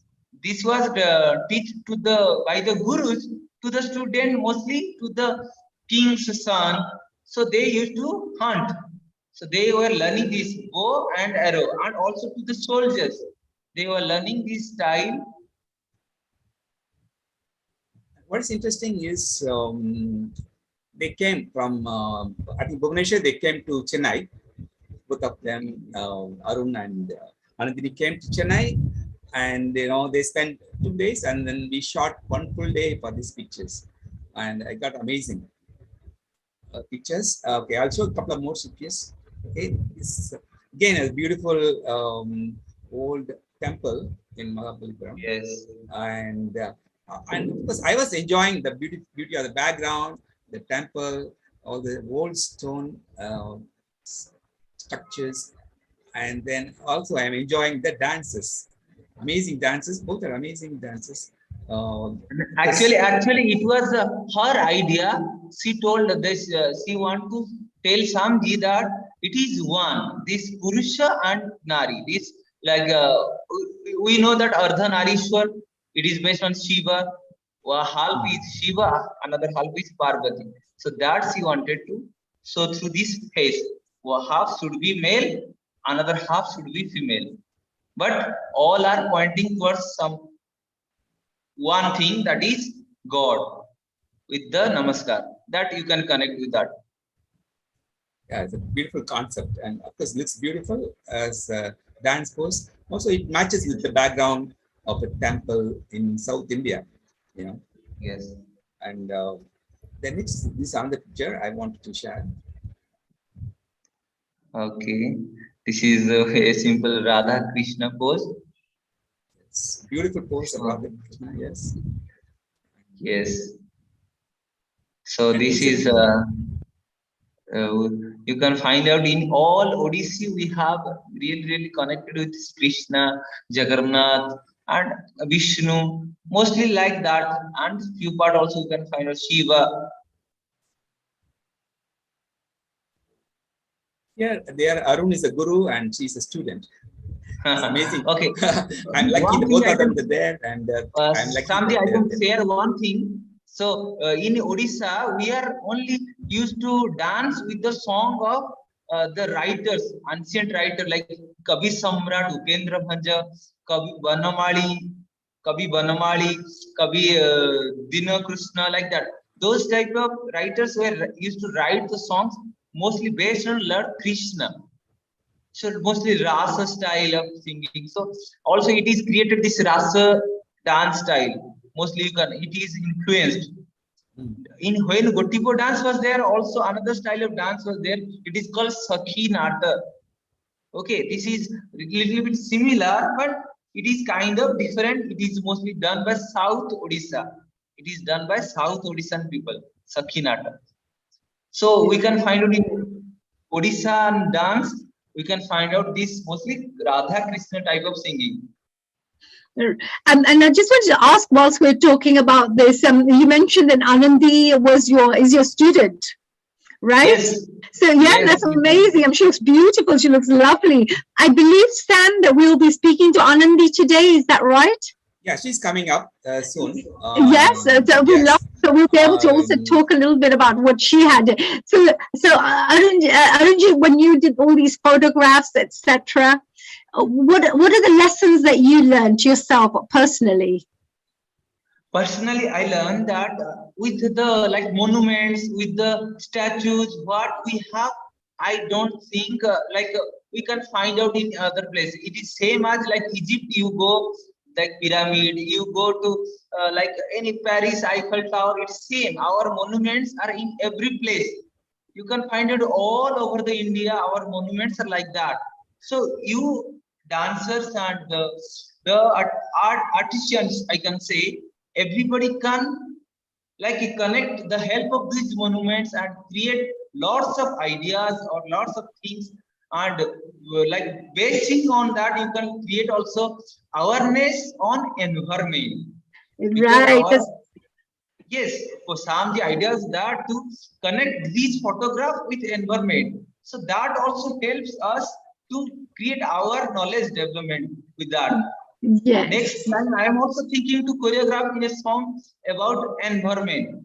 This will be like my ideas. I need to get that music. For a music, we need to like compose. We need to write the songs, script writing, like everything we have done. So my ideas is influenced by that also. Environments and our statue, temples, monuments are correlated with our inner feelings also. That is one of the things. That's really nice. So that's something you would have learned yourself. This is fantastic. No, thank you so much. Thanks for sharing such amazing information about your work. And of course, you know, the great work your family is doing as well, from generation to generation, bringing this beautiful art form of Odyssey, you know, to the world. It's amazing. It's really great. I think that Sam wanted to also show a video as well of all the images, you know, maybe. So maybe this is a good time for Sam, for you to show us that video. And hopefully very shortly, we're going to be joined by our next guest who will be joining us, Anandini. Can you see my screen? Yes, we can. Thank you. Okay, great. It's a 1-minute version of the book. 1-minute version.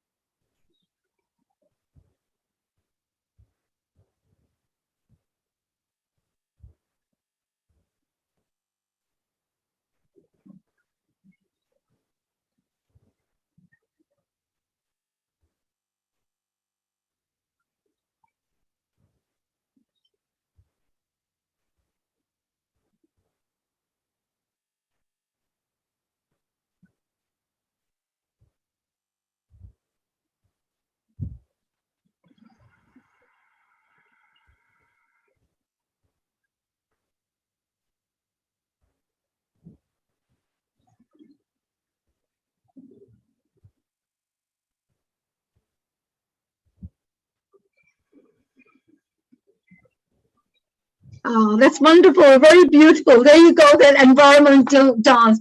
Just in case if you've just joined us today, then we are doing a special event today. It's a book launch. It's a global book launch for a book called Environmental Dance. It's been authored by wonderful Sam Kumar. And of course, it presents these gorgeous, beautiful, very stunning dance experts and gurus from around the world. So Arunji, I just wanted to say thank you very much for joining us here today. Maybe I could do a little bit of a panel discussion, and maybe I can invite 1 or 2 people to ask any questions if they have any questions. I have my co-host, Seema. Seema is a really wonderful host, and if she's perhaps around, she may have some questions that she may want to ask the team. So Seema, if you're there, if you'd like to join us, please come and join us so we can perhaps ask a couple of questions here. And I'd like to tell, yes, hello Seema, hello, Global Namaste, my dear. Very warm global namaste to you, Hani ji. How are you? Oh, very well, Seema ji. Thank you so much for joining us. I know that you've been watching, so I'm sure the program, and there's so much really amazing things going on here. I wanted to also perhaps invite Achyuta, you know, Achyuta ji, if she's around, because Achyuta ji also was another dance guest. So if she's around, please join us. Otherwise, do you have any questions, Seema, to Sam or Arun, or we have even got Karina who's just joined us by the looks of it. Hello. Global Namaste, dear Karina. I think you're on mute. Namaste, Seema ji. Namaste ji. How are you? Fine. Global namaste. You know, I loved, you see, Hani, you would know this as well, and all of you are in, you know, the creative arts industry, that dance is also a form of self-expression. Very good. Yes. Yes. Yes. And Yes. the question I have is, as an Ayurvedic nutritionist and a yoga practitioner, I mean, Yes. not an ardent yoga practitioner, but an occasional yoga practitioner, I'd like to ask you this question. When you get that sense of being, when you do the practice, when we do yoga, right? And we combine it with breath work and meditation, or when we do yoga asanas, and we combine it with our breath, like we very often do so with the Surya Namaskar, as you know. When you get this certain sense of being, and this your awareness, your sense of awareness gets enhanced. So my question is, in these different dance forms that you explore, are you able to tap into that sense of being and awareness? Actually, we don't focus into get awareness. It automatically comes with her practice. Because of that, modern dance, or like, I can't say some kind of dance is there you can learn in 1 year, 2 years, but for classical style you need at least 10 to 15 years of learning. One of the classical dance we have Kathakali. So after 12 to 15 years only you are allowed to go to the stage. So that is the practice. With the practice, automatically your awareness of breath control, awareness of your strength control, awareness of your movements, automatically comes with that. You can dance for 15 minutes, you can dance for 1 hour, you can dance for 10 hours. Same for us. Like it will be same for us. We work for 20 hours also. Basically, I'm going to say this in the words of my mother. Today is Mother's Day, so let me celebrate my mom. Okay. My mom would say, anything you do, and you do it over a period of time. Yes. If you do yoga over a period of time, yoga siddh ho jati hai. Yes. I don't know how to say that in English. Honey, you can help me here to say siddh. Yes, you become your art becomes meditation. So whatever you do, whatever your artistic form is, the expression itself, it just goes into a meditation. And meditation is a single pointed focus. So when you're performing, when you're dancing, you're not really thinking about what's going there, what is that person doing in the back of the audience. You become so involved in the person and the performance. You literally are dancing from the soul rather than mechanically. You know, like somebody teaches you a movement, you go, okay, punch, come here, do this, okay, done, you know. But if you're doing it with your movement and your feeling and everything like that, it starts coming through from your soul, the movement itself. Yeah, so that's what I would consider as meditation. What a beautiful way of explaining it. Thank you very much. So I just thought about the siddh ho jati hai, and I was thinking of the English word, and I'd say it gets embedded with you. Yes, yes. It becomes a part of you. So you've been dancing for many years, Arunji. So yes. I would say it's a part of you now, right? Yes, one of things I can tell you, like we have a pose named Chauka. Okay, so this is like this. So you have to see. Okay, so this is Chauka. So after like new students, if you teach them, they can't do it for 1 minute. Also, like after practicing it like 1 month, 2 months, they can't do 1 minute. But when they will find out the pain, when they will reach the higher level of pain, then they can do without have any pain for 10 hours of the same chauka. This is very powerful. So you learn how to transcend pain through dancing. Yes, and another thing also, we are teaching to students that is need lots of movement in body movements, but to teach you like who are experienced in life, who are age group, bigger age group, so need more connection, not need to do movements only. So more connection should be there to perform also. That is one of the main thing what you told, that siddh, yoga siddh comes after many years practice, yoga siddh comes. So dance also is the kind of that. Many years of practicing dance, we got the award like Pandit or like Guru's award of like that we got. Because of that, we are we already reached the level of that pain. We understand how to. Now some students are telling, Oh, so you got a bit into mute there, Arunji.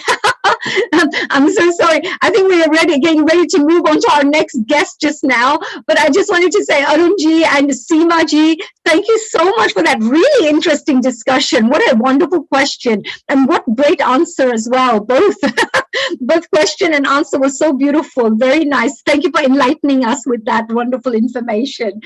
We, of course, now just wanted to move on to our next guest. And we've been seeing so many people today, hearing from so many people today. And here's our next beautiful guest, all the way again from I would say, Argentina, so which is really beautiful place. I've been to Argentina before, and it's such a gorgeous place. Now, Anandini Dasi is our next guest. A global namaste to you, Anandini ji. We've got Anandini Dasi from Argentina. She's an Indian classical dance student, and she has also studied Bharatnatyam from Guru Padma Shri Adhir K. Lakshmana and Guru Shri C.V. Chandrasekhara, both from Chennai. Later, she studied Odissi at Venunath Kala Kendra, Vrindavan. She also learned Odissi from many senior gurus, including Padma Shri Guru Gangadhar Pradhan, Kunjalata Mishra Guru, Shri Pratap Narayan from Vrindavan. So many brilliant Gurujis. And of course, Sujata Mohapatra, which is really brilliant.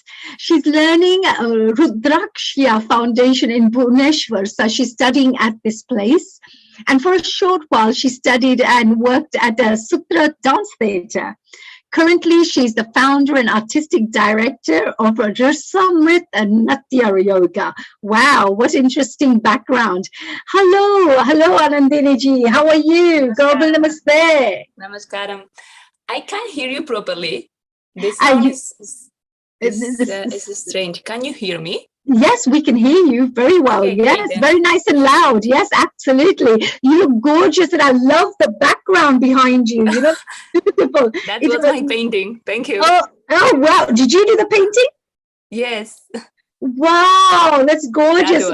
We have artistic Anandini ji. Well, I just wanted to say before we move on, Arun ji, thank you very much for joining us here. Arun Pradhan ji, have a wonderful, wonderful day, and good luck with all your Odissi performances and all your teachings. And we wish you the best of luck, and thank you for being here for part of the Global Lodge. Global Namaste. Thank you. Thank you. So, Anandini, right. So tell us, you're from Argentina and you went along to learn classical dancing. How did that journey start for you? First of all, I just wanted to clarify that my first Odissi guru was Arunji, before one. So he's my dance mate, and he's my Guruji. He's my Adi Guru in Odissi. Oh, lovely. He's actually such a wonderful gentleman. He's got so much knowledge and such wonderful teachings that he's passed on to you, because we can see your grace, and you know, when you're doing your poses, you look so beautiful in your photographs. So you're very lucky to have a very good teacher, and he's also very lucky to have such a good student. So both ways it works very well. So tell me, Anandini, what has it been like for you learning Odissi? What is Odissi, Bharatnatyam? What has it been like learning Indian classical dance styles? Well, it's kind of complicated to explain in words, but from the very beginning, my life was kind of strange. I have some Indian ancestors, so I guess something was calling from a very long time back. And after some years, because all my life I was a dancer, I did classical ballet too, and flamenco, and so many other Western dances. And just by chance, I watched a video, an Indian classical dance video. I still remember it was a Bharatnatyam video. And at that time, I was in the journey of the law school. And after only 2 minutes watching that video, I knew that was I wanted to do for the rest of my life. And I quit everything. And I just contact the Indian Embassy of Argentina I met Mirtaji. She was my guru here in Argentina. And she suggested me to go to India if I really want to learn properly, because she at that time was already an old lady, and she was not teaching anymore, just not like everyday classes or regular classes. So she was taking only workshops.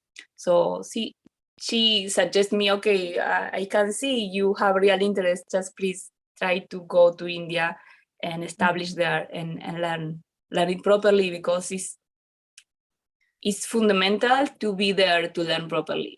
Very You nice. can't learn properly at all. It's Very not possible. good. Yeah, very, very good advice. Very good advice. Because when you're immersed in the actual culture, when you're immersed with a teacher teaching you regularly on a regular basis, it brings out the best in you as well. It brings out the best talent in you. So, which is really good. What do you like best? I mean, so as you've done both Bharatnatyam and Odissi, both. What do you like best about each, and what do you like best about Bharatnatyam? What do you like best about Odissi? Well, actually, I started with Bharatnatyam, and I had an amazing guru, late Padma Shri Adyar Lakshman. And just probably because of him, I was trying to keep, because also Mirtaji was alive at that time too, and she was kind of encouraging me to continue with my Bharatnatyam. But what I really felt, since the time I watched some Odissi, that was my core, Odissi. So at that time, even though I continue sometimes doing some Bharatnatyam sharing in some lecture demonstrations, because it is from my point of view, it's a little easier language, just to learn for the body, no about knowledge. At least for my type of body, because I'm long and I'm skinny, that's why probably.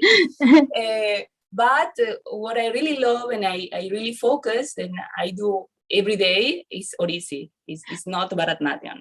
Right. So since I met late Padma Shri Guru Gangadhar Pradhan, who was my first teacher, then at that time I met Arunji also at the Gurukul, because I started my Odissi journey in a Gurukul, a beautiful Gurukul in Konark, amazing Gurukul with Gotipua.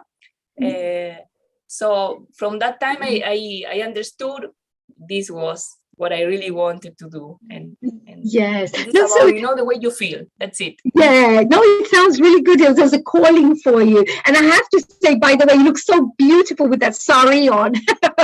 I know I looked at the painting at the back and that was stunning, but I love the way your sari you're wearing. So I can see that you appreciate lots of things which are Indian, and you can appreciate, look at that, you look so gorgeous with that. And I saw your lovely images in the book as well, and they look so beautiful too. Is there any kind of movements you can do with your Odissi dance that you like, that you could just show the audience from your hands, any gestures that you'd like to maybe share? I don't know, maybe Sam Kumarji could show the video we were preparing to share with all of you, because here I don't have enough space. I have Nataraja over there. You can see. Oh, is that? Yeah. If I stand up, my head will be caught. When I have the light over there. Can you do any hand gestures, anything like that? Or Sam, would you like to maybe show some of the images that Anandini, because Anandini's photos were mainly with Arunji, right? Yeah, no. So we've already a lot of solo pictures of Anandini. Yes. And some together. But before that, I want to show a video, amazing video of Anandini. Oh, I would love to do that. Yes, definitely. It's lovely. amazing. I'm going to share it just now. It is from Instagram. Are you able to see my screen? No, not at the moment. No. Now I'm sharing now. I'm yes. sharing right now. Okay. So we're going to get a chance to see Anandini's performances. Here you go. Yes, the screen is coming. Oh, there you go. Just amazing dance. I said I must show it. Yeah. Wow, so beautiful. Oh, the rain and oh wow, is this real rain? Anandini, is this real rain? It was raining. Actually, Wow. it was raining. My We God. were in the middle of a photo shooting with my Yes. dear friend Devojyotir. Yes. And what happened, it started to rain and we just ran to take shelter. It is Mukteshwar temple, you know, in Bhubaneswar. And so it was raining so heavily. And I started to watch just how the rain was pouring. And I don't know, the breeze, I don't know, something just pulled me out of that shrine. And I started to dance. I request my friend, just play music, I will do it. No, you know, it is kind of cold. You will get cold, and you know, no, like tanda, bahut tanda. But I just ran away and I started to dance.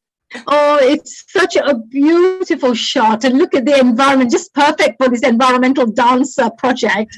But this is a video version of it, where you see this beautiful temple, kind of a look at the back as well. It's a really beautiful place. So this is where did you take this, in India? Yes, it is Mukteshwar temple in Bhubaneswar. It is just 10 minutes away from my home up there. Yeah. And, because actually for the last almost 2 decades, I live in India. I don't live here in Argentina. I just came for the pandemic because of my Guruji, Mirtaji, he was ill. That's why I'm here. But actually I am, most of the year I live there. I don't live here. Oh, okay. So you're an Argentinian, but with an Indian heart. Yes. Being pulled to India every time. Oh, that's lovely. Thank you, Sam. Thank you very much for that. That was really nice. Actually, you are so graceful, such a beautiful dancer, so sophisticated, so elegant. And I love the movements that you're showing. You know, they're very soft, beautiful, really nice. This is Panchaka. That's a really beautiful and soulful item of Odissi.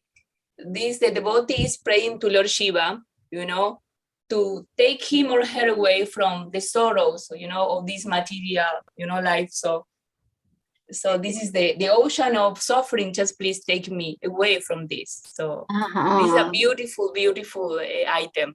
You know? That's really nice. And what was it like for you, you know, taking part in Sam's book? Because, you know, I know that you were introduced by Arunji, or you introduced Arunji, or Arunji introduced you for the book, right? To take part in the book. But what was it like for your experience for being photographed, and now your photos are in a book that's being launched globally? Can you share your feelings or your thoughts on that? Well, we met with Sam Kumarji many years back, many years back, because at that moment I continued going to Chennai. So, and suddenly, I don't know, for a photo shooting, I really don't remember how this happened, but we came in contact because he was doing some photo shootings of dancers at the temples. And I was all the time doing that in Chennai or wherever I was there in India. So, and we kept, you know, talking for so many years. And suddenly he mentioned, oh, do you like if we do this, you know, we can do this collaboration. And I was absolutely happy with that, you know, request. And I suggest, okay, I will take Arunji with me, because we were dancing together, they're working together. And it came out so nicely, because also Samji and Arunji, they are so peaceful and nice. I am a little crazy, you know, like every lady requesting this and that. So they were so nice, you know. So it was so nice, easygoing, you know, time. We enjoy a lot. Even though we faced so many problems there in Tamil Nadu, because we were shooting, actually that, you know, the photo of the cover was in Mahabalipuram, you know, in that, what is the name exactly of that? Is the mountain of the penance, no? When the devotee is doing tapasya there. So, and it's supposed we need some special permission. We didn't have. We didn't have that permission. You know? So we were just running. No, they said let's just go and do it. Yeah. Yes. They said they are going to Delhi, in the Ministry of Culture to Delhi, write to them, get a reply. But Anandini is here only one day, and then how we are going to write to Delhi and get a permission to shoot inside? But anyway, we did some pictures, amazing pictures came out. Yes, I mean, it's really beautiful because look at that. I mean, I'm getting lovely little messages from various people, you know. Somebody just said, Lata just said, you know, it's so beautiful that it shows that, you know, Odyssey can be done by so many people from even different cultures. I think somebody also mentioned, I believe it was Mitaji, who also mentioned the fact that sometimes folk dancers, etc., are shown on TV. And sometimes they take a long time, you know, Kathakali, for example, Kathakali makeup, Odissi makeup, I'm not sure. But, you know, it takes many, many hours to get yourself ready. They use herbal vegetarian makeup. So it's like all your performance is not, it's all about organic things. It's not even just the fact that, oh, here's a dancer, here's the costumes. There's a spiritual connection. There's an environmental connection that even sometimes makeup is made out of plants and vegetables, not, you know, so there's such deep layers of what you're doing right now. And Sam, you know, well done you know, there's such a beautiful and a wonderful concept. And you brought people together from different parts of the world.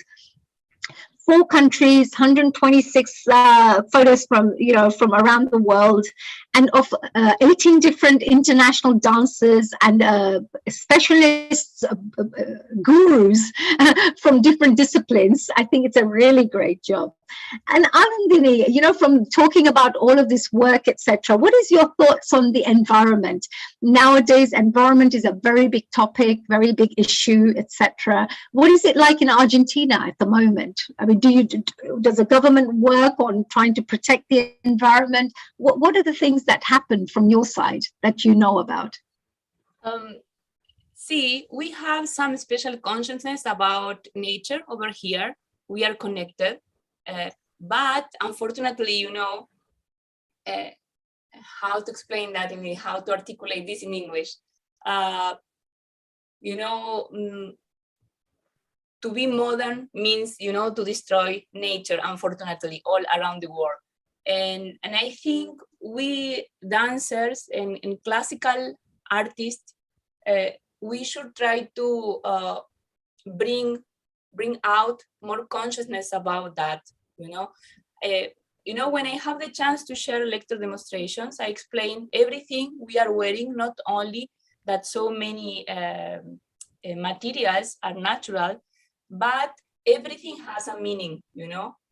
Everything has a meaning. So the eyebrow should look like, you know, Madanan's arrow, and the eyes like fishes, you know, and we have the sun over here, the sun and the moon, you know, and the taya, you know, the flowers we are wearing over here. This means the last chakra. And the spiral is a spiral of the tower of the temple. So there is some another connotation, a very strong and spiritual connotation of everything we are doing. I take at least 3 hours or 4 hours to get ready to perform, at least. Because during those hours, we are entering little bit, you know, to be part of that, to be a god or a goddess, and to be part of the nature.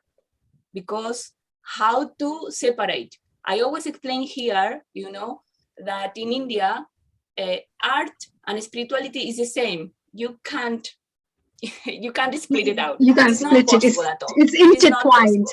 Yes. Even though some people are doing just for art, for the sake of art, it's fine, but you can't, you know, separate those spirituality and art, because it's supposed, if you know, the main aim of this art, sacred art, is to take you back to your essence, is to give you, you know, some pleasure, rasa, to take you away to that metaphysical state, you know, when you are going beyond something. So it's supposed this is art. So art is taking us to some spiritual realms, somewhere else, you know. Otherwise, it's not art, it's just a beautiful entertainment. Yes, I see that. Yes, I understand that, because you're talking about the deeper level of consciousness, which is connected to creativity and art, etc. And, you know, it's beautiful. I would like to say, you know, Anandini, we're so pleased to have you as part of our wonderful guest guests today, part of a celebration for this launch, also sharing your wonderful experiences. I think it's been amazing. I know that we've been traveling from Japan to India to Argentina to all different places, and we're going to also be traveling to Ecuador very shortly and meeting this lovely lady called Karina, who will be discussing some information with very shortly as well. But there was is there any last message you would like to give to our audiences, Anandini, before we say goodbye for today? Is there any message that you want to share? I like to share, yes. I like to encourage everyone who wants to learn Indian classical dance or music to try to make the effort to go to India, to pursue, to learn it properly, because it's really important to give some respect, to offer some real bhakti, dedication to this, because it's worth it completely. Every single tear and pain we have, it's worth it, because it is something, it's not possible to explain, because you are getting that type of ananda, of blissful state, and also you are sharing that with the people around you. And this is something is priceless, especially nowadays when everyone is running, and just we are not focusing in the essence of life, that this life is a gift. So that's why this the work of Samji is so special, because it shows, that connection between nature, and we, because we are part of nature, we are part of God, we are part of this universe. So how it's possible we are splitting out us? And this, and I also want to share you are such a nice a nice lady, a beautiful lady too. And Sam Kumarji, because it was great to have the chance to work once again with him. He's absolutely nice, so nice. And he's never in hurry, he's never pushing, he's always listening, so it's great. And I also wanted to request everyone, to support his work, and if possible to buy his book, which is beautiful, absolutely beautiful. Oh, that's a lovely, lovely, lovely suggestion. And I think, yes, so all your audience members, go and listen to this. You have to check this out. What a beautiful book there is there. And it's called Environmental Dance. You can buy it from Amazon. It's Sam Kumar's. It's had amazing 5-star reviews, which I'm sure Sam will be sharing with you and reading some of those reviews for you for next time round when we bring him back on again. But we're now, of course, moving on to our next guest. Meanwhile, Anandini. Honey, I want to share some pictures of, Anandini. Just 2 or 3 pictures I want to share, and I want her comment. Just in the book, from the book. I'm so sorry, Sam. I'm so sorry. We need to move on to our next guest, if that's okay. Just one picture. Yes. So this became the cover of the book. The cover. This became the cover. So Anandini is in the cover, and this is, of course, next guest coming up. And one more picture here before we stop. Yes, Anandini, the Mahabalipuram, she came all the way from Indonesia to come to Chennai for my photography. So kind of her to come all the way. And then I really love the photos we are together. No, that one, that's nice. We have 2 different photos together, which are amazing. I really love it. One we are doing, I think, Dada Krishan. The other one we are doing Ardhanarishwara, which is great. Yeah, so this is that one. This is one of my favorite. That one. Yes, we spoke about that with Arun. Yes, there were really beautiful photographs, and we saw all the lovely images. Very nice images, doing so well and so gorgeous. Such a beautiful, like Radha Krishna looking. Yes, so very nice. Yeah, and I love your expression there as well, Anandini. Your costumes look beautiful, and the facial expressions are so gorgeous. Really nice. Thank you, Sam. Thank you, Sam, for sharing. We had an amazing time together, and that place is absolutely. Of course, you are getting inspired, even though we were running away from the security people, and also people were around us, and taking photographs by themselves. Sam saying, "I'm not going to give up. Come on, quick, take another photo." It was bittersweet, it was kind of bittersweet. So, but everything came out nicely. So, well, thank you good luck. once again. Good luck with everything. Thank you so much, Anandini. So much. Yes, good luck with all the adventures. And we look forward to part 2 of your environmental dance, right? A global namaste, dear Anandini. Wow, what a lovely, lovely guest this. What a lovely images. And we're now moving on to Karina. And actually, I would like our dear Amalia to perhaps introduce. Amalia is, of course, our wonderful family member here on Healing Our Earth. And she is also one of the wonderful, beautiful dancers photographed in this book, The Environmental Dance. So, Amalia, welcome. Global namaste to you, my dear. Global namaste, Honey Ji and Neil Ji and everybody here. It's a global namaste, and from Ecuador, where I met Karina through the grace of our friend, a mutual friend, Claudia, who was on last week. So I was a yoga teacher, and Karina and I and Claudia may be doing a retreat together. And what Karina does is conscious movement. And so I would just read it for her. Karina Pais is a professional visual artist with a body of work spanning a variety of media. She has always been passionate about dancing and has found in conscious movement practices a natural way to express her true self while helping others in their journey to free expression. She has been trained and certified in modalities such as journey dance and prayer dance and taken several 5 rhythms classes and workshops. And this is Karina.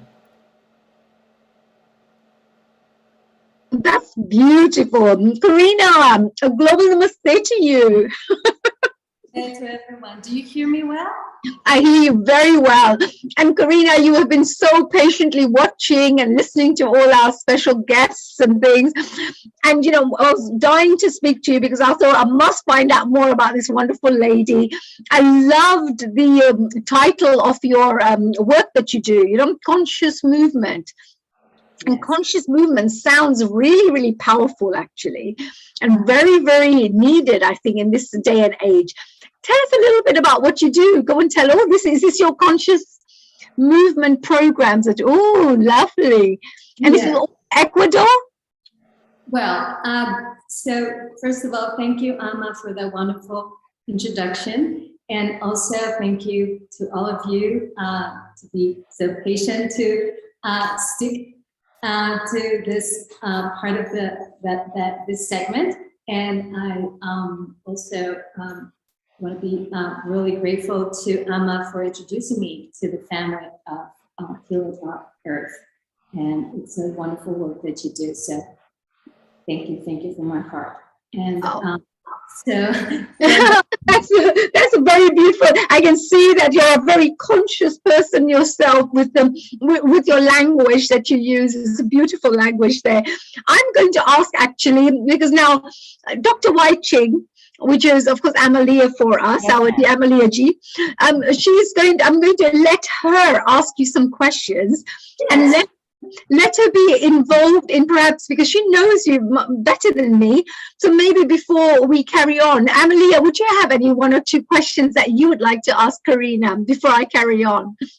Well, do carry on, honey, because I've been keeping company with Karina in the last few weeks. I'm getting to know her, and now since I do conscious movement work as well in Transcendence, we'll talk about that. I think I know much about it, but I feel that you should ask her about it, actually. Sure. As you use your word, interrogate. So go ahead and Yes, I'm going to interrogate Karina. Fine. Thank you so much, dear Wai Ching. Thank you. That was Dr. Wai Ching for us, and we'll be speaking to her very shortly again. Thank you, Amalia. Let's see if we can go into interrogating our dear Karina. So if you want to, I can go back to your question about what is conscious movement. Yes, because first of all, there is what is conscious movement, and of course, you yourself are a conscious movement trainer. Yourself. Let us know a little bit about how do you train for becoming a conscious movement trainer, and what do you actually teach when you're doing this? So tell us a little bit all about this conscious movement. Well. From my personal experience, which is where I'm speaking from, I learned about this practice while I was living in the United States for the past 15 years or so.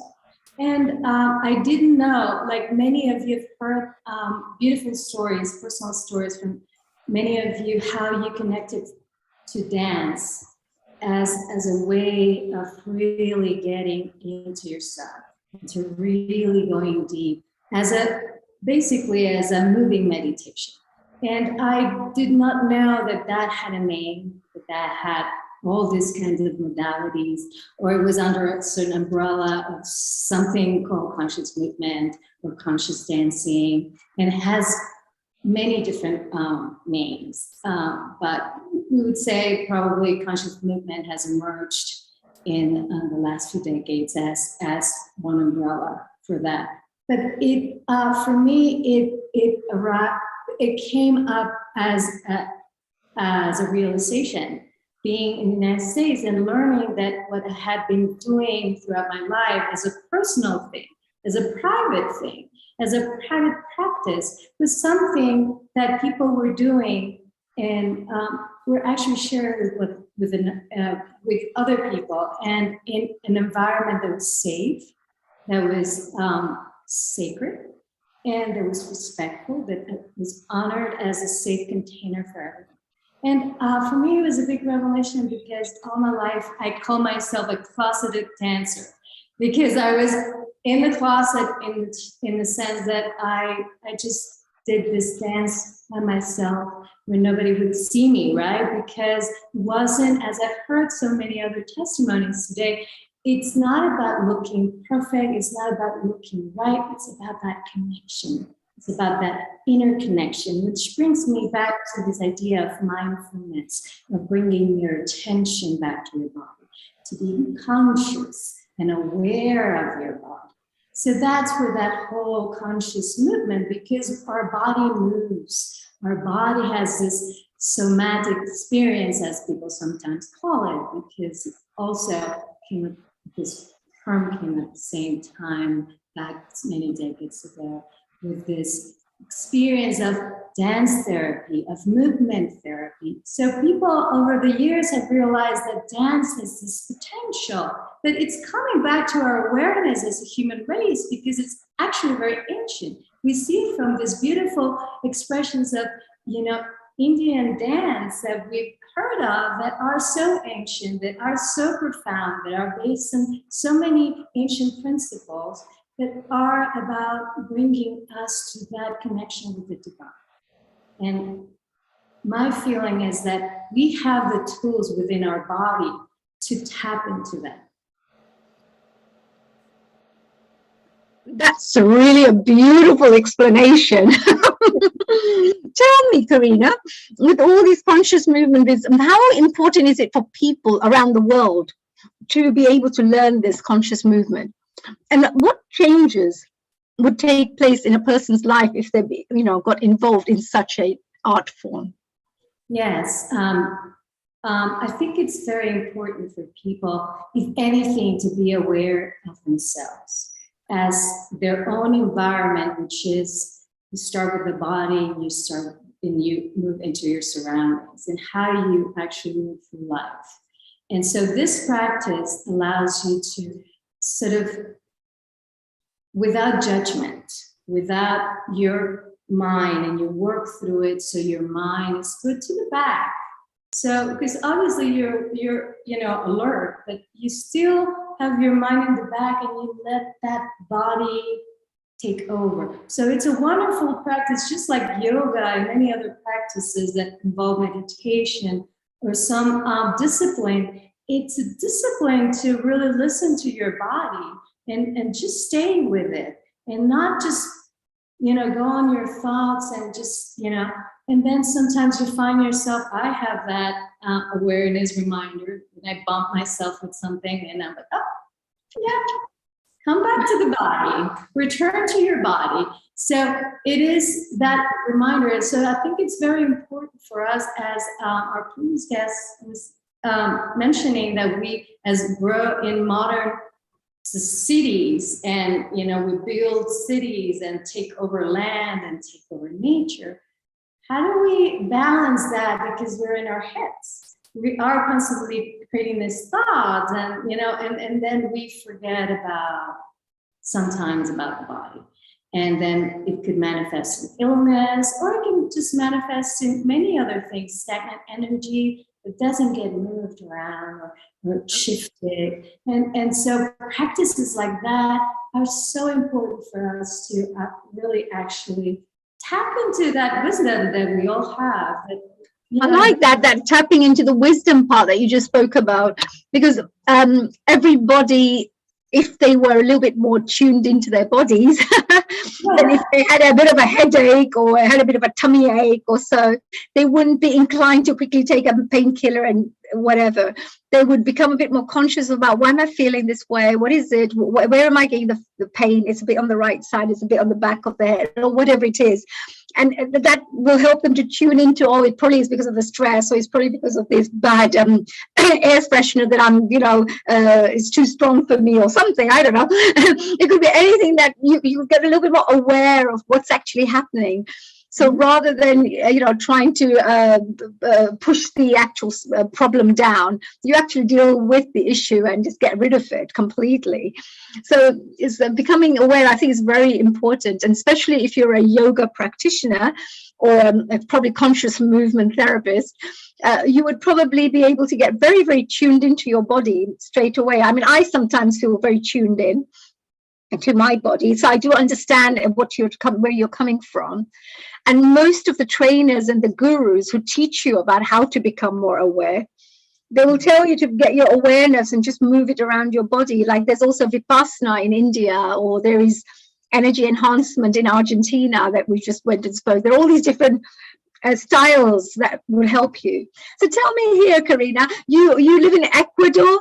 Ecuador must be a very beautiful place when it comes to the environment. There must be beautiful trees and lots of greenery. Is that right? Or what do they describe Ecuador? Well, it is. And Amma has been here for a few weeks, so she's experienced that too. And we are very privileged to live in Cuenca. I am originally from Quito, the capital, but I did feel drawn to come to Cuenca. And I'm glad we did come to Cuenca, because it's a nature-loving city. It's filled with green. It has like 4 rivers. You can walk in nature, and it's like such an abundance of this female energy with the rivers and the male energy. It's like such a beautiful city, and they keep planting trees, and we're like so excited to see that. So, oh, it's so good to hear that. And you've been probably listening to all the interviews taking place with all the beautiful, wonderful guests from around the world talking about dance and their connection to the environment. And what is your feeling about conscious dance and conscious movement connected with the environment? Can you tell us a little bit about, perhaps give us an insight on that area? And I really do appreciate the question, because going to my practice, the way because after a few years training different modalities, I just decided to go with my own feel of it. And my feel, it comes from that connection with the environment and nature. And so my practices are all based on the elements of nature. And so I create these practices that are tuned precisely to get you connected in that sense, whether the sounds, the sort of something that is in the rhythm that will sort of, in the guidance that will tap into that. So we work with all the different elements, and it's because I feel like we are part of this bigger environment, which is our planet Earth, and we resonate with that field. And so when we dance, we not only connect with our inner field, with that expanded field of our Earth, that also sort of creating a feedback, right? So why not connect with that? And I think coming from the Andes, it was also part of my culture to really connect with Pachamama, honoring today Mother Earth as all the mothers in the world, but Yes. also that female mother energy and it, all the different energies in it. So I weave the practice focused on different elements. Right. What do you mean by these different elements? Because I know you're sharing this, but what do you mean? Practice, you talk about different elements. We are talking about the earth, the air, the water, right? Yeah. And yeah, so we're talking about the 5 elements, and that includes ether, of course, right? Yeah, because that's all encompassing. That is the vibration, that's the sound, that's the space in between. I mean, that's sort of an implied element, that it's the container. But I also bring, as we move through the year, I align the session with the particular element energy that we are going through in the astrological aspect. I know that you have another system in India, but going with the Western horoscope or astrological view of how the energies flow astrologically, we align also with that, trying to tune into that energy that is sort of heightened during those times of the year. Right. And do you study astrology yourself? Is that something you study as well as? Not really in depth. I just am a little, inclined for that, because I think it's such a profound knowledge that we often take very much granted. So yeah. Okay. My dad's a great believer in this. He's a firm believer in astrological things. So yes, and he's always reading books on it and watching videos. So I understand, yeah. Tell me another thing, Karina, with this environmental project that's going on right now. Nowadays, many discussions are going on, and actually there is a huge need for more people to become aware and actually make changes in their life. So it could be recycling, perhaps, like you've got so much plastic in the sea right now. Each one of these plastic bottles, even, when you have this strong plastic bottle, they take 450 years to melt. And so, you just stick things into the sea, but you don't realize it's just building, and affecting, of course, the fishes and all the sea creatures, etc. But there could be also things like, of course, the air being polluted with all the things we do, or trees being cut down and not enough oxygen in the air, or soil where all the nutrition is being taken away through pesticides and fertilizers, and later on there's nothing left in that soil anymore. So there's so many different areas of the environment that we did talk about. How can we, do you think we can get people started? How do we get people encouraged to get more involved in environment related projects and becoming more aware? What do you think we should be doing as a collective consciousness movement, team members? Thank you for that question.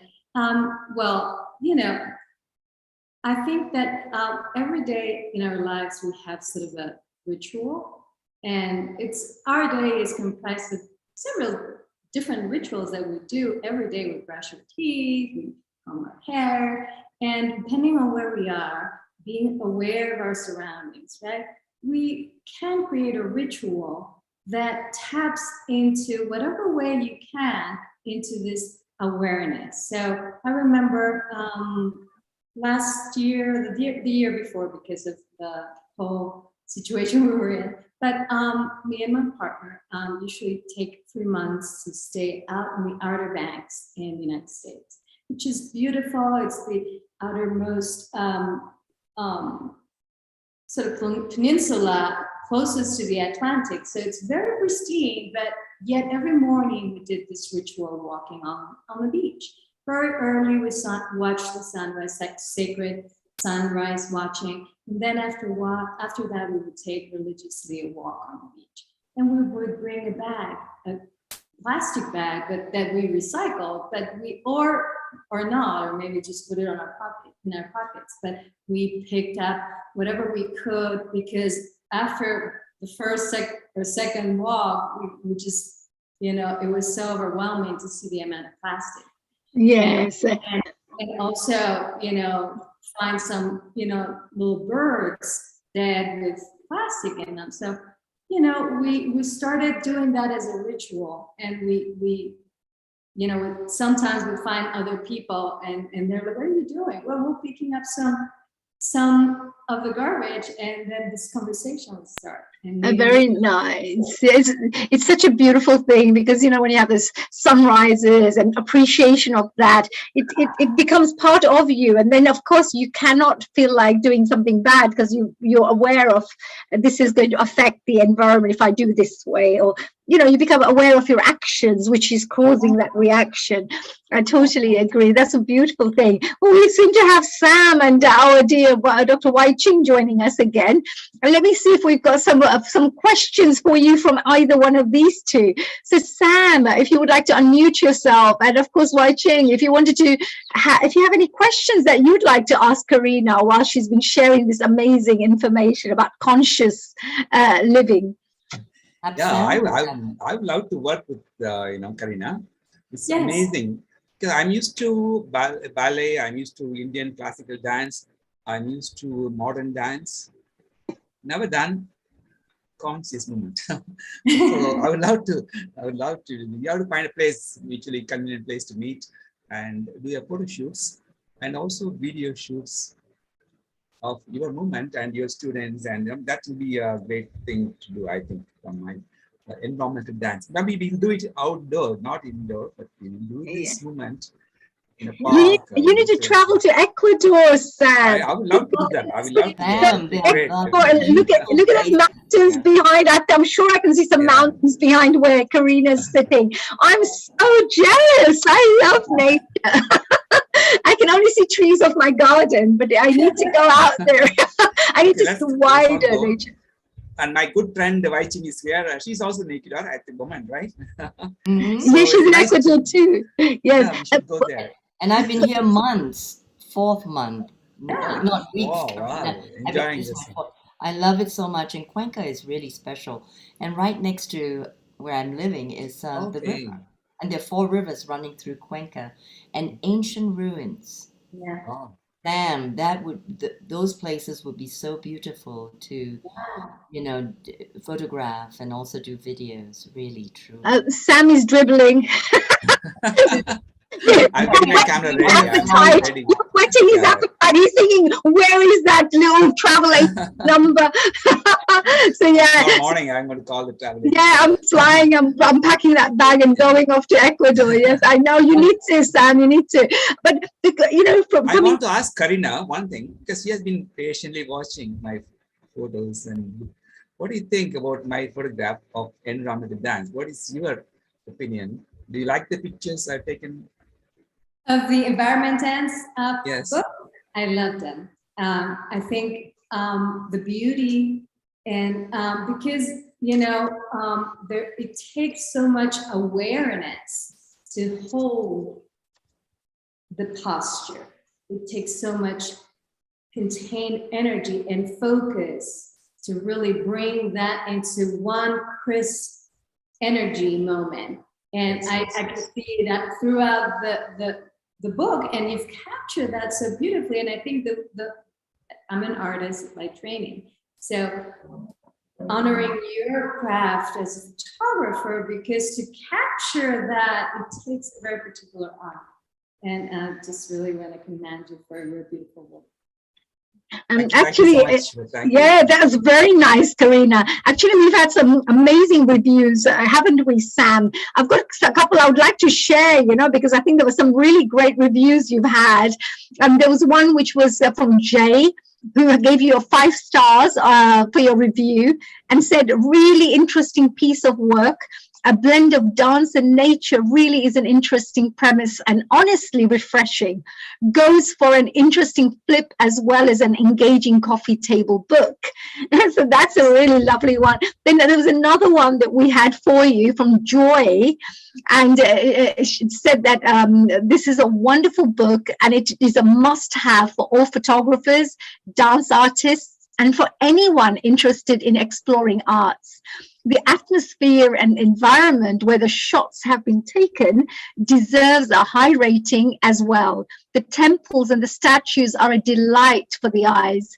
The photos being so rich and gorgeous, and the emotions emoted by the artists captured realistically. The author, Mr. Sam Kumar, deserves a huge applause. That's a wonderful thing. And there was another one as well, which I thought I'll just share while I'm at it. Another one said, an amazing book of photography that captures various renowned artists of different art forms from all over the world in the finest moments of art. A great array of pictures that holds the wonderful expressions and perfect moments in excellent dance forms, frozen forever. A commendable joy the author and the photographer, Mr. Sam Kumar, brings. It's amazing. I mean, I there was a couple more which I'll share maybe later on, but it's so really, I think, Sam, congratulations. And I'm sure that Karina, myself, Amalia, all of us feel the same for your wonderful book. And also you did it with your heart. You didn't do it with, oh, I want to take some photos and I want to go out there and make lots of money with these photos. It was none of that. It was just your love, your passion, just the thing that you were so dedicated to bringing the dance and environment together. And that resulted in something like this, so to the next stage, which is great. So well done. Karina, before we finish off and move on to, of course, our next guest, which is Amalia, to talk a little bit about the work that she does, are there any final messages that you'd like to share with the audiences, with Sam or whoever, with Healing Our Earth while we're here, as we're doing this global launch? Any messages you'd like to share? Thank you. First of all, the invitation is open to Sam if he wants to do that here locally. It's a beautiful setting, as Amma was talking about. And to, yes, I think it, as I was saying before, I think in any form, it is important to cultivate any practice that can bring you into this awareness of your body. There was one guest earlier that talked about trusting in art. And I think believe in art is what he said, right? And I deeply resonated with that because we are all, I think, as human beings, wonderful creators. Just find that inside of your heart and your being. Oh, that's beautiful. Lovely, Karina. Thank you so much. Thank you. And thank you, Sam, as well, for those lovely, lovely little thoughts and questions. And of course, those lovely reviews that people have been writing about your book. I'm going to be making sure that we'll share a couple more before we finish off today. So thank you, Karina. I just wanted to say have a wonderful time in Ecuador. We miss you. Maybe we should all come down there and visit you. Because I'm saying, come on, let's have a party in Ecuador, everyone. Yes. Well, I would like to wish you a global namaste as always. Thank you so much. Enjoy the rest of the show. Sam will call you back in again very shortly to talk a little bit more about the images of Amalia. But meanwhile, let's find out and let's interrogate our dear Amalia. Hello, dear Amalia. How are you? Let's give an interrogate. Ooh, it's yeah, scary. I love that. I love that word. I think it's so fun. I put it in such a nice way. That's why I like it. So now let me tell you a little bit about Dr. Wai Ching Lee. Her actual name is Dame Reverend Dr. Wai Ching Lee, and she's an intuitive healer, a holistic bodywork therapist who created Infinity Quantum Qigong in 1990 after a spiritual awakening. She started practicing Qigong in the temples with her mother, and her passion for movement and exercise expanded to aerobics and exploring different genres of dance during the disco era. Wow, that's some time back. and transcendent dance was birthed from weaving the consciousness of soma body intelligence and cellular memory with the embodiment of transformation in the physical body. She has also developed Wai Ching, a therapeutic, I'll come to kind of a water therapy to bring the benefits of Tai Chi and healing in water to support the inner and outer fluids balance as a return to the womb, as they say. In addition, she also offers dancing with the divine, embodying the different qualities of deities during an 8 days retreat in Bali and Bhutan. I would love to attend one of those. And Wai Ching has also led transcend dance and ecstatic dancers in both Bali and Malaysia, as well as trained others in somatic healing. So first of all, wow, you have a range of things that you do. Before we carry on, Karina, what do you know about Dr. Wai Ching? Before I say bye to you, tell me a little bit about, you spent a short time with our dear Amalia. What would you like to say about her? First of all, I'm so deeply honored. Oh, I'm sorry, I'm muted.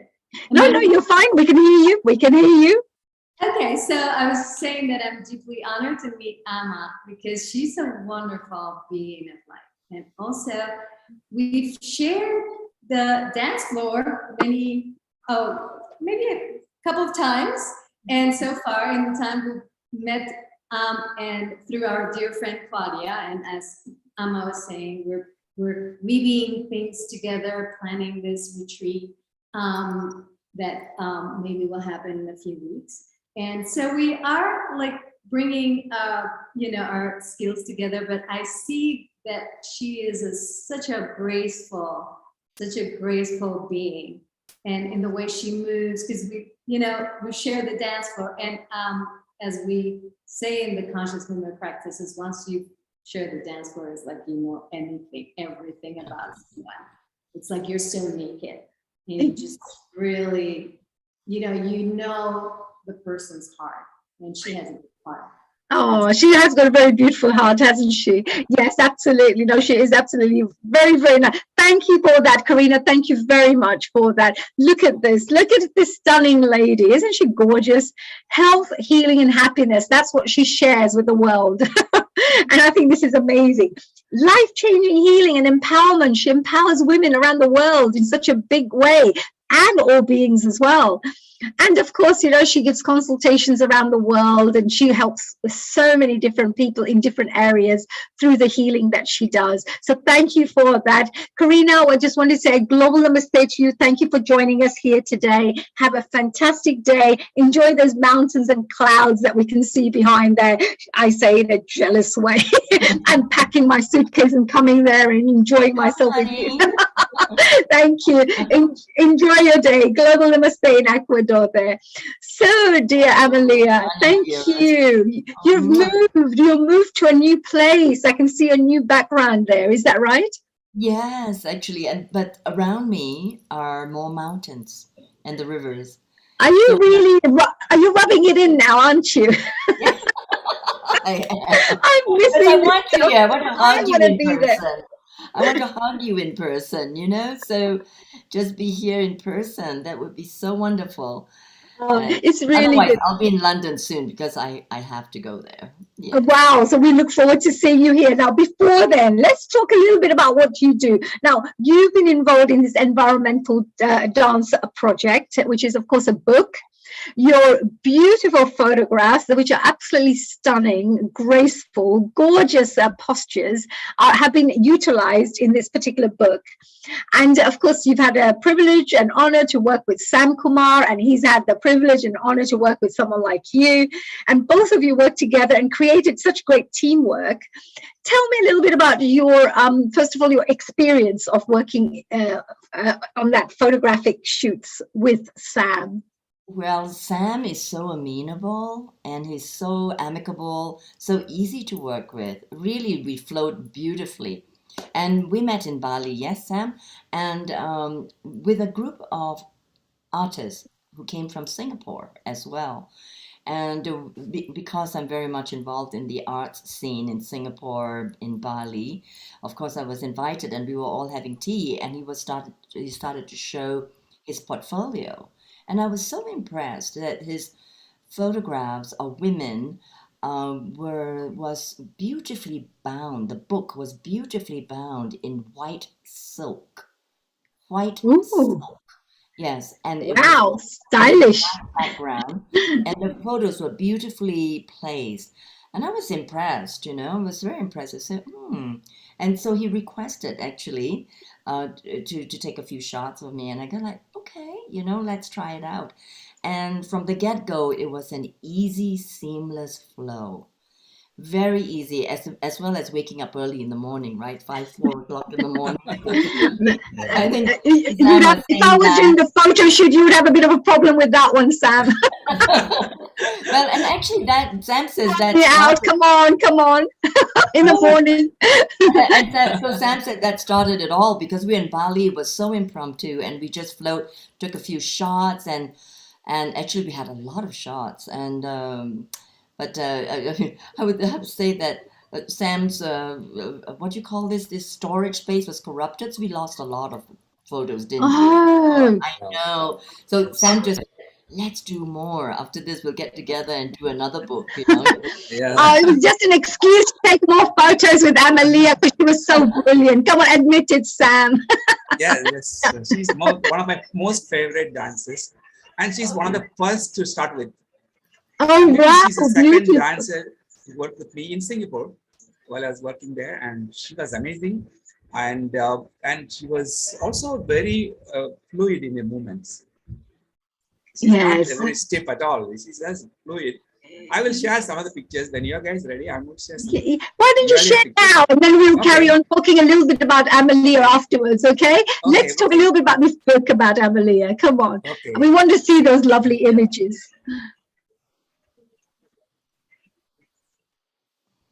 This is in Bali.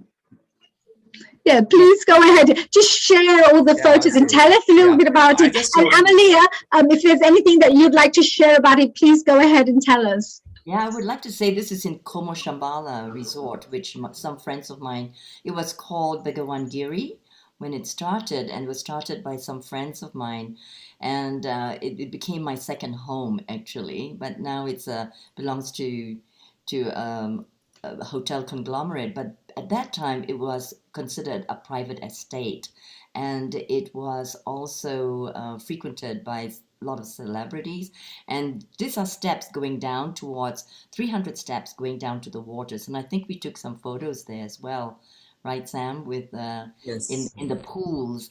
And I actually visited the place before it was even built, and so it's a special place. It's like home, and we just had the beautiful opportunity to shoot there with the permission of the owners, and so that was a really, really special place.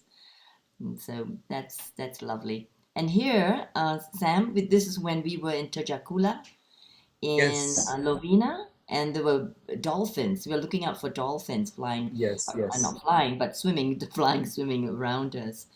And we went out there on this fishing boat, and I'm dressed in sarong kabaya, which is the traditional wear, and it's a vintage green muslin top that I'm wearing with white embroidery and a silk fuchsia and lime green silk sarong. So it was a beautiful day out. It was just really glorious, just with the breezes and yes, it was a lovely shoot. We just really enjoyed it. I must add this. I have a Facebook album. I call it Goddess Amalia. The title of the album is Goddess Amalia, because I love the way she dances and moves, and I call her Goddess. And also this very unusual boat. I mean, it's like a double boat. I mean, I've not seen such boat, and she's standing there, and it's like not very steady, it's shaking, but she's able to enjoy that. And as she's of course connecting with the nature, and that's all my book is about, environmental dance. I mean, there's nothing more closer to this my subject than this one. The dancers here and the environment, beautiful, this sea and the mountain behind it, which I always love, and a beautiful dancer, Amalia. So this is amazing for me. I had to choose one photo to stand for my project. This is the one. Goddess Amalia. Sam. Okay, now you talk about your long hair. Now you have to tell them how you get this long hair. Well, it's longer now. Wow, that is so beautiful. I love the hair. Oh my God, that is just too good. And that's real hair, by the way, if the audiences are watching. And wondering, that is real. Amalia's hair is just so good. It's It should be an ad for a hair oil or hair growth. Yeah, I should accept a sponsorship from a natural hair care company. You should just have your Amalia hair product. What are you talking about? I should launch one, right? Now Yeah, short it's now. still as long. Actually, it's longer now. And Oh. and I just want to say this beautiful place is the Arma Agung Rai Museum of Art in Ubud, and this is the entrance and it goes towards the stage, right? And I bought that beautiful kabaya from Ibu Rai, who is the Grand Dame, the diva of the Agung Rai Museum of Art, and it houses this private estate houses. Two large buildings of the most perfect and beautiful iconic art in Bali. So this is a very special place also. It's also my home. And that's where I had my holistic spa and creative healing arts center here in Arma. Oh yes, and here we are crossing the bridge. It's more by a portrait of a dancer. This will be there. She's not dancing, but she's a beautiful smile and nature. You look beautiful, very nice, very pretty. What a beautiful beauty queen looking. And this Arma is also known for its arts and dance, and so every day there's a dance program. So that's why we chose this place as well. And there were some photos taken on stage as we see here. But this one is back to Bigawangiri, and we're going down to the waters. It's 300 steps down. I love this photo. It's beautiful. It's a really nice, beautiful. I love the shade. I love the trees in the back. I love the arch around. And then I love your curves. The way you're posing. Yeah. And you got the softness of the veil as well, and then your hair, just draping in the back. It's just amazing. Such a very beautiful photograph. I love this. Right, thank you. I was actually dancing. That's why you just captured it, but we had to slow down the movement. Yes. As mentioned. She's slowly dancing. She's slowly moving, actually. Slowly moving.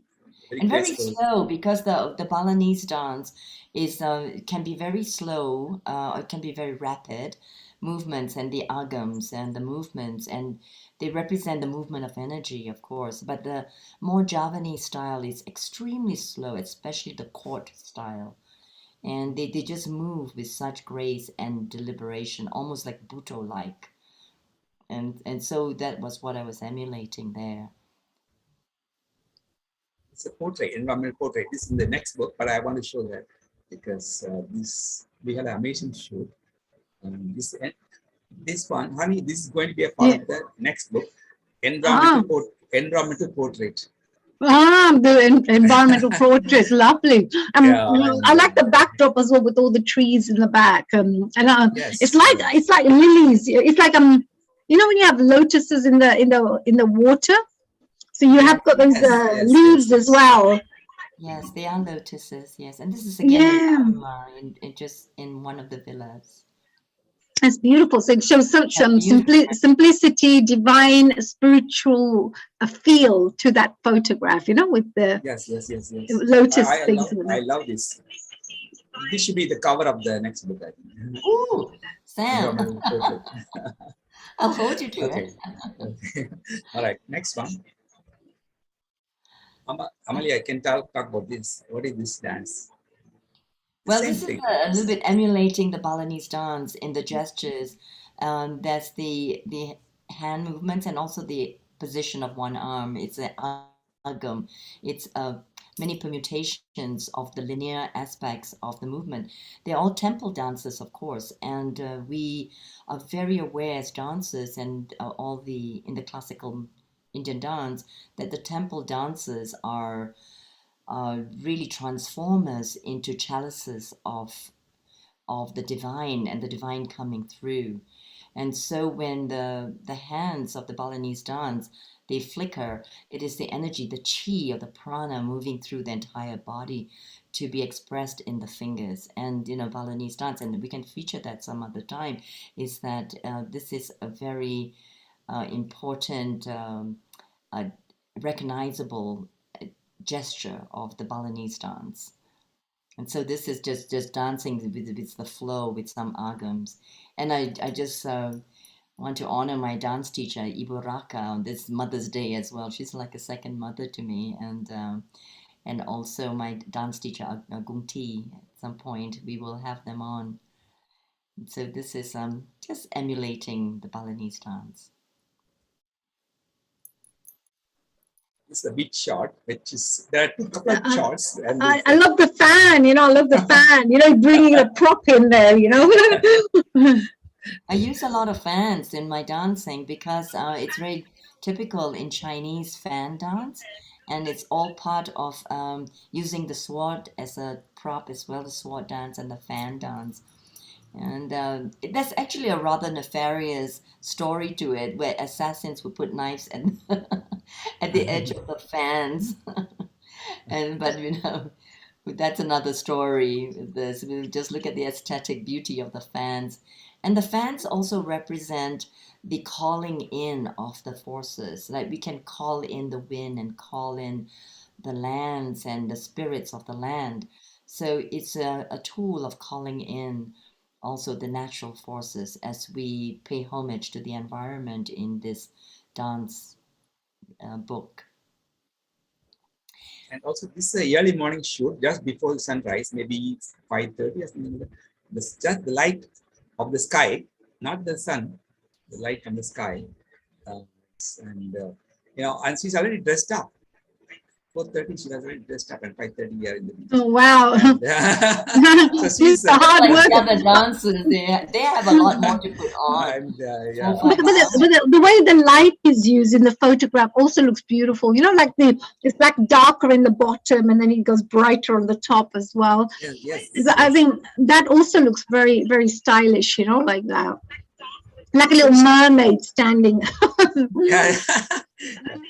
And the sand is black sand. I mean, I've not seen it anywhere else. The sand is black. Yes, it's all white sand, but it's all black sand. There's somebody's sound that's coming double. I believe, Sam, have you got something else on by any chance? Two things on at the same time? No. Okay, no problems, because I can hear things double, that's all. Yeah, please carry on. So then, Gosh, I haven't seen these photos in such a long time, Sam. Yeah, maybe I talk about 10 years. To revisit. Yeah. See, this again, beautiful pose she's giving. And she's slowly dancing. She's not standing there. She's not posing for me. She's enjoying the dance. I am just happen to be there. And I have the permission to take pictures, and I am enjoying myself as a photographer. She's such a lovely model and dancer. And what a beautiful location. The sea is on the other side, and there's a nice plants and the light and shadow. Beautiful lighting is there. So it's a delight for the photographer. It's lovely dancing with veils, because I use quite a lot of veils in my work in doing healing work in trauma or in cancer recovery, that the veils are a very important part as a prop to really cover, to protect, and then to expand and to open and to dance with the winds with freedom.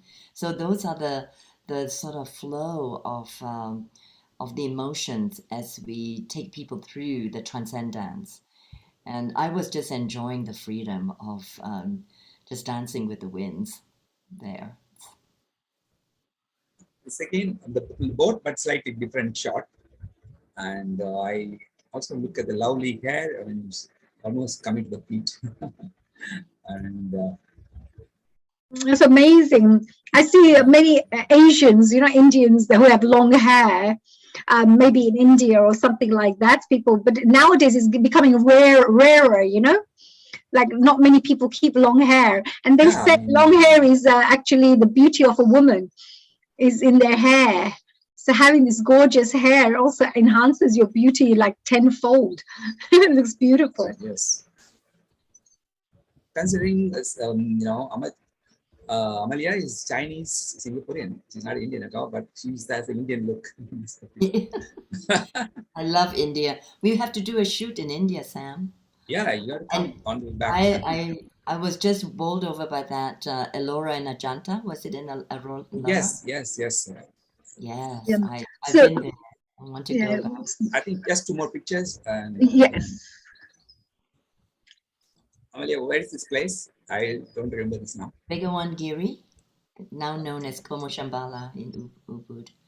Such a beautiful photo. This is lovely as well. Look at that. You know, I love the waterfall. I love water myself. Yes, So- and this water has been tested to be so pure that it's holy water. In Bali, there's this whole culture of the subak and water rituals, and water baths and purifications. So again, I think this is the last one. This is the last one. What's the story here? The story is that look. we're practicing Different look. Balinese dance here, you know, like in a practice state, no makeup, nothing, just practicing Balinese dance. So that was fun. Simplicity, you know, at its best. But look at the shape being created by the trees at the back. Yes, It's like a backdrop. Look at all the way the branches are curving. Yes, beautiful. That's beautiful trees. I mean, it's again amazing. And I was enjoying the light and shadow on the ground as well. On the ground, the sunlight is coming up.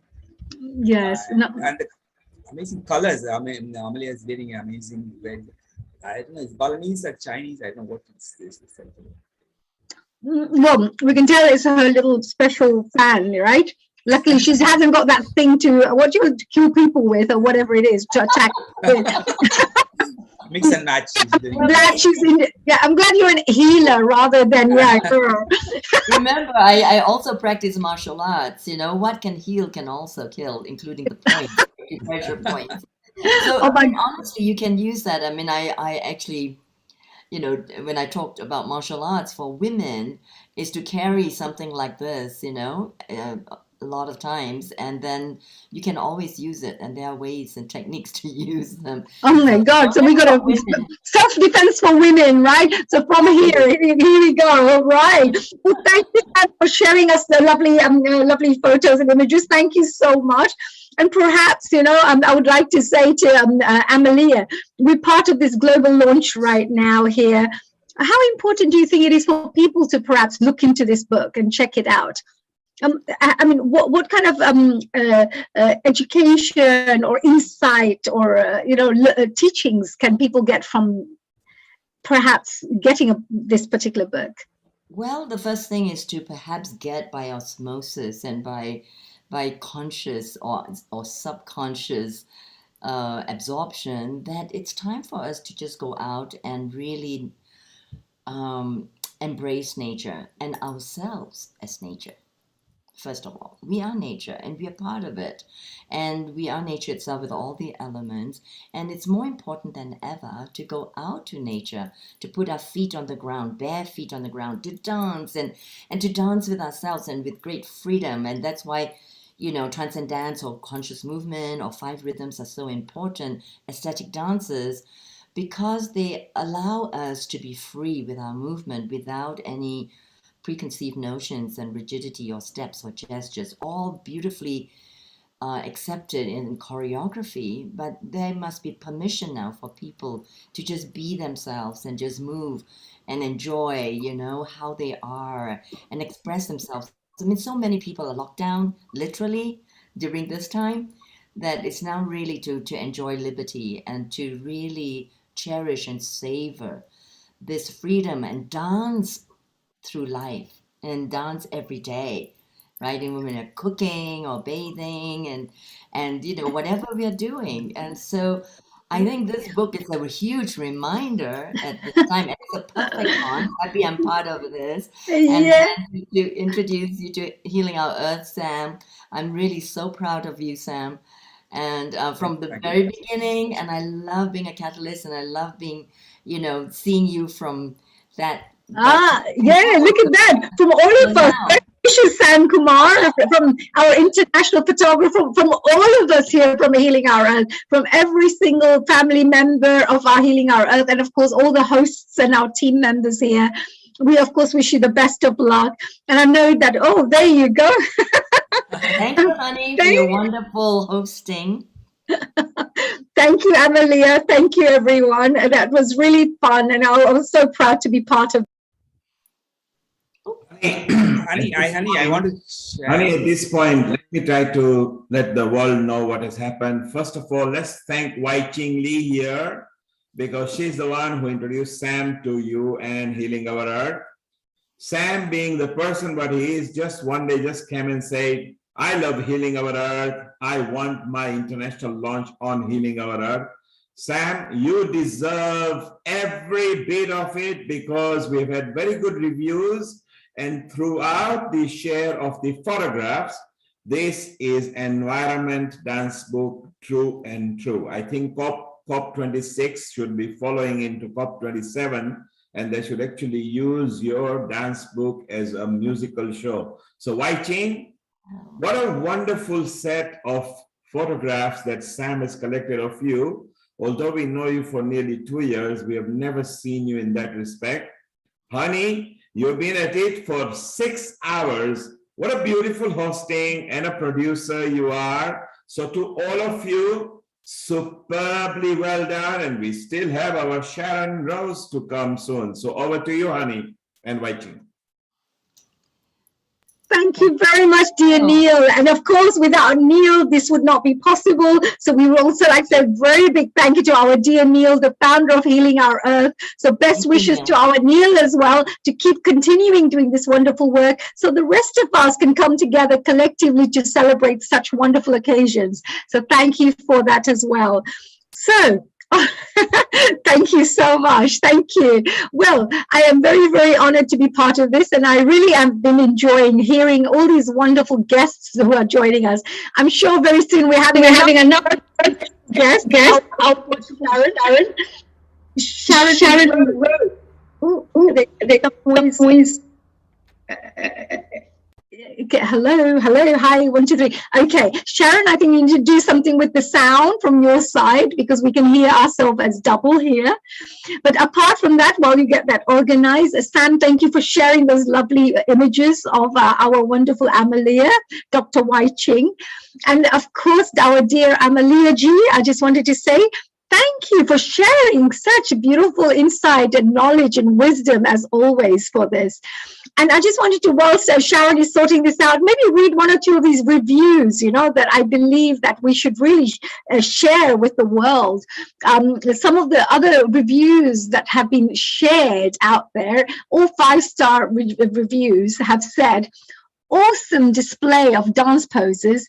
The dancers showing the exquisite underlying meaning of dance, from just showing off before the powers to unite the dancer with the supernatural power of nature, of course, making the body flexible, paying homage to the deity, wow, driving away spirits and channeling the healing energy. Wow, somebody has really gone deep into the way they've discussed this, actually, and sent this wonderful review. Another one has said, what an amazing collection of pure and graceful photos. An interesting variation of different dancers who are performing from their hearts while being indulged by beautiful surroundings, photographed by a very talented professional photographer who has a third eye for the dancing soul. Wow, that's powerful. And also the combination with various backgrounds gives a very colorful appearance. So I highly recommend this book. And anyway, so they've also said a very good thing. And final one, let me just share here, is Sam Kumar had compared both nature and dance in a creative way. He made us admire the beauty and aura of the environmental dance through his book. The rawness of the images express the raw emotions faced by the people in their everyday lives. And raw emotions is more attractive to me than almost anything else. Wow. So it's people with all different reasons that enjoyed this particular, book. And I'm very proud to say congratulations, Sam, for that. So with that, we're now going to move on to my gorgeous Sharon Rose, who's also our wonderful Healing Our Earth team member, one of our hosts from the USA, coordinating lots and lots of special guests who come and attend, and we get the pleasure of meeting, and the audiences get the pleasure of learning from. And here is our Sharon, and Sharon is going to be sharing with us today something very special. Let me do a little introduction about her work first. She's going to be sharing about Durga, the radiant goddess of power and beauty.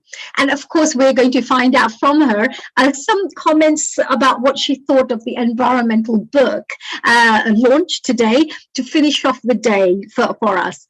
Now, Sharon Rose is the president of Sacred Mysteries Productions. She's a filmmaker, choreographer, composer, author, and teacher. And as a scholar in world dance music and religion, her training and research includes ballet, modern dance, Kathak, Middle Eastern, flamenco, and African dance. She's also known for her unique reconstruction of the dance, music, and rituals of ancient Egypt. She has received grants and awards for her work. And of course, she's also worked with she was the first American disciple of Kathak Queen Sitara Devi, which is brilliant.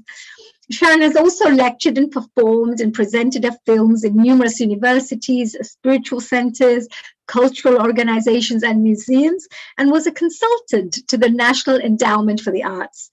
She is the author of The Path of the Priestess, a guidebook for awakening the divine feminine, and is currently completing a CD called The Nectar of Bliss, which is dedicated to the healing power of the divine feminine in cultures throughout the world.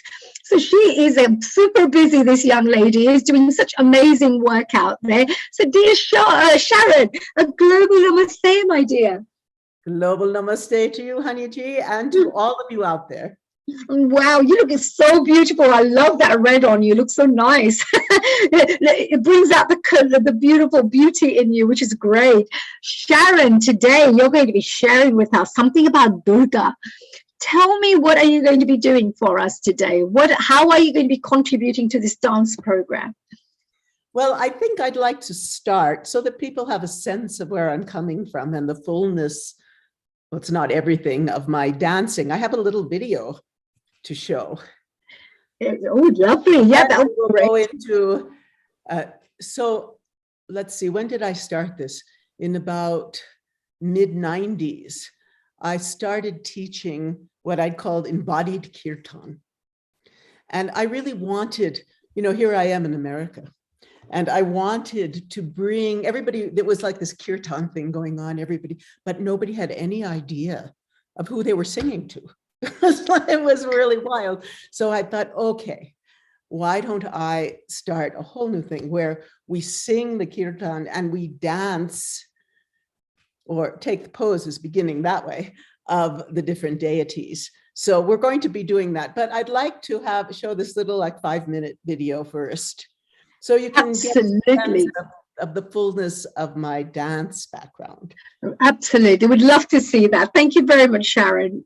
You should be able to share from your side.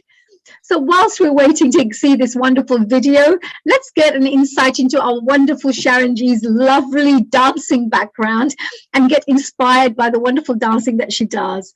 There she goes, really concentrating and ensuring that that video is going to be found today. Very strange. I had an update and it's not doing what it normally does. Right. If I can do it this way. So whilst our dear Sharon is doing that, I just wanted to also, Is it going? Happening? Not happening? Okay, still happening. This morning did an update and I'm not finding. No problems. Let's move on. So what we will do is, whilst Sharon is sorting that out, I'd like to say, of course, a final well done and congratulations to our Sam Kumar. I also wanted to share with you some of the information about our future events. We have some really amazing events happening on the 15th of May next week. We have Integrated Health, Transforming Healthcare. It's a free global online session, so you can tell all your friends and family, tell them to join in, because they will get some amazing information on how to become healthier, happier, and of course transform themselves more positively. So this will be a great one for them to join in. Then we have another integrated health program, Transforming Healthcare, which is on the 22nd of May. Again, it's a Sunday from 2 to 8 p.m. We have so many guests. They're all professionals and specialists in their own background, each one sharing their skills and talents and knowledge to help you improve your health. And as we move on from there, there will be many other events coming up with a lot of different, I would say, subjects that should appeal to different people out there. So audiences, we have something for everyone. Just in case, if you haven't done so already, do follow us on our Facebook, Healing Our Earth. Also follow us on Instagram. We've got Twitter. We've got our YouTube channel. And if you could support us by just sharing those with others, we would really appreciate that, because in this way we can bring our message out to many more people around the world and help to educate, inspire, and of course, empower many more people around the world. We've come back to our Sharon, who's smiling with a $1 million smile. If that video wants to go walkies, it's not a problem. Would you like to show us some movements, dear Sharon? Sharon, Okay. you have some lovely movements that you teach others.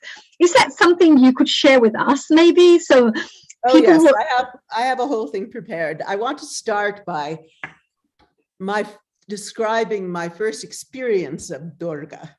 And that, so in 1983, I wrote a grant. I had been studying Kathak under Dulal Talukdar, who was the head of the National Dance Company of Pakistan. So I'd been studying with him in Boston. And then I really knew that I needed to go to India to really drink in the nectar of Kathak. And he handed me a book, The Dance of India by Anakshi Bhavani.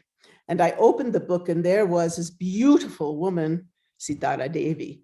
And he said, this is the only person that you should study with. And by the miracle and the grace of the goddess and the American Institute of Indian Studies, I was able to go to Mumbai and live with her in the traditional way and learn this beautiful, beautiful art form. You know, her family rediscovered her father, Acharya Sukhdev Maharaj. They were from Benares, from a Brahmin family, and his brother was a sitar player, and maybe sarod, and he was up there in the court of Nepal. He was a musician, and so Sitara's father went up there, and for the first time he saw Hindu Kathak, which had been preserved. You know, if you know the history of Kathak, it started, as she described to me, with Kathanritya, so dance storytelling. So when the Aryans came in to India, they worshiped the rivers and the land and nature and Saraswati, right? And brought all these beautiful deities in. And the way this was transmitted to the population were through these katakas, dancer storytellers. And so I was trained in it's in his style, the Banaras Gharana, which many of you might know of, Gopi Krishna, the great choreographer of Bollywood. Oh, he's amazing. Everybody loves him. Everybody thinks he's amazing, and everybody knows of him who's in the art industry. So he was the son of her sister Tara Didi, And so that style, that wild style of embodying Shiva and Durga, etc., came from him. But she also had studied with all of the great Mughal teachers. So she had both the Persian Mughal style and this wild Banaras style. And so that's what she taught me. It was amazing to have that opportunity to be living with your Guruji and to, like 8-10 hours a day, to be immersed in the dance. So Guruji was a deep disciple of Durga, like big statue, pictures of her right in our dance room. And so at a certain point, she transmitted to me the dance of Durga, which I danced a 45-minute production for many years. But today, I want to give you just a little taste of Durga and this embodied kirtan. Wow, we can't wait. We can't wait, dear Sharon. Please go ahead. Okay, here we go. Turn on my little box here.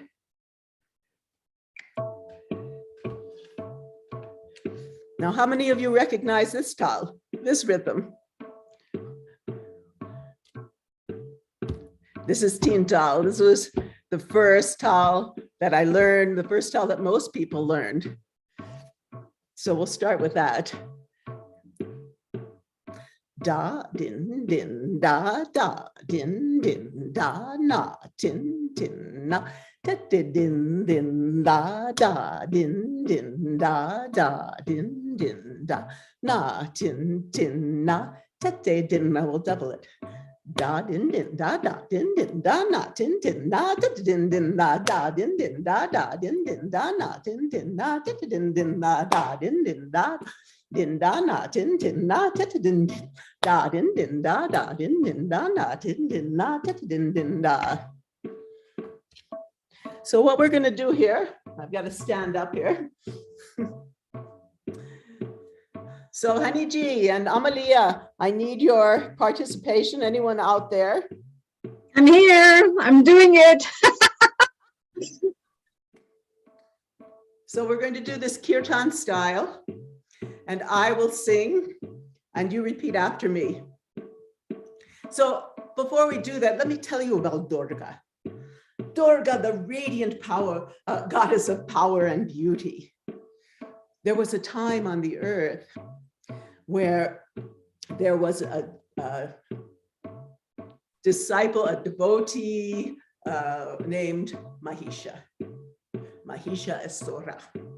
And he spent centuries, really, this is when people live for centuries, doing ritual practices and austerities like, standing on one leg in the snow forever and other things.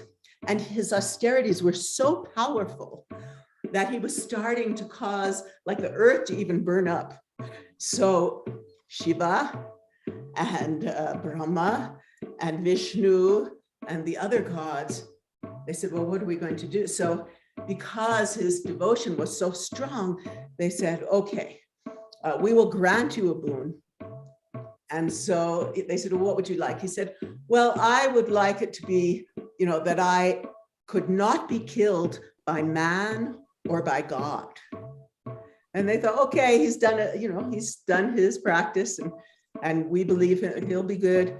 But the moment that they gave him this power, he went, like many of our politicians, he started everything, taking all the power. He even kicked Indra, king of the gods, off his throne. And so the gods all got together. They said, what are we going to do about this? And so they got in a circle, and all of them from their hearts, they brought up their Shakti, their feminine power, and shot it out through their third eye.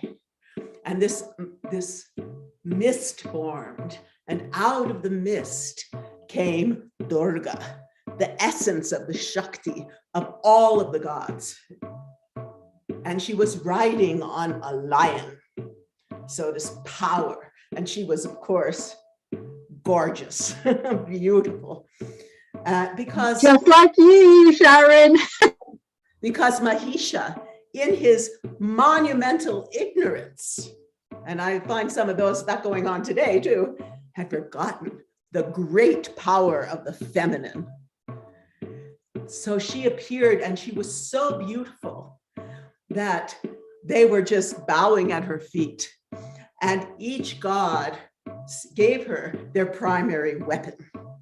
So Shiva gave her a trident, and Vishnu his discus, etc. And she went down to the earth, riding on her lion. When Mahisha saw her, he was completely in awe, and he said, "Oh, I have to have her as my lover."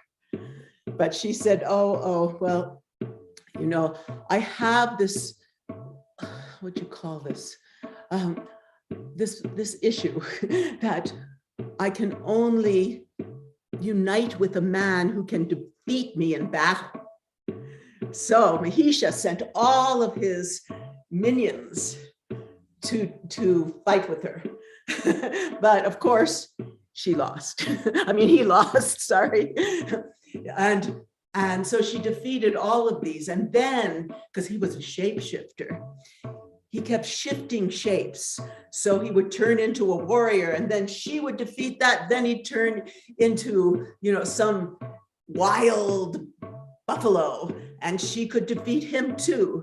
And in the end, she cut off his head, and all of this energy, all of this Shakti that he had taken from all over the earth was released, and flowers fell from heaven, and rainbows lit up the sky. So that's, in essence, wow, so beautiful, so beautiful. I feel so empowered all of a sudden. I feel like riding on a lion right now. We're going to do that. Let's do it. So we're going to sing the song and take these poses. So I'd like you to, if anybody's out there, stand up, and we're going to sing and take the different poses of Durga. Okay? So I will sing, and then you repeat it with me. I'll sing with you too. Now. Durga, Durga, Kali Durga, Jai Jai Ma. Durga, Durga, Durga, Jai Jai Ma. Durga, Durga, Kali Durga, Jai Jai Ma. Durga, Durga, Durga, Jai Jai Ma. Durga, Durga, Kali Durga, Jai Jai Ma. Durga, Durga, Kali Kali Jai Jai Ma. Jai Jai Jai Jagat Janani Janani Devi. Oh gosh. Jai Jai Jai Jai Janani Devi. Do it again.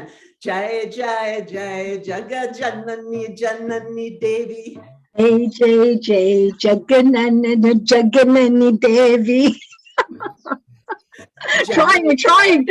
Jagat Janani Janani Shakti. Jai Jai Jaganani Shakti. We can do that. Jai Jai Jai Jagat Janani Janani Shakti. Jai Janani Shakti. Come on, Amalia. Shakti. We can do the Shakti. I need to get Meeta and Lapta on here as well. They're going to enjoy this. Come on, Meeta, Jalata. Come on, join us. Join us. I'm stumbling over the furniture. Come on, yeah, that's it. Carry on. Come on, let's go. We're going to enjoy this together. Jai Jai Jai Jagat Janani Janani Saraswati. Jai, Jai, Jai. Come on, sing, lady. Where are you? Come on in, Jagani Devi, Devi. It's a Saraswati. You can see Saraswati, you know, holding the veena. Very nice. Jai Jai Jai Jagat Janani Janani Parvati. Jai, Jai, Jai, Jai, Santa Parvati. Now we have to this one. Jai Jai Jai Jagat Janani Janani Lakshmi. Da da da da Jagani Jagani Lakshmi. Jai Jai Jai Jagat Janani Janani Lakshmi. Jai Jai Jai Jai Jai Janani Lakshmi. Jai Jai Jai Jagat Janani Janan Kali. Jai Jai Jai Jai Jai da da da da da da Kali. Come on, guys, get those tongues out. Come on. Come on, let's go. Kali G's, come on. Jai Jai, we'll do that one again. Jai Jai Jai Jagat Janani Janani Kali. Jai Jai Jai Jai Jai Jaganini Kali. Nice. Jai Jai Jai Jagat Janani Janani Durga. Jai Jai Jai Jai Jai Janani Janani Durga. Jai Jai Jai Jagat Janani Janani Durga. Jai Jai Jai Jai Jagani Jagani Durga. Now we're going to do Mother of the Universe. It's like this. Jaya Jagadambe. Jaya Jagadambe. Mother of the universe who's giving to the sky. We should get to the earth and to all the directions. Jaya Jagadambe. Jaya Jagadambe. Jaya Jagadambe. Jaya Jagadambe. Durga, Durga, Kali Durga, Jai Jai Ma. Durga, Durga, Durga, Jai Jai Ma. Now, we're going to have her, I'm going to show you this little bowl, what it's called bowl, tukra, from Sitara Devi, my Guruji. And this is, these days, we really need this these days. This is Durga, on one level, cutting off the heads of the demons, right? But and riding on her lion. But the demons are not just external demons. They're the negative thoughts in our own minds. So not only when we do this, we're not only, embodying this powerful, gorgeous goddess, but we are also working with the nature of our own minds. So not only the external demons, but the internal thoughts that have been, to me, they've been really brought to us courtesy of our world these days, the Kali Yuga.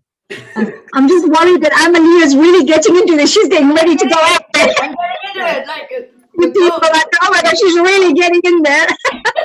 It's transcendence. I'm getting it. So I can see I can get really deeply involved in it.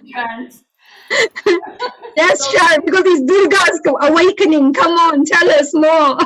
Now, I want to cut off all the politicians' heads. We have showing the sword that cuts through ignorance.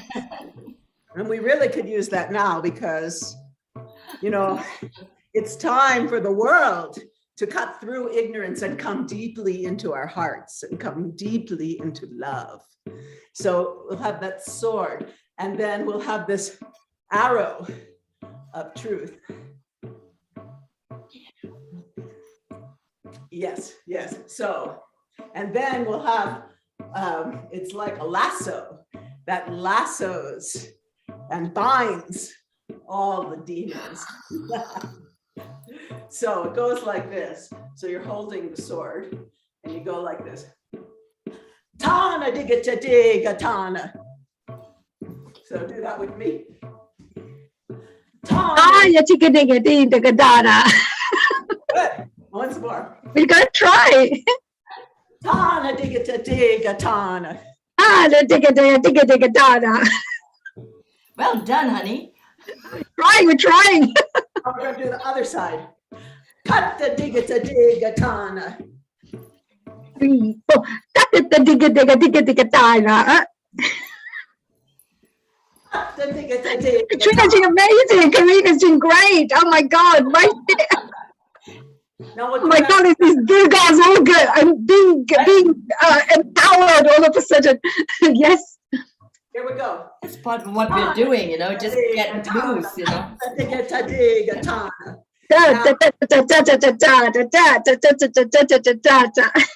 Now, you're going to grab the head of the demon, the hair, and you're going to go, Yegi taki ta, tagina nagina. I like that one. I think I'm going to think of somebody. I got it. No, you're getting into it. I'm really enjoying this, actually. Yeah, metaphorically. Tagina nagina. Takada. All right, from the beginning. Tana digita diga tana, kata digita diga ta, gegitaki ta, tagina nagin, gegitaki ta, tagina nagina. Now, yeah, you said it. Here's the mudra that you're going to do. It looks like that. So you're holding like onto the lion, and you're going to go like this. And so here you have this lasso, right? And you're going to go. Tagina, nagina, nagina, dakate, tagina, nagina, nagina. So let's do that. 2, 3, 4. Tagina, nagina, nagina, tagina, nagina, nagina. Then you're going to shoot the arrow. Tana da, tana da, tana da. Tana na, tana na, tana na. Do that again. Yes. Hold on, let me just get all of them in my mind, target them all. Get it all clear. I feel so good. This is a counseling section.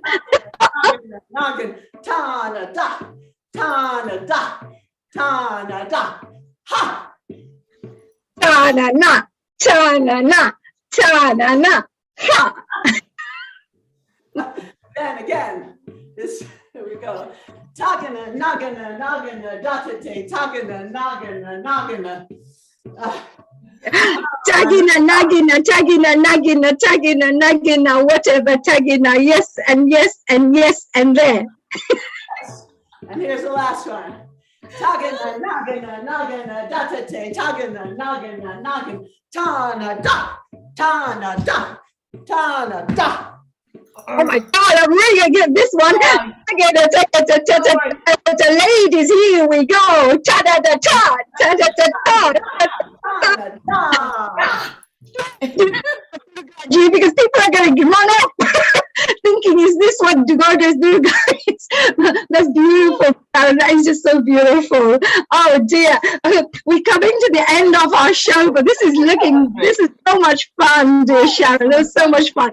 I'm sure Lata and Mita and everybody's thinking, oh my God, what kind of fun do we have here on our Healing Our Earth?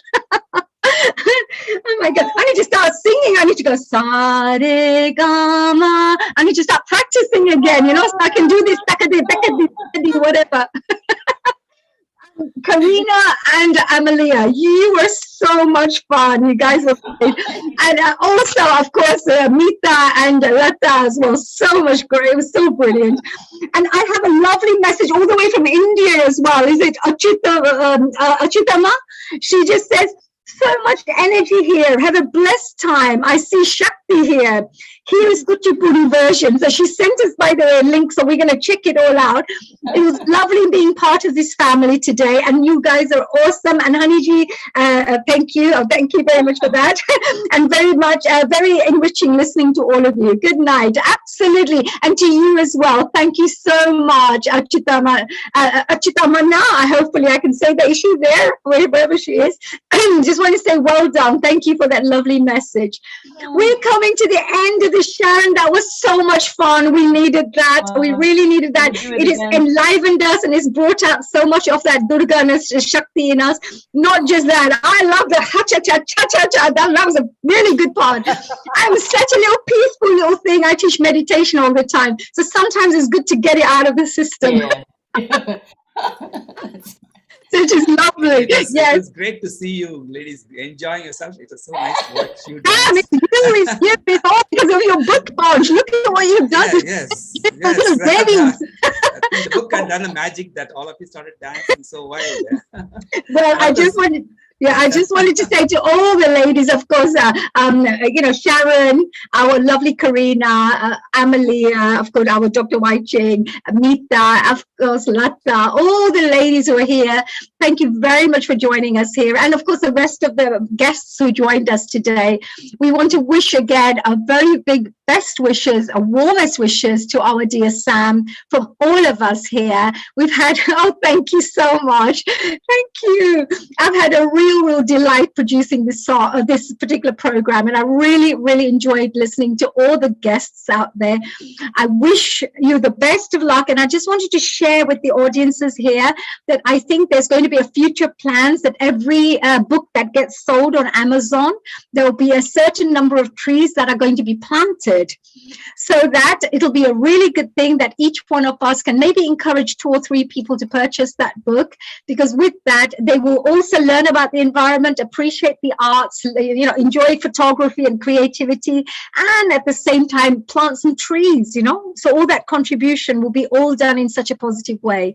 So Sam, I'm looking forward to hearing more about that wonderful initiative that we discussed.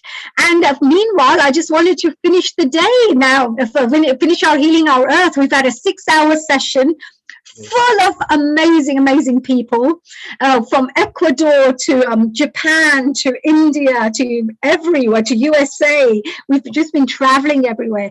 To finish off with, I would like to ask Mitaji and Lataji to maybe say a few words of what did you think of the program today, and any final words to finish off our special launch event. So Mitaji, may I start with requesting you to say a few words by unmuting yourself, please. Thank you, Haniji. What a fantastic program, and what a fantastic energy you have until the end of the program. So bravo to you to have done this so beautifully. I had a fantastic time listening to everyone and looking at all the contributions, and what Sam G has done about the book is beautiful and very much needed contribution. Environment wise, is bringing this awareness, because we believe in Vasudhaiva Kutumbakam, and we believe in the beauty of paropkar, or giving away, and tree is a very good symbol of that. It gives away fruits and shade and gives us oxygen. We won't be alive without trees. So so it is I think it's we need to have part 2, because it feels like unfinished. Yes, absolutely. We're looking for the part 2, and for the part 1, do make sure, of course, go out there and get the book. I think it's really good to get involved in it, so it'll be really nice. Yeah, my daughter, because she's a dancer, choreographer, she would have loved it so much, but she'll watch it on the recorded version. But yes, we look forward. Thank you, Mitaji. That was a really lovely share, lovely message, very positive as well for the rest of the world. And of course, let's go down to Lataji. Lataji, any last minute messages that you'd like to share? Well, yes. I mean, I can just, what can I say? What can I add? I mean, you've all done such a wonderful job of bringing all the essence out of the, I thought it was a lovely connection of intelligence, spirituality, women power and inner strength, and it just encompasses so many different facets. It just shines like a beautiful diamond, and for a woman to feel great about herself. And I think this platform, it really lends itself to help me in this country, out in the Western world, to learn about the Eastern culture and have that connection. It's just so divine. It's just so fantastic. Oh, that's really amazing. So you found it as very educational, learning about the culture as well of the Indian dance. And that's absolutely beautiful, because it's about environment and it's about the dance. It's about anything that you feel interested in. Both areas are very interesting for everyone, Yeah. And you're coming from that area. That's amazing, Latnaji. I just wanted to also thank you for your lovely comments and the messages that you were sharing whilst the show was on. It was very inspiring messages that you were sharing, so we really appreciate those. So thank you, and even in the future, please keep sharing, and we would love it. Thank you, G. Karina, let's finish off. Last message for you. What shall we share with the world out there from Ecuador, from you? Thank you. Just be in your present and your divine presence, and however it manifests through your everyday life, just keep bringing that joy in. And I think that's how we, thank you, Sharon, for bringing that joy in. I think we've all expressed it. And I think if we find a way to tap into our joy, to harness that joy.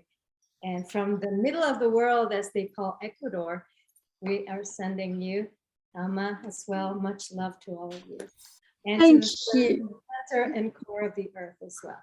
Thank you so much, and good luck with your consciousness dance and movement side of things as well. Very well done. Thank you, Amalia, for bringing Karina in, and Sharon, thank you very much for re-energizing each one of us and bringing out the Durga in us. I'd like to tell you all, because something special is happening. They're going to be, here in Crestone, there's going to be opening some dance studios. And so I've been getting a lot of requests. So in June, I'm going to start teaching both in person and online. And so if people are interested, come to my Facebook page, Sharon Rose. Sharon has 2 R's. And I'm excited. On the summer solstice, I'm going to teach the sacred ritual dance of Hator, Heteru, out of Egypt, which is just so much fun. And well, we are really looking. We're purifying ourselves, we're purifying our hearts, our settled bodies, and we're bringing in the Sa and Ankh, the magical elixir of life. Wow, that sounds amazing. It's really important right now. Things are very topsy-turvy and chaotic, and as women, it's our job to keep that truth, that virtue and integrity in the world, to keep that love, to keep that joy, to keep that spirit of Shakti alive. Yes, I love it. Sharon, she's full of passion and I love it. So everybody out there, we got some online classes starting with our dear Sharon. Keep a lookout. I'm sure we'll be announcing information about that in the future as well. And of course, thank you, Sharon, for a really lovely session there. So thank you, Amalia, in Ecuador. We'll speak to you very soon until our next week's session. Global Namaste to you. Yes, and Sam, any final? I want to ask Sharon for one comment, not a long sentence, one comment on my book. One comment. What do you think about my book? Because I know you're a dancer yourself. Your book is exquisite. It's exquisite. Thank you. I'll put it out to my people, I will. It's so exquisite. You are so talented. Thank you. Thank you. Thank you so much. That's it. Thank you so much. There you go. What a lovely way to finish off. Short, sweet, and to the point. Thank you very much. Sam, Amalia, and Sharon, a global namaste to all of you. And I will now officially close our event for today. For the rest of the world out there, our audience members, global namaste. Let's finish off with a lovely prayer, and a prayer to help this planet, to help Mother Earth, to help also someone like talented like Sam Kumar, who's going out there educating the world about the environment and dance. You know, I hope more people can get touched by this wonderful knowledge and creativity. So let's finish off with a lovely little prayer.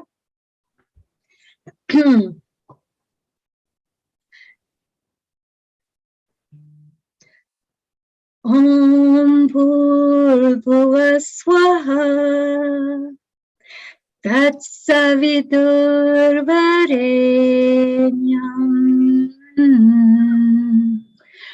Bhargo Devasya Dhimahi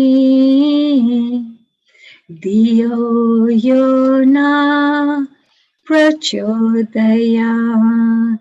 Om Bhurrbhuva Swaha Tatsavidurvarenyam Bhargo Devasya Dhimahi Dhiyo Yona Prachodayat.